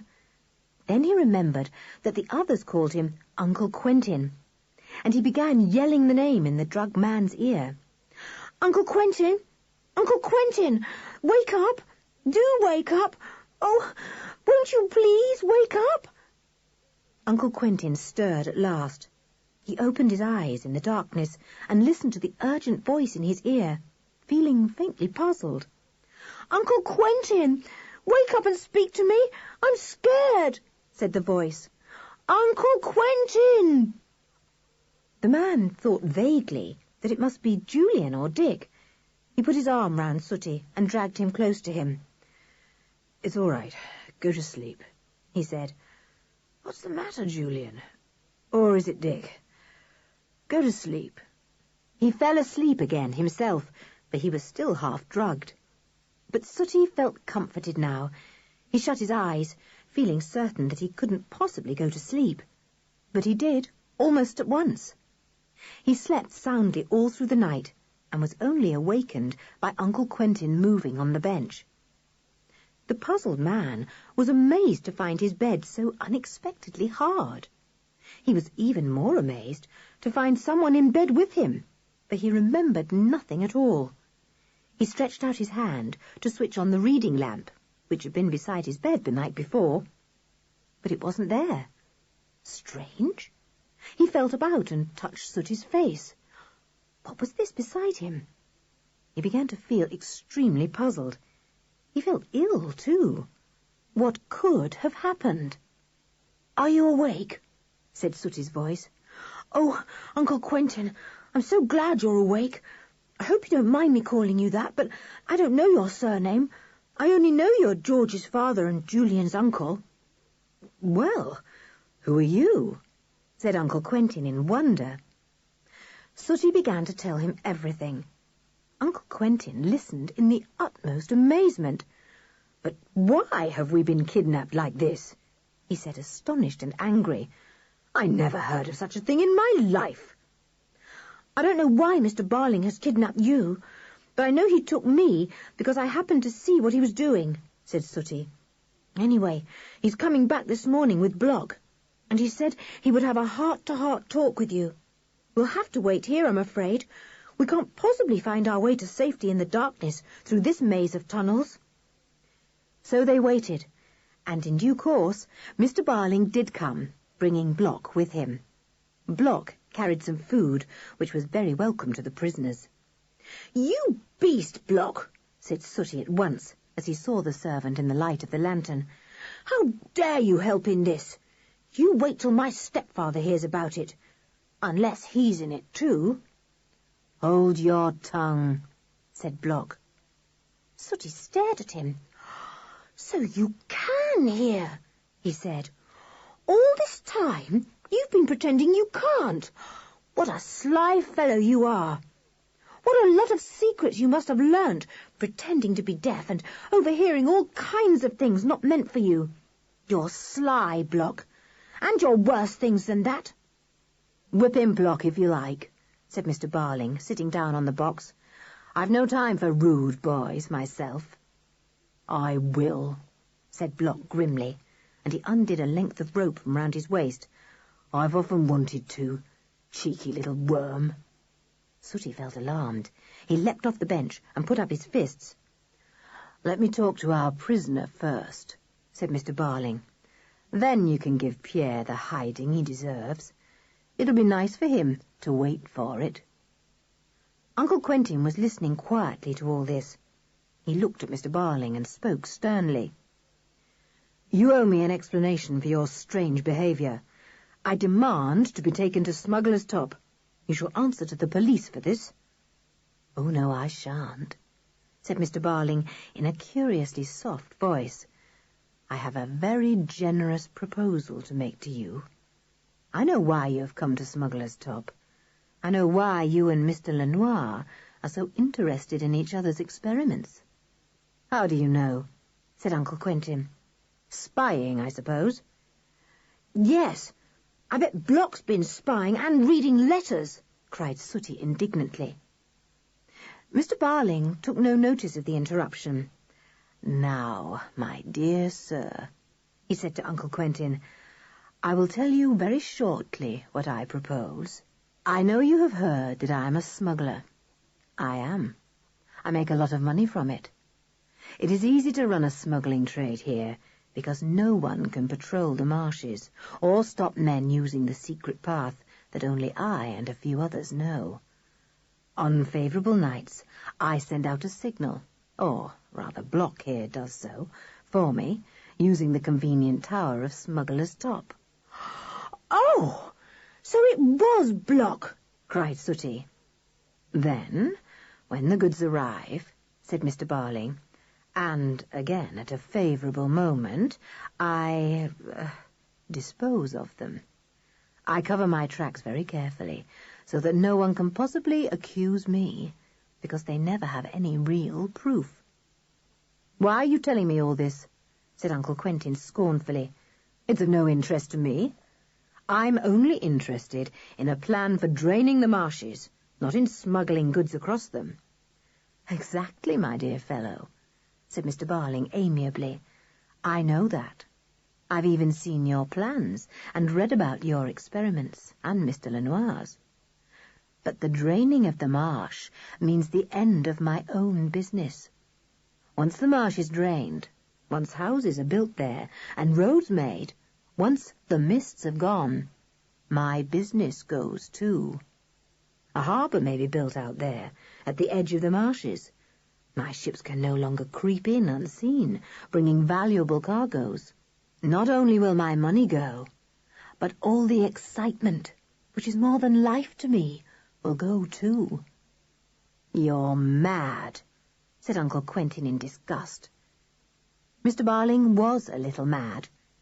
He had always felt a great satisfaction in being a successful smuggler in days when smuggling was almost at an end. He loved the thrill of knowing that his little ships were creeping in the mist towards the treacherous marshes. He liked to know that men were making their way over a small and narrow path, over the misty marsh to the appointed meeting place, bringing smuggled goods. You should have left 100 years or more ago, said Sooty, also feeling that Mr. Barling was a little mad. You don't belong to nowadays. Mr. Barling turned on Sooty, his eyes gleaming dangerously in the light of the lantern. Another word from you, and I'll drop you in the marshes, he said. Sooty felt a shiver go down his back. He suddenly knew that Mr. Barling really did mean what he said. He was a dangerous man. Uncle Quentin sensed it too. He looked at Mr. Barling warily. How do I come into this? He asked. Why have you kidnapped me? I know that Mr. Lenoir is going to buy your plans from you, said Mr. Barling. I know he's going to drain the marsh by using your very excellent ideas. I know all about them. I know, too, that Mr. Lenoir hopes to make a lot of money by selling the land once it's drained. It is all his, that misty marsh, and no use to anyone now, except to me. But that marsh is not going to be drained. I am going to buy your plans, not Mr. Lenoir. Do you want to drain the marsh, then? Said Uncle Quentin in surprise. Mr. Barling laughed scornfully. No. Your plans and the results of your experiments will be burnt. They will be mine, but I shall not want to use them. I want the marsh left as it is, secret, covered with mist, and treacherous to all but me and my men. So, my dear sir, you will please name your price to me instead of to Mr. Lenoir, and sign this document, which I have prepared, making over all your plans to me. He flourished a large piece of paper in front of Uncle Quentin. Sooty watched breathlessly. Uncle Quentin picked up the paper. He tore it into small pieces. He threw them into Mr. Barling's face and said scornfully, I don't deal with madmen, nor with rogues, Mr. Barling. Chapter 20. Timmy to the rescue. Mr. Barling went very pale. Sooty gave a loud crow of delight. Hooray! Good for you, Uncle Quentin! Block gave a loud exclamation and darted to the excited boy. He took him by the shoulder and raised the rope to thrash him. That's right, said Mr. Barling in a funny kind of hissing voice. Deal with him first, Block, And then with this stubborn, obstinate fool, we'll soon bring them to their senses. A good thrashing now and again. A few days here in the dark without any food. That will make them more biddable." Sooty yelled at the top of his voice. Uncle Quentin leapt to his feet. The rope came down, and Sooty yelled again. Then there suddenly came the pattering of quick feet, and something flung itself on Block.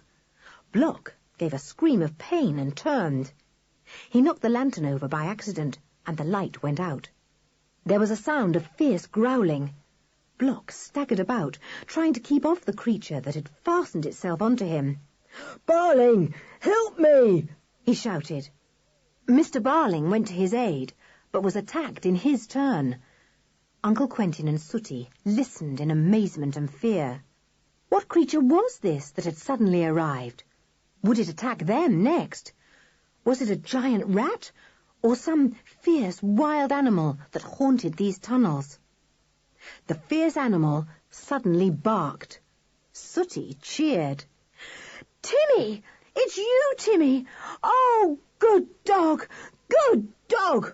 Go for him, then! Go for him! Bite him, Timmy! Hard!" The two frightened men could do nothing against the angry dog. Soon they were running down the tunnel as fast as they could go, feeling for the string for fear of being lost. Timmy chased them with much enjoyment, and then returned to Sooty and George's father, rather pleased with himself. He had a tremendous welcome. George's father made a great fuss of him, and Sooty put his arms round the big dog's neck. "How did you come here? Did you find your way out of the secret passage you've been in? Are you half-starved? Look, here's some food." Timmy ate heartily. He had managed to devour a few rats, but otherwise had had no food at all. He had licked the drops that here and there he had found dripping from the roof, so he had not been thirsty. But he had certainly been extremely puzzled and worried. He had never before been so long away from his beloved mistress. "Uncle Quentin, Timmy could take us safely back to Smuggler's Top, couldn't he?" said Sooty suddenly. He spoke to Timmy. "Can you take us home, old boy? Home? To George?" Timmy listened with his ears cocked up. He ran down the passage a little way, but soon came back. He did not like the idea of going down there. He felt that enemies were waiting for them all. Mr. Barling and Block were not likely to give in quite so easily. But Timmy knew other ways about the tunnels that honeycombed the hillside. He knew, for instance, the way down to the marsh. So he set off in the darkness, with Uncle Quentin's hand on his collar, and Sooty following close behind, holding on to Uncle Quentin's coat. It wasn't easy or pleasant. Uncle Quentin wondered at times if Timmy really did know where he was going. They went down and down, stumbling over uneven places, sometimes knocking their heads against an unexpected low piece of roof. It was not a pleasant journey for Uncle Quentin, for he had no shoes on his feet and was dressed only in pyjamas and rugs. After a long time, they came out onto the edge of the marsh itself, at the bottom of the hill. It was a desolate place, and the mists were over it, so that neither Sooty nor Uncle Quentin knew which way to turn. "Never mind," said Sooty. "We can easily leave it to Timmy. He knows the way all right. He'll take us back to the town, and once there, we'll know the way home ourselves." But suddenly, to their surprise and dismay, Timmy stopped dead, pricking up his ears, whined, and would go no farther. He looked thoroughly miserable and unhappy. What could be the matter? Then, with a bark, the big dog left the two by themselves and galloped back into the tunnel they had just left. He disappeared completely. "Timmy!" yelled Sooty. "Timmy, come here! Don't leave us! Timmy!" But Timmy was gone. Why, neither Sooty nor Uncle Quentin knew. They stared at one another. "Well, I suppose we'd better try to make our way over this marshy bit," said Uncle Quentin doubtfully. putting a foot out to see if the ground was hard. It wasn't. He drew back his foot at once. The mists were so thick that it was really impossible to see anything. Behind them was the opening to the tunnel. A steep rocky cliff rose up about it. There was no path that way, it was certain. Somehow they had to make their way round the foot of the hill to the main road that entered the town. But the way lay over marshy ground. "Let's sit down and wait a bit to see if Timmy comes back," said Sooty. So they sat down on a rock at the entrance to the tunnel and waited. Sooty began to think of the others. He wondered what they had thought when they had discovered that both he and Uncle Quentin were missing. How astonished they must have been. "I wonder what the others are doing," he said aloud. "I'd love to know." End of Side 7. Side 8. The others, as we know, had been doing plenty. They had found the opening in the window seat where Mr. Barling had taken the captives, and they had gone down it and actually seen Mr. Barling and Block on their way to talk to Uncle Quentin and Sooty. They had found out, too, that Block hadn't been in his bed. He had left a dummy there instead. Now everyone was talking at once, and Mr. Lenoir was suddenly convinced that Block had been a spy, put in his house by Mr. Barling, and not the good servant he had appeared. Once Julian felt that he was convinced of this, he spoke to him more freely, and told him of the way through the window seat, and of how they had seen Mr. Barling and Block that very day in the underground tunnels. "Good heavens," said Mr. Lenoir, now looking thoroughly alarmed. "Barling must be mad. I always thought he was a bit strange, but he must be absolutely mad to kidnap people like this. And Block must be too. This is a plot. They've heard what I've been planning with your uncle, and they've made up their minds to stop it, because it will interfere with their smuggling. Goodness knows what they'll do now. This is serious." "If only we had Timmy," suddenly said George. Mr. Lenoir looked astonished. "Who's Timmy?" "Well, you might as well know everything now," said Julian, and he told Mr. Lenoir about Timmy and how they had hidden him. "Very foolish of you," said Mr. Lenoir shortly, looking displeased. "If you'd told me, I would have had someone in the town look after him. I can't help not liking dogs. I detest them, and never will have them in the house. But I would willingly have arranged for him to be boarded out if I'd known you'd brought him." The children felt sorry and a little ashamed. Mr. Lenoir was an odd, hot-tempered person, but he didn't seem nearly as horrid as they had thought he was. "I'd like to go and see if I can find Timmy," said George. "You'll get the police in now, I suppose, Mr. Lenoir, and perhaps we could go and find Timmy. We know the way into the secret passage from your study." "Oh, so that's why you were hiding there in the afternoon yesterday," said Mr. Lenoir. "I thought you were a very bad boy. Well, go and try and find him if you like, but don't let him come anywhere near me. I really cannot bear dogs in the house." He went to telephone the police station again. Mrs. Lenoir, her eyes red with crying, stood by him. George slipped away to the study, followed by Dick and Julian and Anne. Marybelle stayed beside her mother. "Come on, let's get into that secret passage and try and find old Timmy," said George. "If we all go and whistle and shout and call, he's sure to hear us."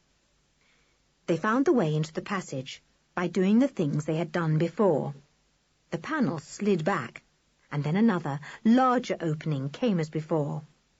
They all squeezed through it and found themselves in the very narrow passage that led from the study up to Sooty's bedroom. But Timmy was not there. The children were surprised, but George soon thought why. "Do you remember Sooty telling us there was a way into this passage from the dining room, as well as from the study and Sooty's bedroom? Well, I believe I saw a door or something there as we passed where the dining room must be. And it's likely Timmy may have pushed through it and gone into another passage somewhere. They went back, one by one. They came to the dining room, or rather, they walked behind the dining room wall. There they saw the door that George had noticed as they passed. A door, small and set quite flat to the wall so that it was difficult to see. George pushed it. It opened easily and then flapped shut with a little click. It could be opened from one side, but not from the other. "That's where Timmy's gone," said George, and she pushed the door open again. He pushed against the door and it opened. He went through and the door fastened itself so that he couldn't get back.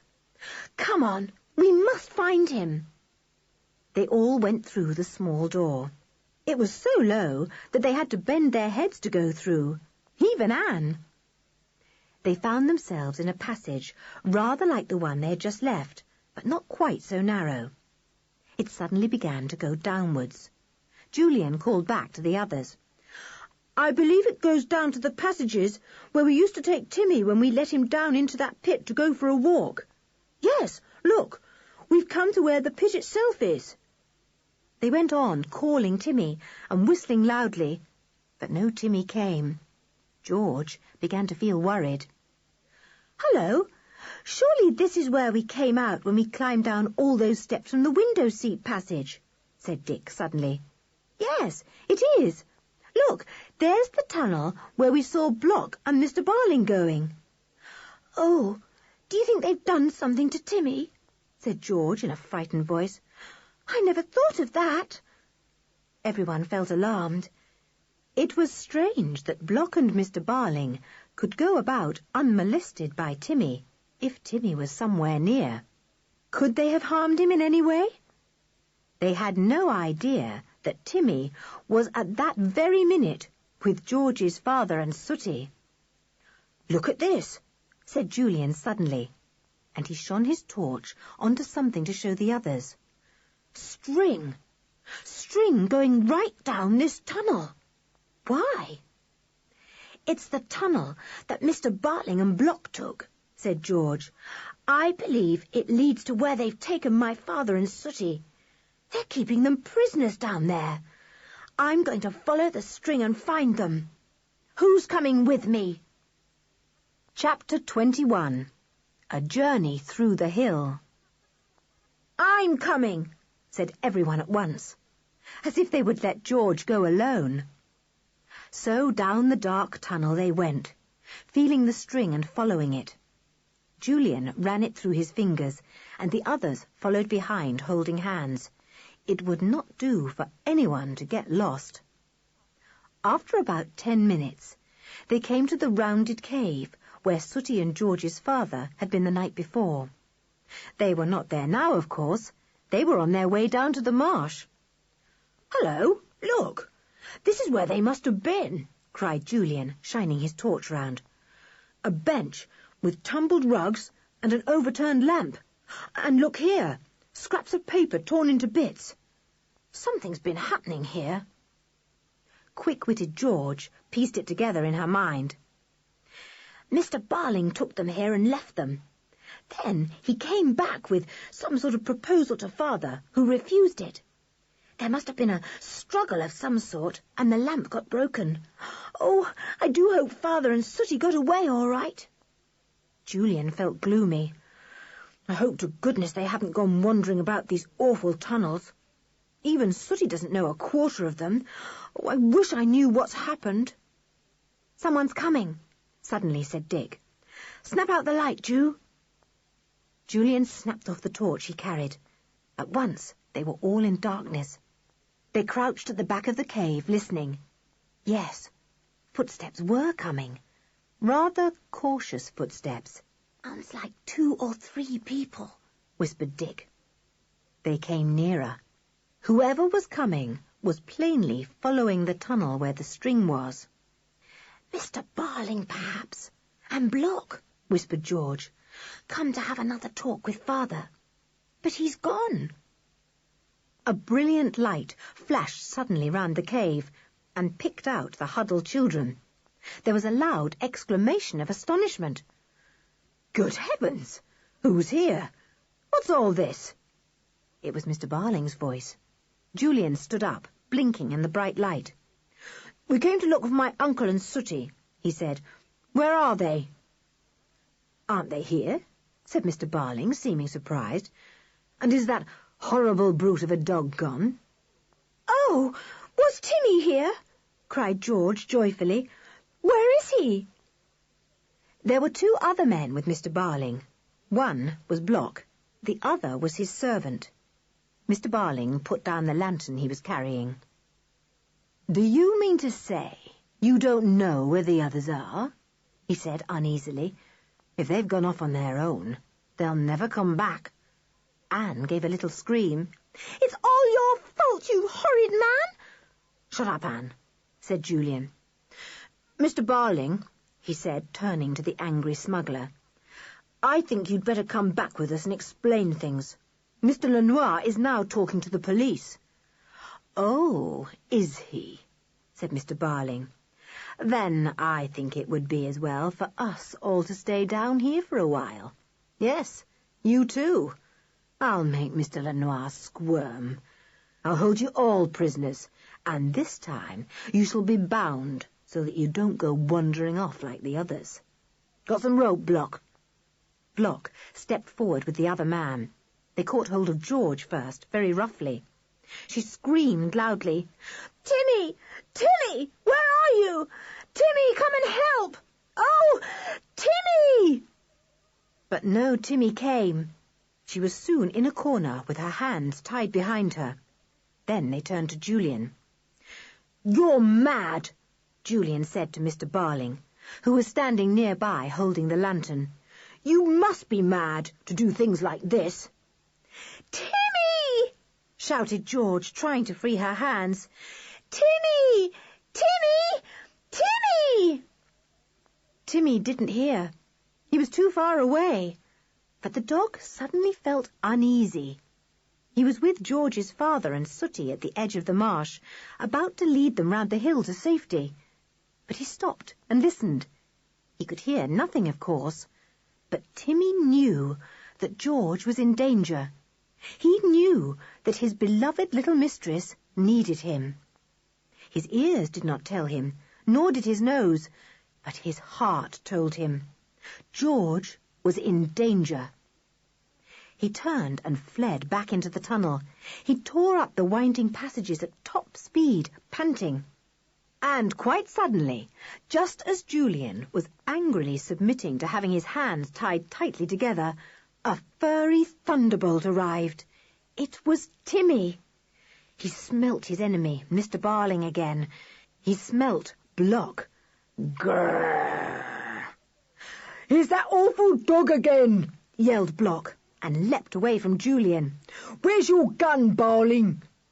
But Timmy didn't worry about guns. He leapt at Mr. Barling and got him on the floor. He gave him a nip in the shoulder that made him yell. Then he leapt at Block and got him down too. The other man fled. "Call your dog off! Call him off or he'll kill us!" cried Mr. Barling, struggling up, his shoulder paining him terribly. But nobody said a word. Let Timmy do what he liked. It wasn't long before all three of the men had gone into the dark tunnel, staggering about without a light, trying to find their way back. But they missed the string and went wandering away in the darkness, groaning and terrified. Timmy came running back, very pleased with himself. He went to George and, whining with joy, he licked his little mistress from head to foot. And George, who never cried, was most astonished to find the tears pouring down her cheeks. "But I'm glad, not sad," she said. "Oh, somebody undo my hands. I can't pat Timmy." Dick undid her hands and Julian's. Then they all had a marvellous time making a fuss of Timmy. And what a fuss he made of them, too. He whined and barked, he rolled over and over, he licked them and butted them all with his head. He was wild with delight. "Oh, Timmy, it's lovely to have you again," said George happily. "Now you can lead us to the others. I'm sure you know where Father is, Timmy, and Sooty." Timmy did, of course. He set off, his tail wagging, George's hand on his collar, and the others behind in a line, holding hands. They had the lantern with them, and 2 torches, so they could see the way easily.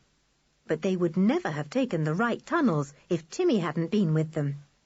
The dog had explored them all thoroughly, and his sense of smell enabled him to go the right way without mistake. "He's a marvellous dog," said Anne. "I think he's the best dog in the world, George." "Of course he is," said George, who had always thought that ever since she had had Timmy as a puppy. "Darling Tim. Wasn't it wonderful when he came racing up and jumped at Block just as he was tying Julian's hands? He must have known we needed him." "I suppose he's taking us to wherever your father and Sooty are," said Dick. "He seems certain of the way. We're going steadily downhill. I bet we'll be at the marshes soon."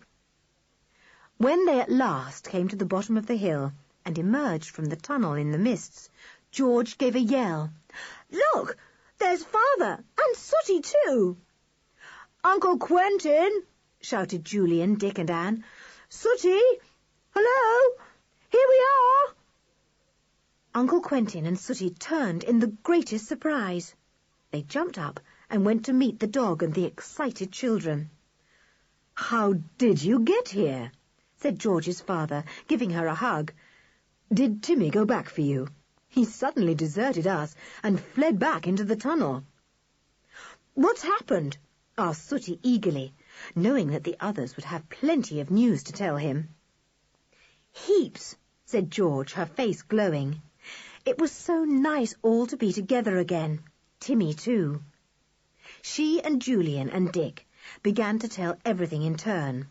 And then her father told his tale too, interrupted a little by Sooty.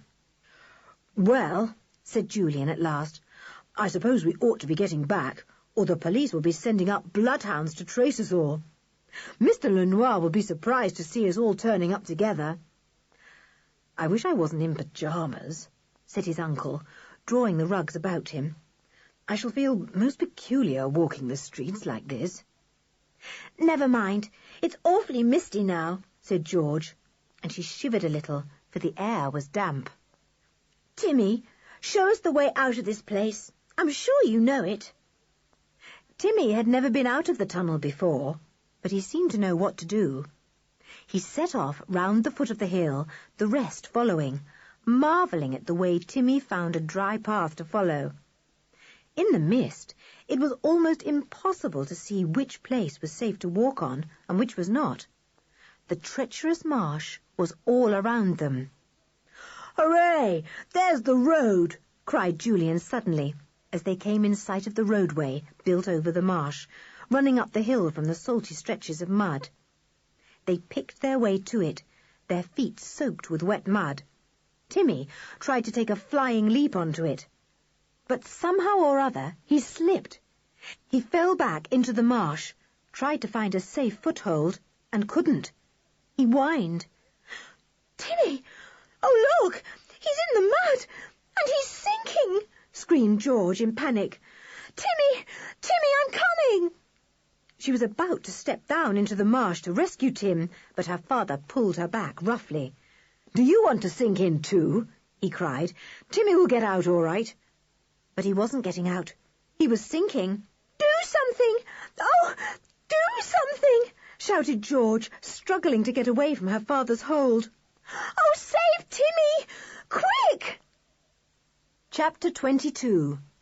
Things come right at last. But what could anyone do? In despair, they all gazed at poor Timmy, who was struggling with all his might in the sinking mud. "He's going down!" wept Anne. Suddenly, there came the sound of rumbling wheels along the road to the hill. It was a lorry carrying a load of goods, coal, coke, planks, logs, sacks of various things. George yelled to it. "Stop! Stop! Help us! Our dog's in the marsh!" The lorry came to a stop. George's father ran his eye over the things it carried. In a trice, he and Julian were dragging out some planks from the load. They threw these into the marsh, and, using them as stepping stones, the two reached poor, sinking Timmy. The lorry driver jumped down to help. Into the marsh, crosswise on the other planks, went some more wood to make a safe path. The first lot were already sinking in the mud. "Uncle Quentin's got Timmy! He's pulling him up! He's got him!" squealed Anne. George had sat down suddenly at the edge of the road, looking white. She saw that Timmy would now be rescued, and she felt sick with shock and relief. It was a difficult business getting Timmy right out, for the mud was strong and sucked him down as hard as it could. But at last he was out, and he staggered across the sinking planks, trying to wag a very muddy tail. Muddy as he was, George flung her arms round him. "Oh, Timmy, what a fright you gave us all! Ooh, how you smell! But I don't care a bit. I thought you were gone. Poor, poor Timmy." The lorry driver looked ruefully at his planks in the marsh. They were now out of sight beneath the mud. Uncle Quentin, feeling rather foolish in pyjamas and rugs, spoke to him. "I've no money on me now, but if you'll call at Smuggler's Top sometime, I'll pay you well for your lost planks and your help." "Well, I'm delivering some coal to the house next to Smuggler's Top," said the man, eyeing Uncle Quentin's curious attire. "Maybe you'd all like a lift. There's plenty of room at the back there." It was getting dark now, as well as being foggy, and everyone was tired. Thankfully, they climbed up into the lorry, and it roared up the hill into Castaway. Soon they were at Smuggler's Top, and they all clambered down, suddenly feeling rather stiff. "I'll be calling tomorrow," said the driver. "Can't stop now. Good evening to you all." The little company rang the bell. Sarah came hurrying to the door. She almost fell over in surprise as she saw everyone standing there in the light of the hall lamp. "Land's sake," she said, "you're all back. My, Mr. and Mrs. Lenoir will be glad. They've got the police hunting everywhere for you. They've gone down secret passages, and they've been to Mr. Barling's, and—" Timmy bounced into the hall, the mud now drying on him so that he looked most peculiar. Sarah gave a scream. "What's that? Gracious! It can't be a dog." "Come here, Tim," said George, suddenly remembering that Mr. Lenoir detested dogs. "Sarah, do you think you'd have poor Timmy in the kitchen with you? I really can't turn him out into the streets. You've no idea how brave he's been." Come along, said her father, impatient with all this talk.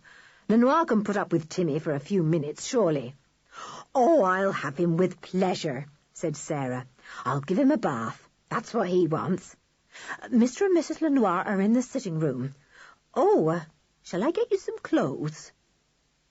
The little party went in and made their way to the sitting room, while Timmy went docilely to the kitchen with the excited Sarah.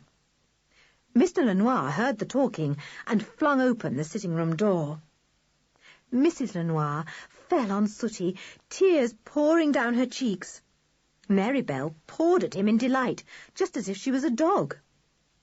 Mr. Lenoir rubbed his hands, clapped everyone on the back, and said, Well, fine to see you all safe and sound.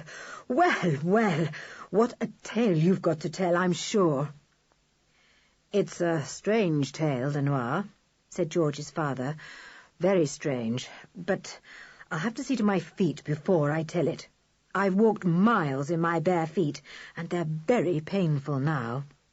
So, with bits of tales pouring out from everyone, the household bustled round and got hot water for bathing Uncle Quentin's feet, a dressing-gown for him, food for everyone, and hot drinks. It was really a most exciting time, and now that the thrills were all over, the children felt rather important to be able to relate so much. Then the police came in, of course. and the inspector at once asked a lot of questions. Everyone wanted to answer them, but the inspector said that only George's father, Sooty, and George were to tell the tale. They knew most about everything. Mr. Lenoir was perhaps the most surprised person there. When he heard how Mr. Barling had actually offered to buy the plans for draining the marsh, and how he had frankly admitted to being a smuggler, he sat back in his chair, unable to say a word. "He's mad, of course," said the inspector of police.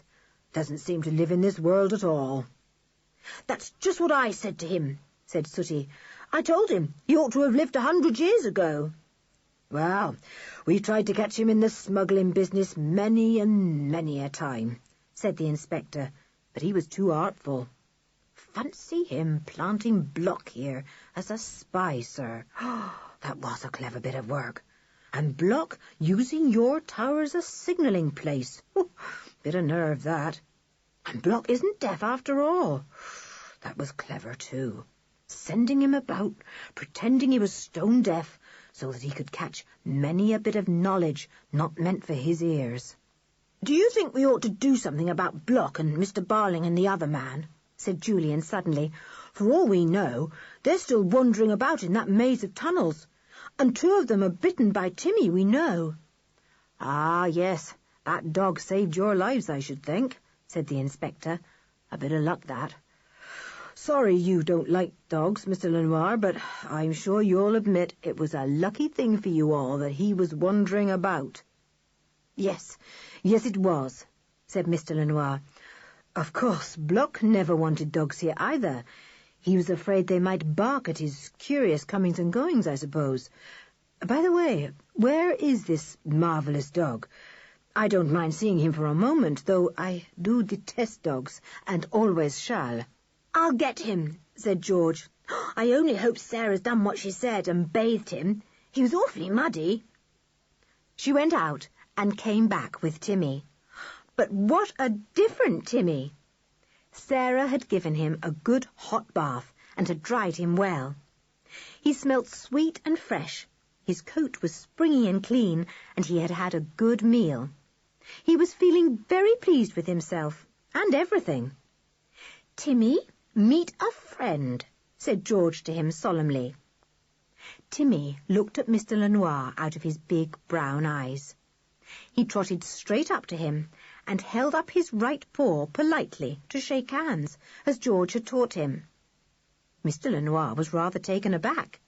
He was not used to good manners in dogs. He couldn't help putting out his hand to Timmy, and the 2 shook hands in a most friendly manner. Timmy didn't attempt to lick Mr. Lenoir or jump up at him. He took away his paw, gave a little woof as if to say, "How do you do?" and then went back to George. He lay down quietly beside her. "Well, he doesn't seem like a dog," said Mr. Lenoir in surprise. "Oh, he is," said George at once, very earnestly. "He's a real proper dog, Mr. Lenoir. Only much, much cleverer than most dogs are. Could I keep him, please, while we stay here, and get someone in the town to look after him?" "Well, seeing he is such a very fine fellow, and seems so sensible, I'll let you have him here," said Mr. Lenoir, making a great effort to be generous. "Only, please keep him out of my way. I'm sure a sensible boy like you will see to that."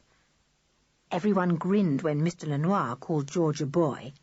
He never seemed to realize she was a girl. She grinned too. She wasn't going to tell him she wasn't a boy. "You'll never see him," she said joyfully. "I'll keep him right out of your way. Thank you very much. It's awfully good of you." The inspector liked Timmy too. He looked at him and nodded across to George. "When you want to get rid of him, sell him to me," he said. "We could do with a dog like that in our police force. Soon round up the smugglers for us." George didn't even bother to reply. As if she would ever sell Timmy, or let him go into the police force. All the same, the inspector had to call on Timmy for help before long. When the next day came, and no one had found Mr. Barling and his companions in the maze of tunnels, and they hadn't turned up anywhere, the inspector asked George if she would let Timmy go down into the tunnels and hunt them out. "Can't leave them there, lost and starving," he said. "Bad as they are, we'll have to rescue them. Timmy is the only one who can find them." That was true, of course. So Timmy once more went underground into the hill and hunted for his enemies. He found them after a while, lost in the maze of passages, hungry and thirsty, in pain and frightened. He took them, like sheep, to where the police waited for them, and after that Mr. Barling and his friends disappeared from public life for quite a long time. "The police must be glad to have got them at last," said Mr. Lenoir. "They have tried to stop this smuggling for a long time. They even suspected me at one time. Barling was a clever fellow, though I still think he was half mad. When Block found out my ideas about draining the marsh, Barling was afraid that once the mists and the marsh were gone, that would be the end of all his excitement. No more smuggling. No more waiting for his little ships to come creeping up in the fog. No more lines of men slipping across the secret ways of the marsh. No more signalling. No more hiding away of smuggled goods. Did you know that the police had found a cave full of them inside the hill?" It was an exciting adventure to talk about, now that it was all over. The children felt sorry about one thing, though. They were sorry that they had thought Mr. Lenoir so horrid. He was a strange man in many ways, but he could be kind and jolly, too. "Did you know we're leaving Smuggler's Top?" said Sooty. "Mother was so terribly upset when I disappeared that Father promised her he'd sell the place and leave Castaway if I came back safe and sound. Mother's thrilled." "So am I," said Mary Bell. "I don't like Smuggler's Top. It's so weird and secret and lonely." "Well, if it will make you all happy to leave it, I'm glad," said Julian. "But I like it. I think it's a lovely place, set on a hilltop like this, with mists at its foot, and secret ways all about it. I'll be sorry never to come here again if you leave." "So will I," said Dick, and Anne and George nodded. "It's an adventurous place," said George, patting Timmy. "Isn't it, Timmy? Do you like it, Timmy? Have you enjoyed your adventure here?" "Woof," said Timmy, and thumped his tail on the floor. Of course he had enjoyed himself. He always did, so long as George was anywhere about. "Well, now perhaps we'll have a nice, peaceful time," said Mary Bell. "I don't want any more adventures." "Ah, but we do," said the others. So, no doubt, they will get them. Adventures always come to the adventurous. There's no doubt about that. That was Five Go To Smugglers' Top by Enid Blyton. Read by Jan Francis. We do hope you've enjoyed listening to this Chivers Children's audiobook. For details of other Chivers recordings, please contact us, and we will be delighted to send you a catalogue listing all our titles, as well as information about our most recent releases. Our telephone number and address can be found on the box cover or catalogue.